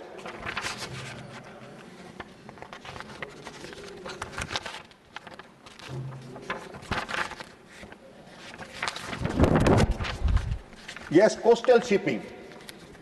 In 2013-14, the coastal shipping was limited to 87 million metric ton. Now, because of the modernization and also developing the efficiency of the port, it went up to 165 million metric ton. Even in the inland waterways, it was limited to 18 million metric ton. Now it went up to 145 million metric ton. This is the massive growth story of our ministry. It is only possible because of the Honorable Prime Minister's visions and his untiring effort. And time to time, there is always a call from the PMO office that you are to take up this project, that project within a time frame. So this is the, level of commitment and dedication and devotion for the people of the country. That is why this exemplary success story. And I believe we should all be very much happy that Honorable Prime Minister has already set a target for us that by 2047, we should become one of the top 5 shipbuilding nations in the world. Top 5. So this is the power of his vision. And that power empower us to surge up and also to put our effort in the right direction within the right time. So this is the, I believe, where Honorable Prime Minister is inspiring the whole nation. And as a result, India is now positioned as the 4th largest economy in the world. And by next 29, we are going to be of course we are going to become 3rd largest economy in the world. No doubt about it. Because every ministry, day and night is working hard with best of their sincerity and best of their performance. And I believe today, in this particular bill, and as a result, whatever suggestion has come, position as the 4th largest economy in the world, I am very thankful to you. But I want to clarify some of the points raised by some members, particularly digitized bill of lading, electronic, that's an e-bill. The recognition of digitized bill of lading is already provided for under Section 4 of the Information Technology Act 2000. Beyond this, the bill of lading bill will not result into legal recognition of e-bills of lading. The legal recognition of e-bill of lading will require a detailed framework, as is evident from the current legal framework in other common law countries, such as Singapore and United Kingdom, that have come up with a separate legislation. It requires a separate legislation framework. You all know that. It has nothing to do with this. So that provides for the legal recognition of a e-bill of lading. It must be understood that e-bill of lading are not simply an electronic form of paper bill of lading. Since transaction involving e-bill of lading use electronic platform, they have greater implication, distinct from any transaction involving a paper bill of lading, especially in case of the transfer of an e-bill of lading. However, devising a detailed legal framework and the overall architecture for recognition of e-bill of lading needs a wide range of stakeholder consultation, because whatever we have brought, the idea in the form of the bill, it was done after going through detailed stakeholder consultation. Not only with the bank or market players, but also with the technical experts who understand the implication of electronic transaction involving e-bill of lading. So I believe this is the way we are to proceed for the future course of action. And मैं आज इस सदन में विशेष रूप से माननीय प्रधानमंत्री जी को धन्यवाद देना चाहता हूं, क्योंकि पिछले 10 साल के अंदर जो उपलब्धि हमने हासिल की है, ये उपलब्धि इसलिए हासिल की गई है क्योंकि परम आदरणीय प्रधानमंत्री जी ने हमें जो विजन दी है, कहां जाना है, क्या करना है, कैसे करना है, सारी चीजों का जो उन्होंने हमें अनुभव जगाया है, और अनुभव जगाने के लिए आधुनिक जो व्यवस्था खड़ा करने के लिए जो भी उन्होंने निर्देश दी है, उसी निर्देश को निष्ठापूर्वक पालन करते हुए पोर्ट शिपिंग वाटर्स मंत्रालय ने दिन रात अगले दिनों में हम अलग अलग वर्टिकल में दुनिया के बेहतर से बेहतर हम कैसे नतीजा ला सकते हैं, इस पर भी हमारा मंत्रालय दिन रात लगे हुए है। तो अगले दिनों में जो भी हमारा लीगल रिफॉर्म्स, ये बहुत जरूरी था, क्योंकि this was enacted during the British regime. Why we should be guided by the British law? We are independent India. We should have our own set of law. We have our legal wisdom, legal knowledge, legal skill. Everything is available within our personality. So why should we bank on the, particularly outdated laws which was enacted by the British, their own interest? So I believe this particular repeals definitely is going to give us a fresh boost and also fresh vision, so that with our स्वाभिमान tomorrow स्वर्णिम भारत के लिए हम अपने योगदान बड़े निष्ठापूर्वक दे सकें. इसी शब्दों का साथ मैं माननीय सभापति महोदय आपको बहुत बहुत धन्यवाद देता हूं, और सभी सांसदों को मैं विशेष रूप से धन्यवाद देता हूं, और मैं आग्रह करता हूं इस बिल को सभी की तरफ से पास किया जाए. धन्यवाद. धन्यवाद. माननीय मंत्री जी का जवाब हो चुका है. अब Shri Sarbananda Sonowal to move a motion for consideration of the bill of lading 2025. I move that the bill be passed. The question is that the bill of lading bill 2025 has passed by Lok Sabha be taken into consideration. Those in favor will please say aye. Aye. Those against will please say no. I think the ayes have it, the ayes have it, the ayes have it, the motion is adopted. We shall now take up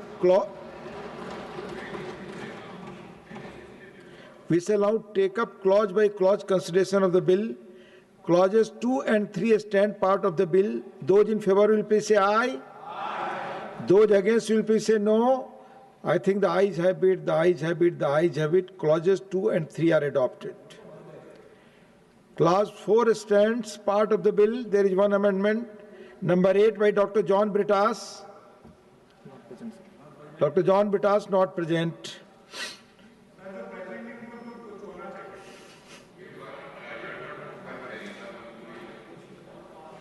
I shall now put clause 4 to vote. Those in favor will please say aye. Aye. Those against will please say no. I think the ayes have it, the ayes have it, the ayes have it. Clause 4 is adopted. Insertion of new clause 4A. There is one amendment for insertion of new clause 4A. Number 1 by Dr. V. Sivadasan. Not present.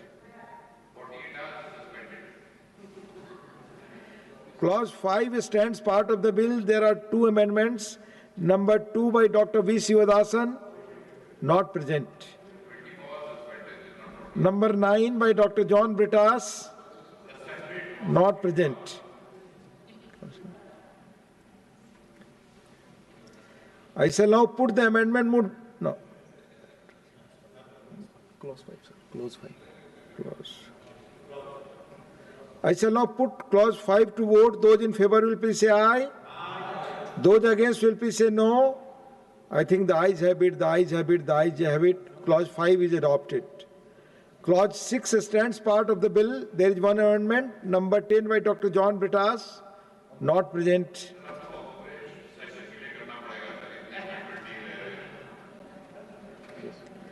I shall now put clause 6 to vote. Those in favor will please say aye. Those against will please say no. I think the ayes have it, the ayes have it, the ayes have it. Clause 6 is adopted. Preamble stands part of the bill. There are 5 amendments. Number 3 to 7 by Dr. John Britas, not present.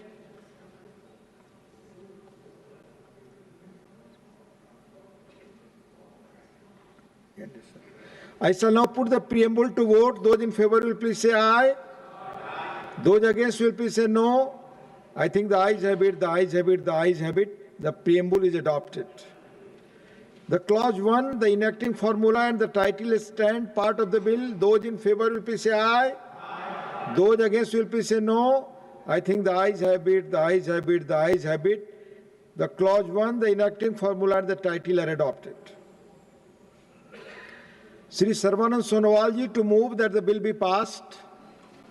Sir, I move that the bill be passed.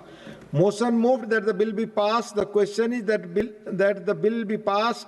Those in favor will please say aye. Aye. Those against will please say no. I think the ayes have it, the ayes have it, the ayes have it. The bill is passed.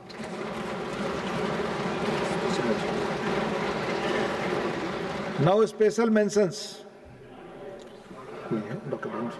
Dr. Bhim Singh. Dr. Bhim Singh ji. Dr. Bhim Singh not present. Sri R. Dharmar. Not present. Dr. Ajit Madhav Rao Gopchade. Demand for framing the necessary rules to regulate matrimonial websites. धन्यवाद सभापति महोदय. Subject is demand for framing of necessary rules to regulate matrimonial websites. Bharat में विवाह के संबंधित वेबसाइटों ने सफलता प्राप्त की है. ये प्लेटफॉर्म लोगों को उनके स्थान, पेशे, रुचियों के आधार पर साथी खोजने में सहायता प्रदान करते हैं.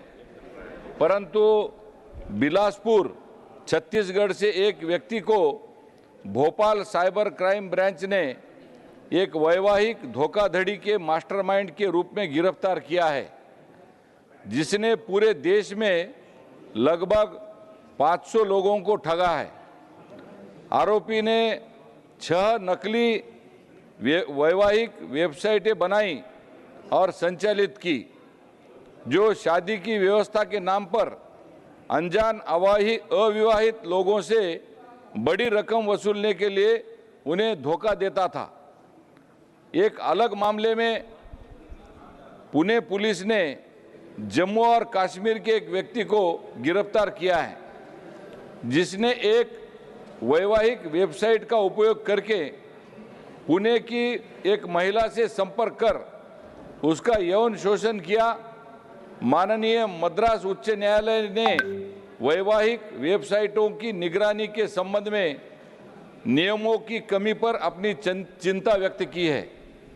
न्यायालय ने सरकार को निर्देशित किया है इन वेबसाइटों को विनियमित करने के लिए आवश्यक नियमों का निर्माण करे. धोखाधड़ी करने वालों पर नियंत्रण पाने के लिए पूर्व विवाह या तलाक जैसे महत्वपूर्ण तथ्यों को छिपाने पर कठोर दंडात्मक कार्रवाई के उपाय भी लागू करने की आवश्यकता है.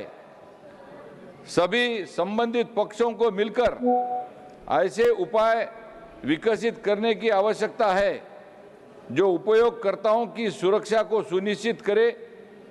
यह सहयोग से न केवल प्लेटफॉर्मों की विश्वसनीयता में वृद्धि होगी, बल्कि समाज में एक सकारात्मक वातावरण भी बनेगा, जहां लोग बिना किसी भय के अपने जीवन साथी की खोज कर सके।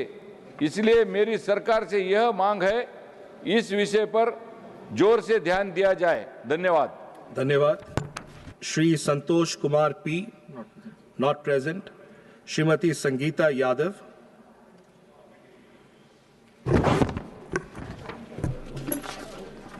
माननीय उपसभापति जी, आपका बहुत बहुत धन्यवाद कि आपने मुझे स्पेशल मेंशन में बोलने का अवसर दिया।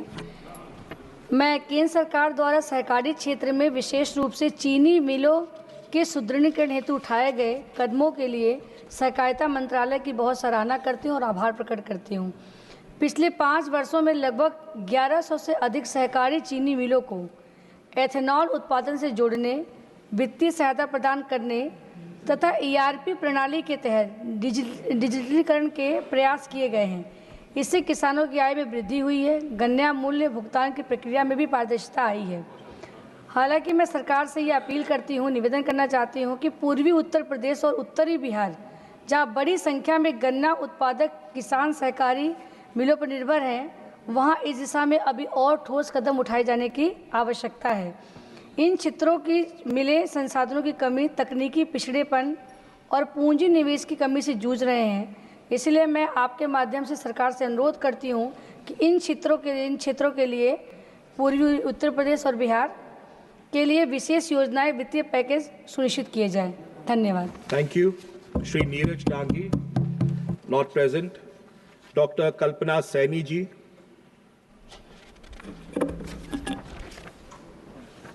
माननीय उपसभापति जी, मैं इस सदन का ध्यान एक अत्यंत गंभीर और समसामयिक विषय की ओर आकर्षित करना चाहती हूँ। विद्यालयों में पढ़ने वाले बच्चों की आंखों पर की सेहत पर डिजिटल शिक्षा के बढ़ते प्रभाव की ओर पिछले कुछ वर्षों में ऑनलाइन शिक्षा ने जहां एक ओर तकनीकी पहुंच को सरल बनाया है, वहीं दूसरी ओर छोटे छोटे बच्चों की आंखों की रोशनी पर इसका प्रतिकूल प्रभाव स्पष्ट रूप से देखा जा रहा है। हाल ही में प्रकाशित कई रिपोर्ट्स दर्शाती हैं कि विद्यालय के विद्यार्थियों में निकट दृष्टि दोष और आंखों में थकान की शिकायतें तेजी से बढ़ रही हैं। बच्चे मोबाइल, टैबलेट या लैपटॉप स्क्रीन पर घंटों पढ़ाई कर रहे हैं। यह केवल उनकी आंखों की सेहत को ही नहीं, बल्कि उनकी मानसिक स्थिति, नींद की गुणवत्ता, एकाग्रता और शारीरिक विकास को भी प्रभावित कर रहा है। इस परिस्थिति में मेरी सरकार से अपील है आपके माध्यम से कि स्कूलों में नियमित नेत्र परीक्षण की व्यवस्था सुनिश्चित की जाए, डिजिटल होमवर्क के लिए समय सीमा निर्धारित की जाए, ऑफलाइन वैकल्पिक अध्ययन सामग्री हर बच्चे को उपलब्ध करवाई जाए। विशेषकर ग्रामीण क्षेत्रों में अभिभावकों और शिक्षकों के लिए जागरूकता कार्यक्रम चलाए जाएं, ताकि वे बच्चों की आंखों की देखभाल के लिए जरूरी कदम उठा सकें। अंत में मैं आपके माध्यम से सरकार से आग्रह करती हूं कि वह एक राष्ट्रीय नीति के माध्यम से इस दिशा में ठोस कदम उठाए, जिससे हम अपने देश के भविष्य, हमारे बच्चों की आंखों की रोशनी और संपूर्ण स्वास्थ्य की रक्षा कर सकें। धन्यवाद। धन्यवाद। डॉक्टर भीम सिंह जी।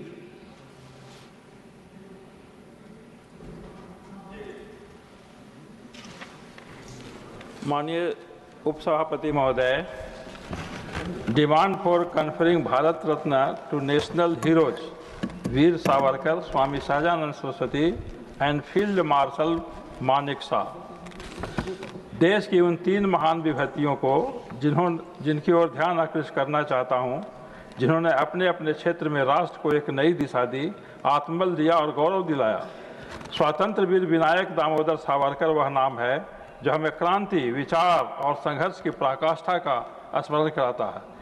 उन्होंने 2 आजीवन कारावास की यातनाएं झेली, लेकिन कभी अपने राष्ट्र प्रेम से विचलित नहीं हुए। वे केवल क्रांतिकारी ही नहीं, बल्कि एक विचारक, लेखक और भविष्य द्रष्टा भी थे, जिनकी प्रेरणा से भगत सिंह जैसे क्रांतिकारी भी प्रभावित हुए। स्वामी सहजानंद सरस्वती एक सन्यासी, जिन्होंने हिमालय की गुफाओं में ईश्वर को नहीं, बल्कि गांव के खेतों में, किसानों के आंसुओं में और शोषितों की पीड़ाओं में देखा। उन्होंने किसानों को संगठित किया, जमींदारी उन्मूलन के आंदोलन को दिशा दी और जय किसान के नारे से आगे एक मिशन बनाया। फील्ड मार्शल मानेक शॉ, जिनके नेतृत्व में 1971 का युद्ध हुआ, जिसमें भारत ने न केवल एक निर्णायक सैन्य विजय पाई, बल्कि एक राष्ट्र बांग्लादेश के निर्माण में भी अहम भूमिका निभाई। उनके नेतृत्व और दूरदर्शिता और रणनीतिक कौशल ने भारत को सैन्य इतिहास के स्वर्णाक्षरों में दर्ज कर दिया। आज आवश्यकता है कि भारत की इन तीनों महान सपूतों के प्रति अपनी कृतज्ञता प्रकट करे। मैं भारत सरकार से आग्रह करता हूं कि इन राष्ट्र नायकों वीर सावरकर, स्वामी सहजानंद सरस्वती और फील्ड मार्शल मानेक शाह को भारत रत्न से अलंकृत किया जाए। यह केवल उन्हें सम्मान ही नहीं देगा, बल्कि भारत के किसान, जवान और बलिदानी विचारधारा का भी सम्मान होगा। Thank you. Dr. Fauzia Khan ji, not present. Dr. K. Lakshman ji. Thank you, sir. The subject is demand for strengthening the mechanism of cyber security in the country. I rise to draw the attention of this House to alarming rise in cyber frauds and digital finances crimes across the country. As we move towards the robust digital India, our citizens are increasingly adopting online banking, UPI, and other digital payment modes. While this transformation has empowered millions, it has also opened new avenues for sophisticated fraudsters to target innocent people, especially senior citizens and those in rural and semi-urban areas. I would like to commend the Government of India and the Reserve Bank of India for issuing timely advisories to the bank and payment operators, and also the CERT for continuously strengthening our cyber security framework. The recent steps taken to create awareness through campaigns like Cyber Jagruta Abhiyan are indeed commendable. However, considering the evolving nature of cyber threats, there is a pressing need to further tighten enforcement mechanisms, enhance rapid response systems, and promote widespread digital literacy at the grassroots level. We must also encourage state governments to set up specialized cybercrime cells and ensure adequate training for law enforcement personnel. I urge the Ministry of Home Affairs, Ministry of Electronics and IT, and other concerned agencies to intensify their efforts so that our citizens can continue to trust and benefit from our digital revolution without fear of vulnerability. Thank you. Thank you. Shri A. Rahim ji, not present. Dr. Medha Vishram Kulkarni ji. Thank you, sir. Sir, my subject is need for cancer prevention and treatment measures in rural areas of Maharashtra. Sir, I rise to draw the attention of government to an alarming public health concern emerging from Hingoli district in Maharashtra. During recent Sanjeevani health screening campaign, over 14,500 women were found with symptoms suggestive of cancer out of approximately 2,93,000 women screened.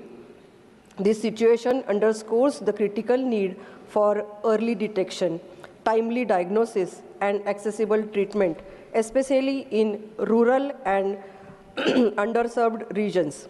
While such mass screening campaigns are laudable, they must be strengthened with robust follow-up mechanism and medical infrastructure. I urge the government to consider the following immediate measures. Establish and upgrade diagnostic facilities at local health centers for mammography, cervical screening, and biopsy services. Deploy mobile oncology units in remote areas to ensure on-ground diagnosis and early-stage intervention. Launch targeted awareness drives to educate women about early warning signs and remove the stigma associated with cancer. Leverage schemes such as Ayushman Bharat, Mahatma Jyotiba Phule Jan Arogya Yojana to cover diagnostic tests and treatment comprehensively. Maharashtra reported the second highest number of cancer cases in India in 2023, with around 1.21 lakh new cases. This number reflects a growing cancer burden in the state, particularly among the women in rural areas. This is a silent crisis that requires a multi-sectoral, urgent, and sustained response. I request the government to ensure that early detection leads to timely care and positive outcomes for early for every woman affected. Thank you, sir. Thank you. Shri A.D. Singh ji.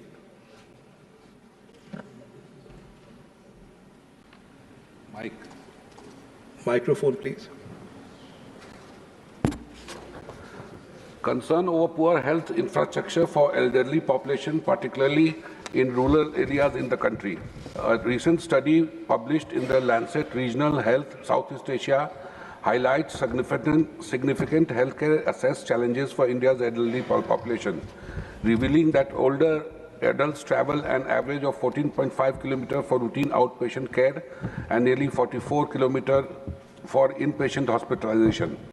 Using data from Longitudinal Aging Study of India 2017-18 covering over 32,000 individuals aged 60 and above, the findings emphasize a stark urban-rural divide and pinpoint distances as a critical barrier to both routine and emergency care for India's rapidly aging demographic. Across India, older adult journeys 14.5 kilometers for outpatient visits and 43.6 kilometers for hospital admissions on average. When facilities lie within 10 kilometers, 73% of seniors attend outpatient appointments and 40% proceed with inpatient care. Beyond 30 kilometers, outpatient attendance falls to 10%. Approximately 95% of older patients rely on private vehicles, while only 5% use ambulances, regardless of their places of residence. Urban seniors typically find healthcare within 10 kilometers, whereas rural elders travel about 28 kilometers for the same outpatient services. For inpatient care, rural journeys average nearly twice the distance of urban trips, exacerbating delays and risks associated with chronic conditions. In hilly and remote states such as Nagaland, Mizoram, and Himachal Pradesh, more than one-third of older adults travel over 60 kilometers for hospitalization. These insights call for targeted intervention to bridge geographic gaps by strengthening local health infrastructure, community transport, and empowering community health workers, particularly in underserved rural regions. I urge upon the government to re-evaluate the healthcare infrastructure and policies to better accommodate the need of the aging population. Thank you. Thank you. Shri Mayank Kumar Naik ji. Thank you, Sabha.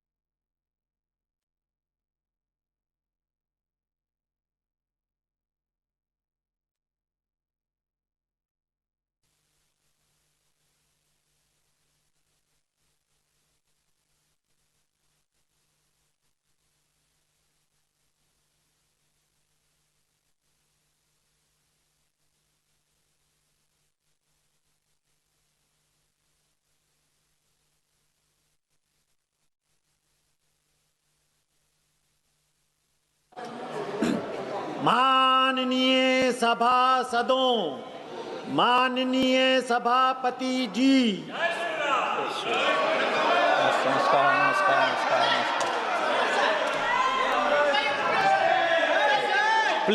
Please बैठे, please. महत्वपूर्ण विषय है, एक महत्वपूर्ण विषय है, bill है, गोवा से संबंधित है। गोवा के आदिवासी हमारे भाई बहनों के अधिकार का विषय है। प्लीज आप लोग, सब लोग प्लीज। नहीं, आप सुबह से पूरा हाउस को डिसऑर्डर कर रहा है। सुबह से हाउस को आप नहीं चलने दिया है। भारत देश के जनता देख रहे हैं। अखिलेश जी, आप सभी को बैठा दीजिए। अखिलेश जी प्लीज बैठा दीजिए सभी मित्रों को। प्लीज, ऐसा नहीं चलेगा, ऐसा नहीं चलेगा। हाउस को ऑर्डर में लाइए। नहीं। गोवा का जनजाति भाइयों का अधिकार का विषय है, महत्वपूर्ण बिल है। आप सदन नहीं चलने देंगे, आप। ऐसा नहीं है, आप सदन चलने दीजिए। सदन का बहुत महत्वपूर्ण समय है। Please be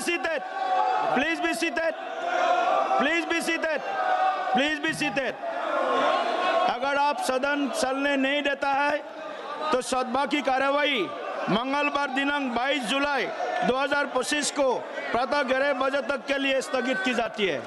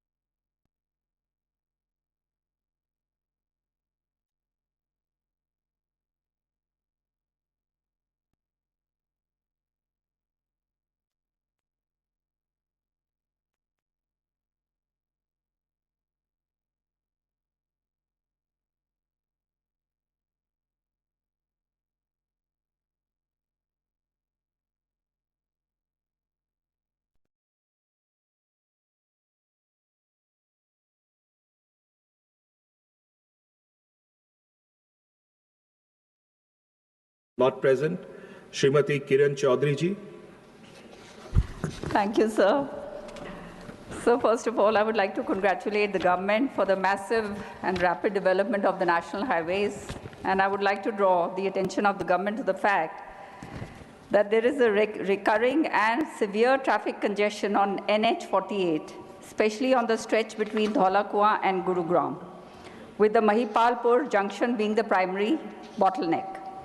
This stretch is a lifeline for daily commuters, airport traffic, and interstate logistics. However, due to inadequate road capacity, poor merging infrastructure, and lack of viable alternatives, the Mahipalpur choke point causes long traffic jams and commuter distress every day.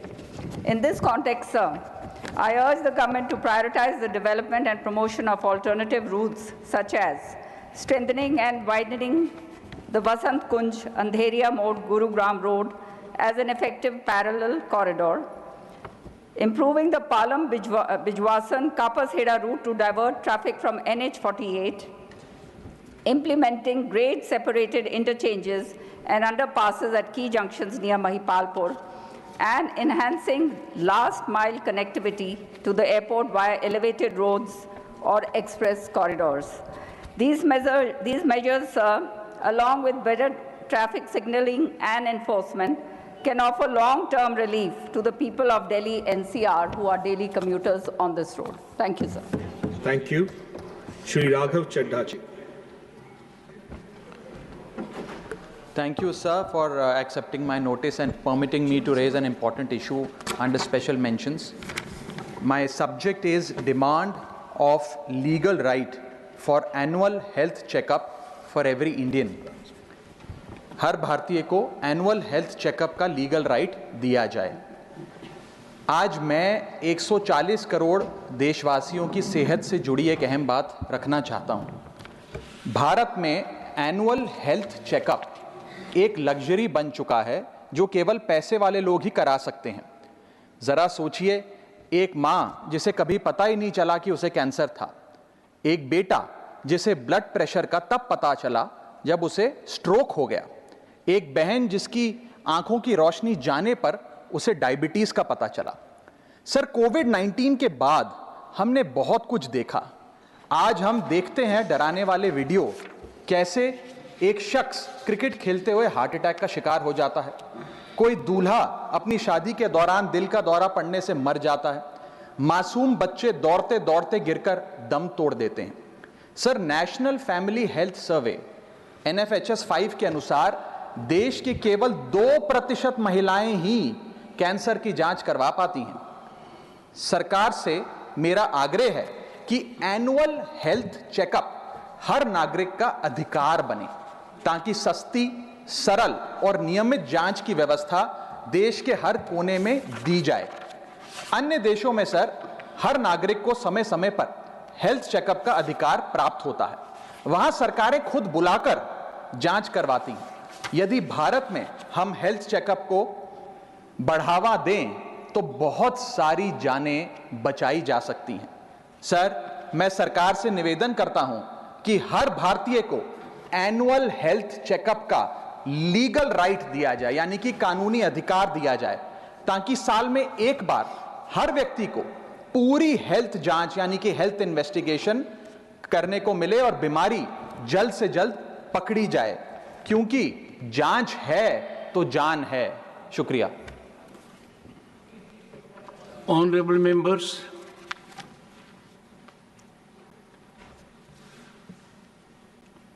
I need to inform you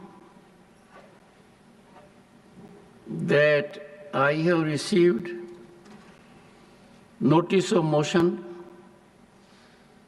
under Article 217 1B, read with Article 218 and Article 124, Sub-Article 4 of the Constitution of India, along with Section 31B of the Judges Enquiry Act 1968, to constitute a statutory committee for removal of Justice Yashwant Verma, Judge of the High Court of Judicature at Rajasthan, at Allahabad. This has been received by me today. It is signed by more than 50 members of the Council of States, and thus it meets the numerical requirement of signing by members of Parliament for setting in motion a process for removal of a High Court judge. I direct the Secretary General to find out whether a similar motion has been moved in the House of People, the Lok Sabha, and this is being done for the purpose that under the Judges Enquiry Act 1968, the procedure is different if a motion is presented in one house or if the motion is presented on the same day in both the houses. If the motion is presented in the two houses on different dates, then the motion which is presented in the house first, that alone is taken into consideration, and the second motion gets non-jurisdictional. But if the motion is presented in both the houses on the same day, then the provisions are different. If the motion is presented only in one house, then the presiding officer of that house has the competence to consider the motion and either admit or reject it. But if a motion is presented on the same day in both the houses, then the provisions are different. Then the right of the speaker or the chairman to admit or reject the motion is not there. Then the motions become property of the House. I would invite your attention in that behalf to Section 3, Subsection 2 of the Judges Enquiry Act 1968.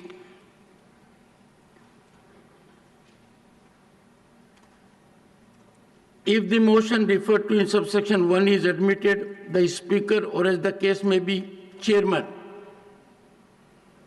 shall keep the motion pending and constitute as soon as may be for the purpose of making an investigation into the grounds on which the removal of a judge is prayed for, a committee consisting of 3 members of whom one shall be chosen from among the Chief Justice and other judges of the Supreme Court, one shall be chosen from among the Chief Justices of the High Courts, and one shall be a person who is, in the opinion of the Speaker, or as the case may be, chairman, a distinguished jurist. And before that it is given that if a notice given of a motion for presenting an address to the President praying for removal of a judge signed by, in the case of a notice given in the House of People by not less than 100 members of the House, and in the case of a notice given in the Council of States by not less than 50 members of the Council, then the Speaker, or as the case may be, the Chairman may, after consulting such persons, if any, as he thinks fit, and after considering such material or materials, if any, as may be available to him, either admit the motion or refuse to admit the same. But coming to a motion that has been presented in both the houses on the same day, it says, provided that where notice of a motion referred to in subsection 1 are given on the same day in both the houses of Parliament, no committee shall be constituted unless the motion has been admitted in both the houses, and where such motion has been admitted in both houses, the committee shall be constituted jointly by the Speaker and the Chairman. So since the provisions are different, I have directed the Secretary General to update whether such a motion has also been moved in the House of the People. Honorable Law Minister, are you aware? Motion has been moved. हाँ, motion speaker साहब के पास जो है वो सांसदों ने मिलकर के दिया है, कर दिया। In that case, since the Honorable Law Minister is present here and has so indicated that a similar motion has come to be presented by requisite number of members of Parliament of Lok Sabha, requisite more than 100. More than 100, 152, I think. More than 100. To the Honorable Speaker, Lok Sabha, the provisions of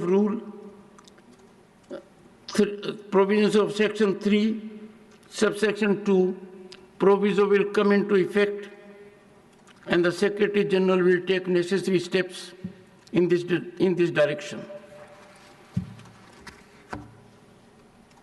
Honorable members, I need to inform you that in December, a motion under Article 124 was submitted for my consideration for removal of a judge of a High Court of Allahabad. That motion was perpetrated from 55 members. I examined that and found that one particular member had signed at 2 places. The result was that the representation, the motion, indicated there are 55 members seeking removal, but actually it was not 55, it was only 54. So obviously an inquiry was conducted to find out from the member who had signed twice, allegedly. The honorable member declined his second signature. And that made the matter a little more serious, because it was required of me then to get to the bottom of the issue and find out whether the representation was meriting consideration. And the process was initiated for verification of signatures and authentication. That process is under progress. I will get an update and come back to the House. I have already indicated to this august House on an earlier occasion that if the requisite number of members who verify their signatures and the number goes above 50 or more, I would proceed and deal with the issue of a signature that has been twice there and not owned by the member in a different manner. Because if a motion carries 2 signatures of the same member and the honorable member declines that he has not signed at 2 places but he has signed only at 1 place, the matter becomes serious and culpable. This august House has to set very high standards. If we do not live up to the highest expectations of the people, then we'll be putting things under the carpet and not subjecting them to deep investigation. I will discuss with the floor leaders as to what steps this House needs to take with respect of such kinds of transgressions. I must also indicate to this august House that there was an occasion in this House where on seat number 222, a pad of ₹500 notes was found. What is more surprising and deeply concerning is not that a pad of notes was found, but no one has owned it. No one has claimed it. This is quite serious. I had asked the authorities to get into the matter seriously, but it appears now that the matter will have to be dealt with, and that too I will put before the floor leaders for further consideration and guidance. Dr. Sikandar Kumar, concern over increasing drug addiction in youth and its impact. Thank you, sir, for giving me the opportunity to speak on important subject, that is concern over increasing drug addiction in youth and its impact. उपाध्यक्ष महोदय, मैं सरकार का ध्यान एक बहुत ही महत्वपूर्ण विषय की ओर आकर्षित करना चाहता हूं। वर्तमान समय में हिमाचल प्रदेश सहित कई राज्यों में नशे की समस्या से जुड़ी चुनौतियों का दायरा लगातार बढ़ता जा रहा है। हमारे देश के युवा जो देश का भविष्य है, वही युवाओं में बढ़ती नशीले मादक पदार्थों के सेवन और नशीली दवाओं की तस्करी एक प्रमुख गंभीर समस्या बन गई है, जिसका हमारे समाज और बहुत से परिवारों पर बहुत ही गलत प्रभाव पड़ता है। इस नशे का संदर्भ शराब आदि प्रचलित साजो सामान से नहीं, बल्कि गांजा, हेरोइन, अफीम, चर्स और रसायनों की जटिल प्रक्रियाओं से बने कई तीखे मिश्रणों से है, जिनका प्रचलन युवाओं में तेज़ी से बढ़ा है। आपराधिक नेटवर्क के तहत कैनबिस, कोकीन, हेरोइन और मेथाम्फेटामाइन सहित कई प्रकार की नशीली दवाओं का व्यापार किया जाता है। इससे अर्जित किया गया धन विघटनकारी गतिविधियों एवं उद्देश्यों के लिए उपयोग किया जाता है, जिससे राष्ट्रीय सुरक्षा को भी बहुत बड़ा खतरा है। मैं भारत सरकार से आग्रह करना चाहता हूं कि इस विषय पर गंभीरता से विचार किया जाना चाहिए। इस समस्या के निदान के लिए सख्त नीति और कड़े कानून के प्रावधान की समीक्षा की जानी चाहिए और शिक्षा के क्षेत्र में भी महत्वपूर्ण पाठ्यक्रम के रूप में मादक पदार्थों की लत, इसके प्रभाव और नशा मुक्ति के अध्याय को शामिल किया जाना चाहिए, जिससे युवाओं को नशे के गंभीर परिणामों के प्रति जागरूक किया जा सके। धन्यवाद। Thank you. Shri P Wilson ji, not present. Shri Bijlal ji. Thank you, Deputy Chairman, sir. My subject, demand for shifting from water-intensive crops in Uttar Pradesh and making strategies for sustainable agriculture. Uttar Pradesh is one of the India's largest agricultural states, heavily dependent on two highly water-intensive crops, sugarcane and paddy. To reduce the stress on water resources, farmers should promote suitable alternatives and cultivate less water-intensive crops like pulses, which requires much less water and enrich soil fertility through nitrogen fixation. Millets, drought-resistant and nutritionally superior to rice. Oilseed, it requires less irrigation and have high market demand. Crops like beans, peas, and leafy greens need less water and provide higher profit per acre. Drip and sprinkler irrigation reduces water wastage and ensures efficient use. Rainwater harvesting for irrigation purposes. Soil moisture conservation using mulching, cover crops and organic matter to retain soil moisture. Shifting from water-guzzling crops in UP requires major policy changes by the government, which may include: number one, fair price for millet, pulses, and oilseeds to bring profitability at par. Number two, subsidies and incentive to provide financial support to farmers transitioning to less water-intensive crops. Number three, expanding crop diversification program like National Food Security Mission to promote alternative crops. Number four, positioning UP as a hub of drought-resistant crop in national and international markets. Number five, phased reduction of sugarcane and rice cultivation. Number six, supporting alternative with agro-based industries, dairy farming, horticulture to support farmers' income. A well-planned transition can help ensure food security, improve farmer income, and protect the state's water resources for future generations. I urge government to look into this matter. Thank you, sir. Thank you. Ms. Swati Maliwal ji. Thank you chairman sir. Sir, Delhi हो या देश का कोई और शहर, बचपन सिमट रहा है। कभी जिन गलियों में एक और ओवर की गुहार लगती थी, आज वहां सन्नाटा पसरा है।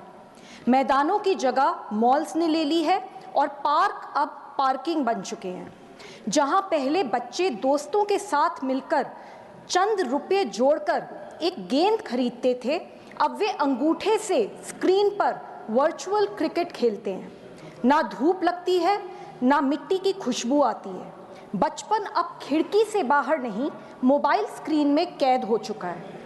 एम्स की एक रिपोर्ट बताती है कि भारत में 5 से 19 वर्ष के बच्चों में मोटापे की दर पिछले 10 वर्षों में 2 गुना हो चुकी है। WHO के अनुसार हर 5 में से 1 बच्चा मानसिक तनाव या डिप्रेशन से जूझ रहा है। इसका सीधा संबंध बढ़ते स्क्रीन टाइम और घटती फिजिकल एक्टिविटी से है। कभी शाम की भागदौड़, माँ की वो डांट, बालों में पसीना और पैरों में धूल, ये ही बच्चों का असली शारीरिक और मानसिक स्वास्थ्य होता था, पर अब ऐसा नहीं है। मैं सरकार से अपील करती हूं कि हर वार्ड और कॉलोनी में बच्चों के लिए खुला, सुरक्षित और मुफ्त खेल का मैदान सुनिश्चित किया जाए। यह सिर्फ इंफ्रास्ट्रक्चर नहीं, देश के भविष्य में निवेश है और हमारे बच्चों का हक है। Thank you. Shri Satnam Singh Sandhu ji. Thank you so much sir. मैं अपना स्पेशल मेंशन पंजाबी में पढ़ना चाहता हूँ। आदरणीय उप सभापति जी, मैं सदन राही ਜਿਹੜੀ ਮੰਗ ਕਰ ਰਿਹਾ ਹਾਂ ਉਹ ਨਾ ਸਿਰਫ ਪੰਜਾਬੀਆਂ ਦੀਆਂ ਜਨਤਕ ਭਾਵਨਾਵਾਂ ਨਾਲ ਜੁੜੀ ਹੈ, ਬਲਕਿ ਦੇਸ਼ ਦੀ ਇਤਿਹਾਸਕ ਚੇਤਨਾ ਅਤੇ ਰਾਸ਼ਟਰੀ ਸ਼ੁਕਰਾਨੇ ਦੀ ਪ੍ਰਤੀਕ ਹੈ। ਮੈਂ ਸਰਕਾਰ ਨੂੰ ਬੇਨਤੀ ਕਰਦਾ ਹਾਂ ਕਿ ਸ਼ਹੀਦ ਭਗਤ ਸਿੰਘ, ਸ਼ਹੀਦ ਊਧਮ ਸਿੰਘ ਅਤੇ ਸ਼ਹੀਦ ਮਦਨ ਲਾਲ ਢੀਂਗਰਾ ਨੂੰ ਮਰਨ ਉਪਰੰਤ ਭਾਰਤ ਰਤਨ ਪ੍ਰਦਾਨ ਕੀਤਾ ਜਾਵੇ। ਇਹ ਤਿੰਨੋਂ ਬਲੀਦਾਨੀ ਪੰਜਾਬ ਦੇ ਹੀ ਨਹੀਂ ਸਗੋਂ ਭਾਰਤੀ ਕ੍ਰਾਂਤੀ ਅਤੇ ਸਵਾਧੀਨਤਾ ਦੇ ਨਾਇਕ ਹਨ। ਭਗਤ ਸਿੰਘ ਨੇ 23 ਸਾਲਾਂ ਦੀ ਛੋਟੀ ਉਮਰ ਵਿੱਚ ਜੋ ਵਿਚਾਰ ਅਤੇ ਬਲੀਦਾਨ ਦਿੱਤਾ ਉਹ ਅੱਜ ਵੀ ਦੇਸ਼ ਦੀ ਨੌਜਵਾਨ ਚੇਤਨਾ ਨੂੰ ਜਗਾਉਂਦਾ ਹੈ। ਊਧਮ ਸਿੰਘ ਨੇ ਜਨਰਲ ਡਾਇਰ ਨੂੰ ਮਾਰ ਕੇ ਜਲਿਆਂਵਾਲੇ ਬਾਗ ਦੇ ਹਜ਼ਾਰਾਂ ਸ਼ਹੀਦਾਂ ਦੀਆਂ ਆਤਮਾਵਾਂ ਨੂੰ ਇਨਸਾਫ ਦਿਵਾਇਆ। ਮਦਨ ਲਾਲ ਢੀਂਗਰਾ ਨੇ ਅੰਗਰੇਜ਼ ਅਧਿਕਾਰੀ ਕਰਜਨ ਵਾਇਲੀ ਨੂੰ ਗੋਲੀ ਮਾਰ ਕੇ ਬਰਤਾਨਵੀ ਸੱਤਾ ਦੇ ਗੁਮਾਨ ਨੂੰ ਤੋੜਿਆ। ਇਹ ਵਿਡੰਬਣਾ ਹੈ ਕਿ ਆਜ਼ਾਦੀ ਦੇ 77 ਸਾਲਾਂ ਬਾਅਦ ਵੀ ਇਹਨਾਂ ਮਹਾਨ ਬਲੀਦਾਨੀਆਂ ਨੂੰ ਭਾਰਤ ਰਤਨ ਨਹੀਂ ਦਿੱਤਾ ਗਿਆ, ਜਦੋਂ ਕਿ ਉਹਨਾਂ ਦੇ ਵਿਚਾਰ, ਬਲੀਦਾਨ ਅਤੇ ਪ੍ਰੇਰਨਾ ਅੱਜ ਵੀ ਅਮਰ ਹੈ। ਕੀ ਇਹ ਜਾਇਜ਼ ਹੈ ਕਿ ਜਿਨ੍ਹਾਂ ਨੇ ਸਰਵਉੱਚ ਬਲੀਦਾਨ ਦਿੱਤਾ ਉਹਨਾਂ ਨੂੰ ਰਾਜਨੀਤਿਕ ਤੁਸ਼ਟੀਕਰਨ ਜਾਂ ਇਤਿਹਾਸ ਦੀ ਭੁੱਲ ਕਾਰਨ ਦਰਕਿਨਾਰ ਕਰ ਦਿੱਤਾ ਜਾਵੇ?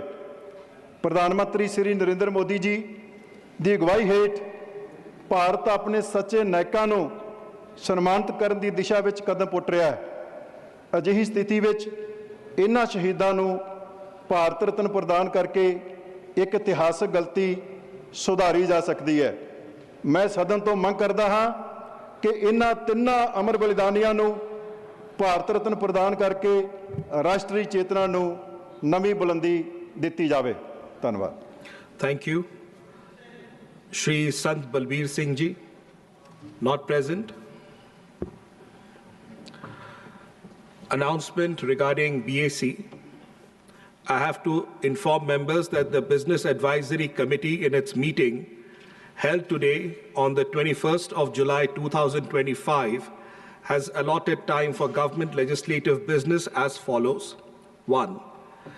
Consideration and passing of the Income Tax Bill 2025 after a report of the Select Committee is laid and the bill is considered and passed by Lok Sabha, time allotted 9 hours. 2. Consideration and passing of following bills after they are introduced, considered and passed by Lok Sabha: the National Sports Governance Bill 2025, the National Anti-Doping Amendment Bill 2025, to be discussed together 4 hours. Number 3, consideration and passing and return of the appropriation bill relating to demand for grants Manipur for the year 2025-26 after it is introduced, considered and passed by Lok Sabha. Number 4, consideration and passing of the Manipur Goods and Services Tax Amendment Bill 2025 after it is introduced, considered and passed by Lok Sabha. Both these two bills to be discussed together for 4 hours. The committee also recommended that membership of the Ethics Committee may be increased from 10 to 15 to make it more representative. Further, the committee recommended that the issue of disqualification of a member as provided under 10th schedule to the Constitution and rules made thereunder on a disqualification petition filed by a non-member may be referred to the Ministry of Parliamentary Affairs for obtaining the advice of the Ministry of Law and Justice. Message from Lok Sabha, Secretary General.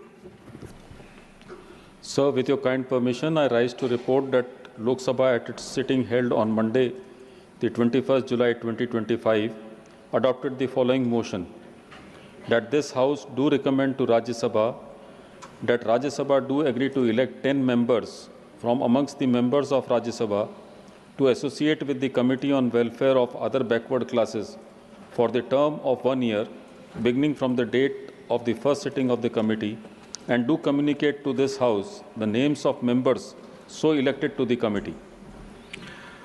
The House stands adjourned to meet at 11 a.m. on Tuesday, the 22nd July 2025.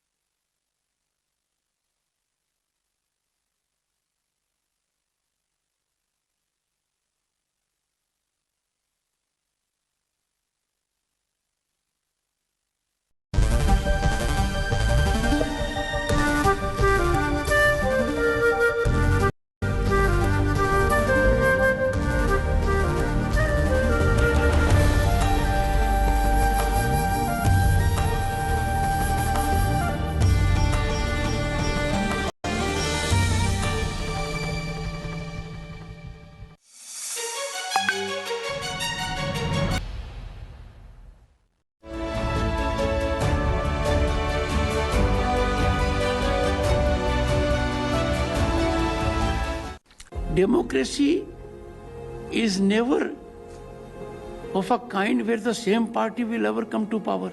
We have seen in our lifetime the change takes place at the state level, at panchayat level, at municipal level.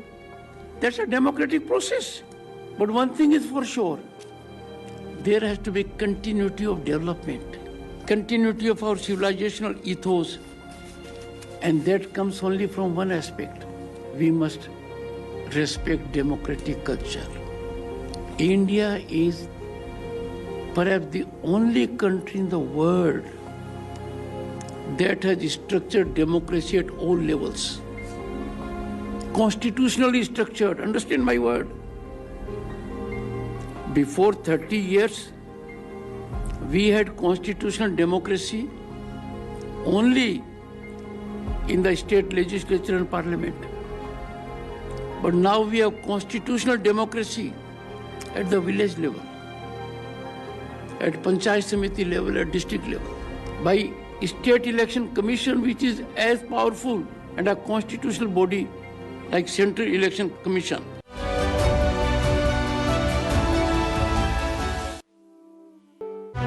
प्रेरणादायक अभूतपूर्व नेतृत्व नीति से सुदृढ़ अर्थव्यवस्था बन रहा है Bharat. 5G, UPI, AI, Bharat net जैसी सेवाएं गति दे रही हैं। डिजिटल अर्थव्यवस्था विकास को गति। मोबाइल व रक्षा उपकरण निर्माण कर हो रहा आत्मनिर्भर भारत अब विश्व में एक्सपोर्ट करता है भारत। स्वरोजगार उद्यमिता से बन रहा है सशक्त राष्ट्र। अनेकों जनहितैषी योजनाएं बांध रही हैं पुल ग्रामीण आमजन और आर्थिक विकास के बीच। विकास के अमृत काल में मजबूत भारत की अर्थव्यवस्था। मोदी जी बना रहे भारत को तीसरी बड़ी अर्थव्यवस्था। विकसित भारत का अमृत काल। एक बार और। अच्छा भारत की सबसे विशाल धार्मिक यात्राओं में से एक है कांवड़ यात्रा। हर साल करोड़ों शिव भक्तों को ये आकर्षित करती है और प्रमुख तौर पर हरिद्वार में होता है आस्था का संगम, साहस की परीक्षा और सेवा का उत्सव। नमस्कार, स्वागत है आपका संसद टीवी पर। मैं हूं नवविक्रम सिंह और आज अपने विशेष कार्यक्रम में आपको दिखाएंगे हरिद्वार से कांवड़ यात्रा के बारे में। हरिद्वार का हृदय गंगा माता की गोद में बसा एक पावन स्थल, जहां हर सांस में बसता है अध्यात्म, जहां हर कदम पर महसूस होती है दिव्यता। ये है हर की पौड़ी, कांवड़ यात्रा का सबसे पवित्र पड़ाव हर की पौड़ी। यहाँ जब सूरज अस्त होता है और संध्या की आरती शुरू होती है तो ऐसा लगता है जैसे स्वयं देवता उतर आए हों।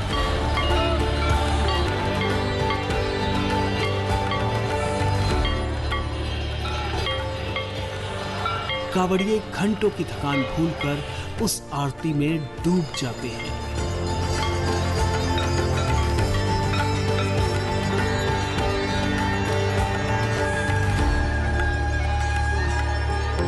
यही वो जगह है जहां गंगा जल भरने की परंपरा सदियों से निभाई जा रही है।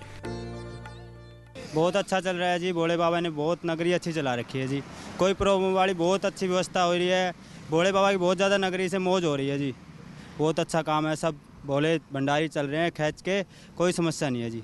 जब यहाँ से चलेंगे, नई दिल्ली नांगलोई से आए हम और भोले बाबा से हमने कुछ मांगा था, 14 साल बाद वो हमें मिला है। उस चीज़ की वो जो उधार था भोले बाबा का, वो उतारने के लिए आए हैं। हमारी मनोकामना पूरी हुई है अपनी खुशी से और बहुत खुश होके आए हैं। ज़्यादा उत्साहित है हमें और बहुत ज़्यादा खुश भी है। मतलब कि मन के अंदर ना बहुत ज़्यादा फीलिंग हो रही है कि हम पहली बार कांवड़ ले जा रहे हैं और 300 किलोमीटर पैदल चल के ले जाएंगे। बहुत अच्छा लग रहा है हमें। एक तमन्ना थी, ख्वाहिश थी मेरी कि मैं कांवड़ लेने जाऊंगी और पहली जो मेरी कांवड़ होगी वो 21 लीटर की होगी और जो दूसरी कांवड़ होगी वो भोलेनाथ की इच्छा से होगी। क्योंकि इसका बहुत उत्साह था कि मेरे को कांवड़ उठानी है, मुझे छोटा कांवड़िया बनना है, तो इसके लिए मेरे को यहाँ पे आना पड़ा है। इसके लिए मेरे को जल उठाना पड़ा है और मैं चाहती हूँ कि भगवान बस साथ ही रहें, ऐसे ही कांवड़ हमसे उठवाता रहे। दीक्षित जी जो कि जिलाधिकारी हैं हरिद्वार के, साथ ही एसएसपी प्रमेंद्र सिंह डोभाल साहब। सर, स्वागत है आप दोनों का संसद। Thank you. सर, पहला सवाल मैं आपसे पूछना चाहूँगा कि किस तरीके की तैयारियां हैं, विशेष तौर पर इस बार क्या पहले से आप लोगों ने अलग किया है, तकनीक का बेहतर इस्तेमाल किया है और सुरक्षा के लिए स्पेशली क्या इंतजाम है? देखिए, पिछली बार की जो कांवड़ यात्राएं हुई हैं उसमें क्या क्या लेसन्स होंगे उसको ज़रूर इस बार इम्प्लीमेंट करने का प्रयास किया गया है। उसी हिसाब से जो ट्रैफिक प्लानिंग है वो की गई है। साथ ही सुविधाओं के लिए, ताकि कांवड़ यात्रियों को कोई भी दिक्कत का सामना न करना पड़े, उसके लिए विभिन्न तरीक़ों की एमिनिटीज़ को डेवलप किया गया है। और इसमें हमारे जो ऑनरेबल चीफ मिनिस्टर सर हैं उनके द्वारा एक ग्रीन एंड क्लीन कांवड़ यात्रा का एक मैसेज दिया गया है, जिसमें कि हमारी स्पेशल फोकस सफाई व्यवस्था पे भी रहेगा, क्योंकि कचरा काफ़ी भारी संख्या में जनरेट होता है कांवड़ मेले में, तो उसका रेगुलर उठान हो और वो प्रॉपर डिस्पोज हो और हमारी जो गंगा नदी है उसमें कचरे का कोई भी ऐसा ना हो कि कचरा उसमें डाले या बहे जाए, तो उसको भी हम लोग इंश्योर कर रहे हैं कि कचरे की सफाई प्रॉपर हो। जी, सुरक्षा को लेकर स्पेशली मैं आपसे पूछना चाहूँगा डोभाल साहब, सुरक्षा के क्या इंतज़ाम है और साथ ही संचालन भी बेहतर हो, यात्रियों को सहूलियत भी मिले, इसके लिए पुलिस प्रशासन ने क्या तैयारी की है? इस पूरे मेला क्षेत्र को पुलिस प्रबंधन के हिसाब से 16 सुपर जोन में हम लोगों ने डिवाइड किया है, जिसमें भीड़ नियंत्रण के साथ साथ ट्रैफिक नियंत्रण और ट्रैफिक पार्किंग होल्डिंग एरिया को भी सम्मिलित किया गया है। इसमें संपूर्ण मेला क्षेत्र में हमारे जो भी फोर्स लगा है, इसको मदद करने के लिए हमारी BDS की करीब 6 टीमें, साथ में गोताखोर SDRF की 6 टीमें लगी हैं, जो किसी भी प्रकार से कोई भी डूबने की स्थिति पर लगातार इस पर नज़र भी रखती हैं और उनको बचाते भी हैं। पिछले साल करीब 217 से ऊपर लोग बचाए गए थे, जो पुलिस के द्वारा बचाए गए थे। इस बार भी ये प्रक्रिया लगातार चालू है। इसके साथ ही भीड़ प्रबंधन को लेके जो हमारा फोर्स है उसको लगातार ब्रीफिंग की जाती है। जो महत्वपूर्ण हमारे स्थल हैं, खासकर जो हर की पैड़ी है इसके पास मालवीय सुभाष घाट और मनसा देवी जो महत्वपूर्ण क्षेत्र है, सबको एक अलग अलग तरीके से आइडेंटिफाई किया है। वहाँ पर फोर्स का जो ब्रीफिंग है उसको प्रॉपर तरीके से किया गया है, उसका संचालन एक अलग तरीके से अलग मोड पर दिया गया है। इसके साथ ही ट्रैफिक रेगुलेशन एक बहुत महत्वपूर्ण हो जाता है। इसमें कांवड़ यात्रीगण को शुरुआती दिनों में कांवड़ पट्टी पर चलाने पर भी जोर रहता है। उसके लिए भी प्रॉपर फोर्स को लगातार ब्रीफ किया गया है ताकि आपसी सहयोग से, कांवड़ यात्रियों के आपसी सहयोग से ही इस ड्यूटी को अच्छे तरीके से परफॉर्म किया जाए। डीएम साहब, ये बताइए, क्योंकि इस पूरी यात्रा में काफ़ी एजेंसियां इन्वॉल्व होती हैं, चाहे वो अगर प्रदेश सरकार की उत्तर प्रदेश की तरफ से कांवड़िया आ रहे हैं, गंगा सभा है, स्थानीय प्रशासन के अलावा प्रदेश स्तर पर भी, तो तालमेल बेहतर हो सके इसके लिए प्रशासन ने क्या इंतज़ाम किए हैं कि आपका बाकी एजेंसी से बेहतर तालमेल है? देखिए, तालमेल को लेकर पिछले 1 महीने में काफ़ी हमने इंटर स्टेट और साथ ही स्टेट के भीतर सभी डिपार्टमेंट के साथ कोऑर्डिनेशन मीटिंग्स करी हैं। ये बैठकें माननीय मुख्यमंत्री जी के स्तर की, मुख्य सचिव महोदय के स्तर की, डीजीपी साहब के स्तर की, साथ ही उत्तर प्रदेश के भी मुख्य सचिव और डीजीपी साहब के स्तर की बैठकें हुई हैं, जिसमें सभी एजेंसी, सभी डिस्ट्रिक्ट्स इन्वॉल्व हुए थे। उनके साथ सूचना का आदान प्रदान हो, इसके लिए हमने कई व्हाट्सएप ग्रुप्स भी बनाए हैं। ईमेल्स के माध्यम से, CCTVs के माध्यम से रेगुलर हम लोग अपडेट्स लेते हैं और देते हैं। तो कोऑर्डिनेशन एक बहुत बड़ा चैलेंज रहता है। आने वाले टाइम में और भी इम्प्रूव होगा ये जो हमारा कोऑर्डिनेशन है, क्योंकि रेलवेज़, रोडवेज़ और जो हमारी इंटेलिजेंस एजेंसी से उनके भी इनपुट्स हमको मिलेंगे। और साथ ही ट्रैफिक जैसे जैसे बढ़ेगा तो सहारनपुर, बिजनौर, मुजफ्फरनगर से कैसे ट्रैफिक आएगा जाएगा, उसके बारे में लगातार जो हमारी बॉर्डर चौकियां हैं, बॉर्डर थाने हैं, वो भी इंटरेक्ट करते हैं। जी, SSP साहब, सिटी कंट्रोल रूम के बारे में थोड़ा हमें विस्तार से अगर आप समझा सकें कि किस तरीके से यहाँ निगरानी रखी जा रही है, और जैसा कि आपने बताया 16 जोन में बांटा गया है, तो थोड़ा सा विस्तार से आप हमें समझा दें। देखिए, मैं जैसे आपको दिखा रहा हूँ, ये हर की पैड़ी का एरिया है। इसमें हर की पैड़ी सुपर जोन में एक एडिशनल SP स्तर का अधिकारी है, उसके साथ डिप्टी SP स्तर के 3 अधिकारी लगाए गए हैं जो जोनों में विभाजित है, जिसमें एक हर की पैड़ी का जोन है, फिर एक हमारा मालवीय द्वीप है और एक सुभाष घाट की ओर को है। इसमें हमारा समस्त फोर्स का जो डिप्लॉयमेंट है वो राउंड द क्लॉक चलता है। इस तरीके से करीब 350 के आसपास कैमरे हमारे जो हर की पैड़ी है, हमारा हाईवे है, हमारे महत्वपूर्ण जितने भी डाइवर्जन पॉइंट्स हैं उसको कवर करता है। इसमें जो हमारे अधिकारी हैं, कम से कम राउंड द क्लॉक पूरी टीम इसमें कंट्रोल रूम की इसमें लगी रहती है, जो इस पर लगातार मॉनिटरिंग करती रहती है, और ये प्रोसेस लगातार चलता रहेगा। कोई भी ऐसा अलर्ट आता है तो तत्काल सुपर जोनल को बताया जाता है। SSP साहब, इस बार ख़ास तौर पर ATS की तैनाती की गई है और ऑपरेशन कालनेमी की भी बात हुई, तो इस पहले से ज़्यादा क्या अतिरिक्त इस्तेमाल किया है आपने सुरक्षा व्यवस्था का? देखिए, इस बार सुरक्षा व्यवस्था के लिए खासकर हम लोगों ने ड्रोन का वृहद स्तर पर इस्तेमाल किया है। इस बार हम लोगों ने 9 ड्रोन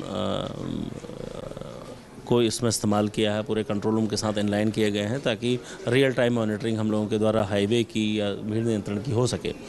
इसके साथ ही हमारे पास अतिरिक्त फोर्स या BDS को हम लोगों ने इसमें और इनलाइन किया है। जितने भी हमारे ऐसे वनरेबल पॉइंट्स हैं उसको चिन्हित करके लगातार उस पर निगरानी की जा रही है। ये यात्रा सिर्फ भक्ति की नहीं, सेवा और सहयोग की मिसाल भी है। प्रशासन की कोशिश होती है कि कांवड़ यात्रियों को हर संभव मदद मुहैया कराई जाए।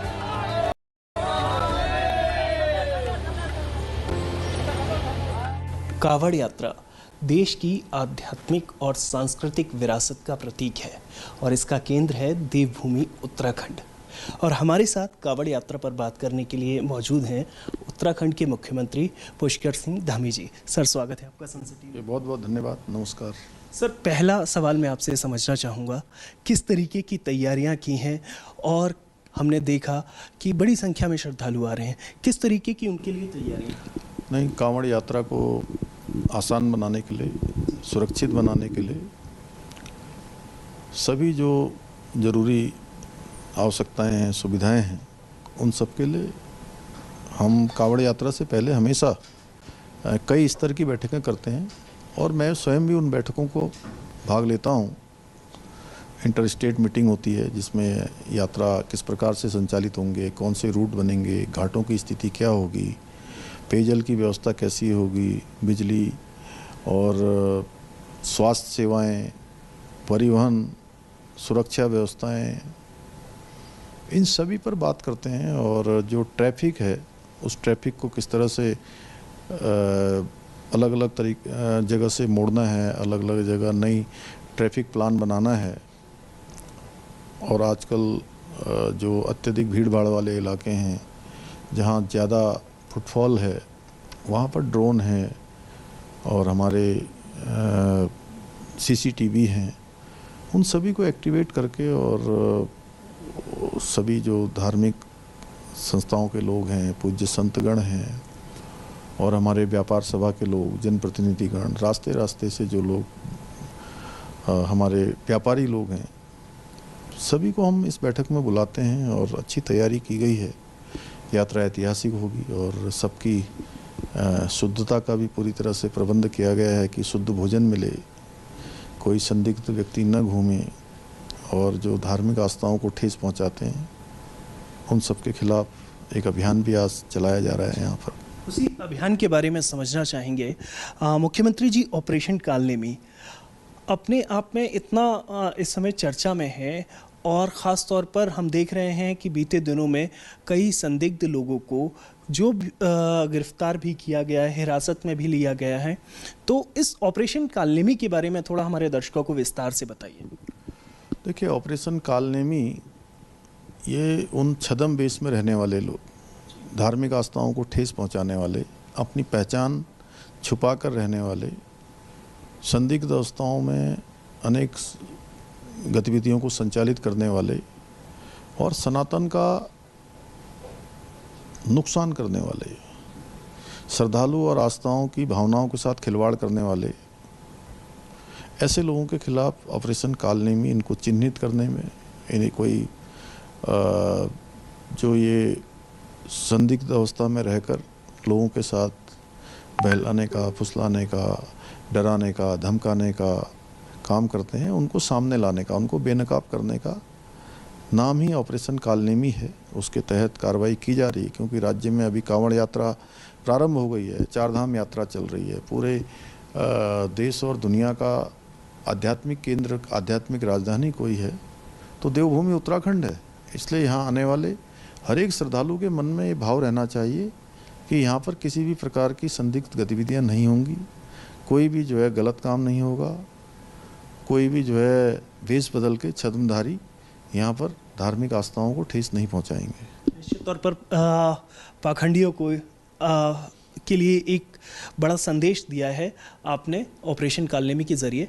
एक संदेश मैं लेना चाहूँगा उन भक्तों के लिए जो उत्तराखंड आ रहे हैं। क्या संदेश आप देना चाहेंगे जो देश भर से भक्त कावड़िया जो उत्तराखंड आ रहे हैं? सभी भक्तों के लिए, शिव भक्त कावड़ियों के लिए हम उनका सबका स्वागत करने के लिए तैयार हैं। हर प्रकार से उनकी यात्रा अच्छी हो, भगवान भोलेनाथ उन सब पर कृपा करें, माँ गंगा का जल लेकर वो अपने स्थानों को पहुँचें, उनकी मनोकामनाएं पूर्ण हों, उनकी यात्रा में किसी प्रकार का विघ्न बाधा न पड़े, यात्रा उनकी सुरक्षित और सरल तरीके से संपन्न हो। इसके साथ साथ मैं ये भी अपील करता हूँ सभी शिव भक्त कावड़ियों से कि हम आपका स्वागत कर रहे हैं। यात्रा के नियम हैं और हमारे पूर्वजों ने बनाए हैं और कोई भी धार्मिक यात्रा करने का पुण्य तभी प्राप्त होता है जब हम विधि विधान से नियम पूर्वक उन बनाए हुए नियमों का पालन करते हैं जो यात्रा के नियम हैं। और हमारी यात्रा से किसी को परेशानी भी न हो, हमें कोई ऐसा काम भी नहीं करना है कि जिससे अन्य लोगों को परेशानियों का सामना करना पड़े।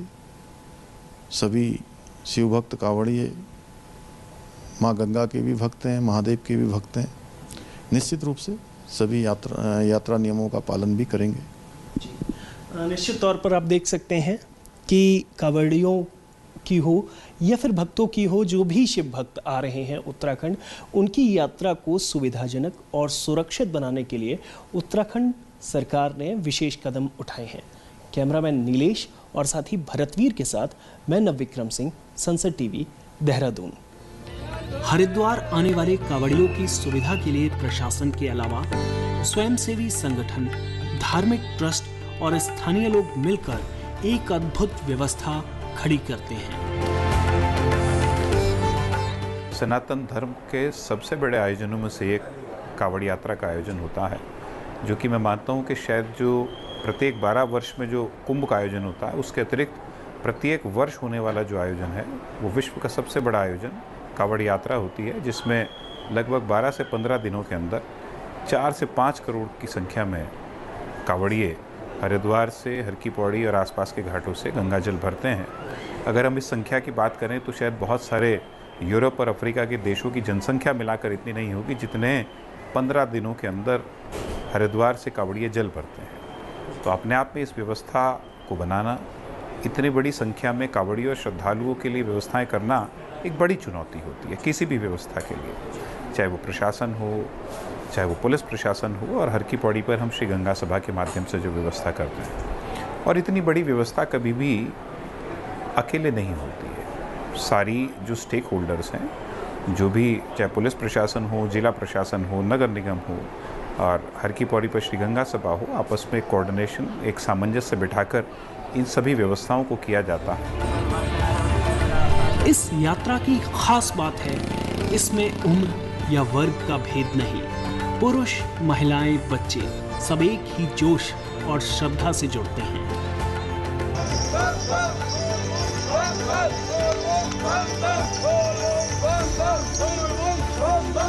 पूरे कांवड़ मेले के दौरान सुरक्षा व्यवस्था केवल बल पर नहीं, संवाद और सहयोग पर भी टिकी है। पुलिस लगातार श्रद्धालुओं से संवाद करती है, उनकी समस्याएं सुनती है और समाधान देती है। किस तरीके की तैयारी की गई है विशेष तौर पर सुरक्षा के पुख्ता इंतजामों के लिए? देखिए, आप जैसा जानते हैं जिस तरह का सुरक्षा परिदृश्य है, तो इतने वृहद स्तर का जो धार्मिक आयोजन है वो अपने आप में उसकी एक सुरक्षा की दृष्टि से वो संवेदनशील हो जाता है।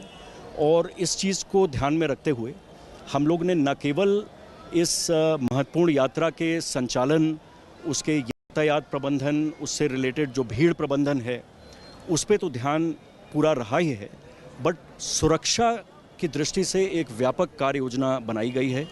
इसमें सीमावर्ती राज्यों से, केंद्रीय एजेंसी से लगातार जो हमें इनपुट्स प्राप्त हो रहे हैं उनसे लगातार समन्वय करके जो हमारा एक योजना है उसको हमने कार्यरूप दिया है। भारी संख्या में इसमें प्रदेश का पुलिस बल, केंद्रीय पैरामिलिट्री फोर्सेस, हमारे राज्य की जो पीएसी है, इसके अलावा एसडीआरएफ की टीम्स और अभिसूचना की, एसटीएफ की, सोशल मीडिया पे हमारी बहुत पैनी नज़र रहेगी।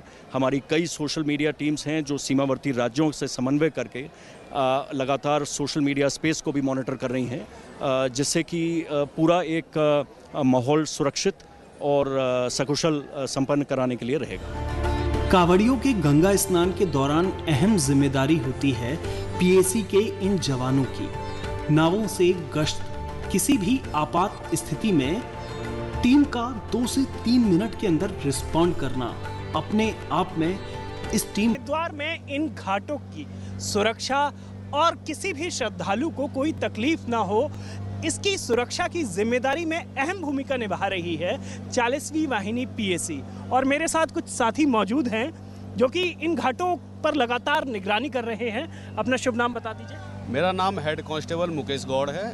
मुकेश जी, ये बताइए कि किस तरीके से आप लोगों को निर्देश मिले हैं और क्या यहाँ पर आपकी ड्यूटी है, जिम्मेदारी है? ये कांवड़ मेला को दृष्टिगत रखते हुए हर वर्ष हमारे यहाँ पर विशेष ड्यूटी रहती है। यहाँ पर जैसे कांवड़ जैसे महापर्वों पर श्रद्धालु बड़ी मात्रा में आते हैं और डूबने की आशंका यहाँ पर लगातार बनी रहती है, तो हमारी 2 रेस्क्यू बोट हैं जो दिन और रात यहाँ पर ड्यूटी कर रही हैं। और 2 दिन के इस कांवड़ मेले में अभी हमने लगभग 15 से 20 श्रद्धालुओं को सकुशल बचाया है बड़ी मुश्किल से, और बड़ी तत्परता के साथ हमारी टीम यहाँ पर कार्य कर रही है। सन 2003 से हमारा यह दल का गठन हुआ था उत्तराखंड बनने के बाद, और तब से यह दल लगातार अपनी सेवा दे रही है। और अनेक ऐसे हजारों रेस्क्यू हमारे दल ने किया है, और इसी कार्य को हम निरंतर कर रहे हैं। अच्छा, ये बताइए कि आमतौर पर श्रद्धालुओं को समझाने का भी काम आप लोग करते हैं, हमने देखा, तो श्रद्धालुओं को उस मुख्य धारा में वापस ना जाएं, क्योंकि प्रशासन ने इंतज़ाम किए हैं, बैरिकेडिंग की है, जंजीरें लगाई हैं, तो आप लोग क्या उन्हें समझाते हैं कि इससे आगे नहीं जाना है, या फिर किस तरीके से निर्देशित किया जाए? देखिए, हम यहाँ पर जो मोटर बोट की पेट्रोलिंग लगातार होती है और लगातार हम उनको निर्देश करते हैं कि गंगा जी का बहाव तेज है, पहाड़ों में लगातार बारिश होने के कारण जल स्तर में बढ़ोतरी हो जाती है, जिस कारण यहाँ पर डूबने की आशंका बनी रहती है। जो बाहर से जो श्रद्धालुगण यात्रीगण आते हैं उनको यहाँ के जल के स्तर का पता नहीं रहता है और वो यहाँ पर दुर्घटना के शिकार हो जाते हैं। इस दुर्घटना से बचाने के लिए हम लगातार प्रयासरत हैं और उनको बार बार जागरूक करते हैं। मोटर बोट से हमारी पेट्रोलिंग चलती रहती है और वैसे भी मोबाइल पार्टी हमारी जो रेस्क्यू टीम है वो लगातार करती रहती है और श्रद्धालुओं को बचाने में हम अहम अपना योगदान दे रहे हैं। अच्छा, एक आखिरी सवाल आपसे और समझना चाहूँगा, क्या प्रमुख निर्देश मिले हैं कि सबसे पहले क्विक एक्शन जो करना है, आपके जो आला अधिकारी हैं उनकी तरफ से क्या निर्देश मिले हैं? आला अधिकारी का यही निर्देश है कि आप तत्परता के साथ ड्यूटी करिए और हमेशा अधिकारियों के आदेशों के हम पालन कर रहे हैं और जो भी हम यहाँ पे श्रद्धालुओं को बचा रहे हैं उनकी रिपोर्ट हम अपने उच्च अधिकारियों को दे रहे हैं और हमेशा हमारे अधिकारियों का बड़ा सहयोग रहता है। उन्हीं के सहयोग से हम बहुत अच्छे अपने कर्तव्यों का निर्वहन कर रहे हैं। शुक्रिया हमसे बात करने के लिए।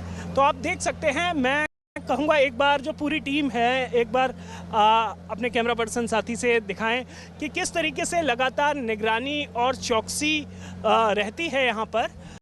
और सबसे विशेष बात अगर हम कहें कि 40वीं वाहिनी पीएसी एक बड़ा गौरवशाली इतिहास रहा है। आपदा की किसी भी घड़ी में निश्चित तौर पर इन जवानों का एक बहुत महत्वपूर्ण योगदान रहा है राहत और बचाव में।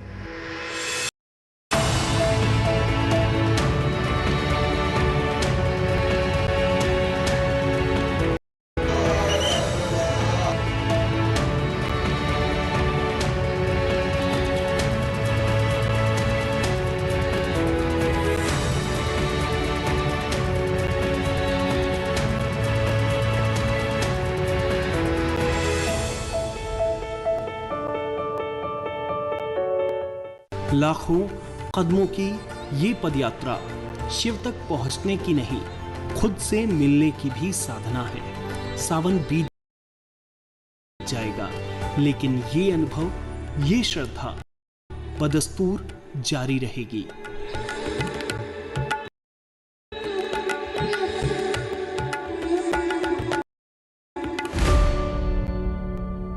कावड़ सिर्फ यात्रा नहीं है, ये एक तप है, शिव के प्रति समर्पण की पराकाष्ठा है। हमारे इस कार्यक्रम में इतना ही।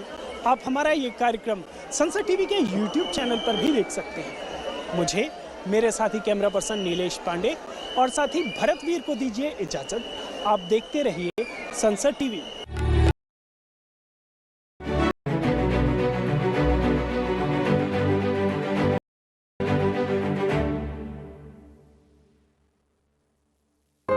Encountered a major challenge. The Congress wanted a united India while the Muslim League sought a separate Pakistan. After failed talks at the Shimla conference,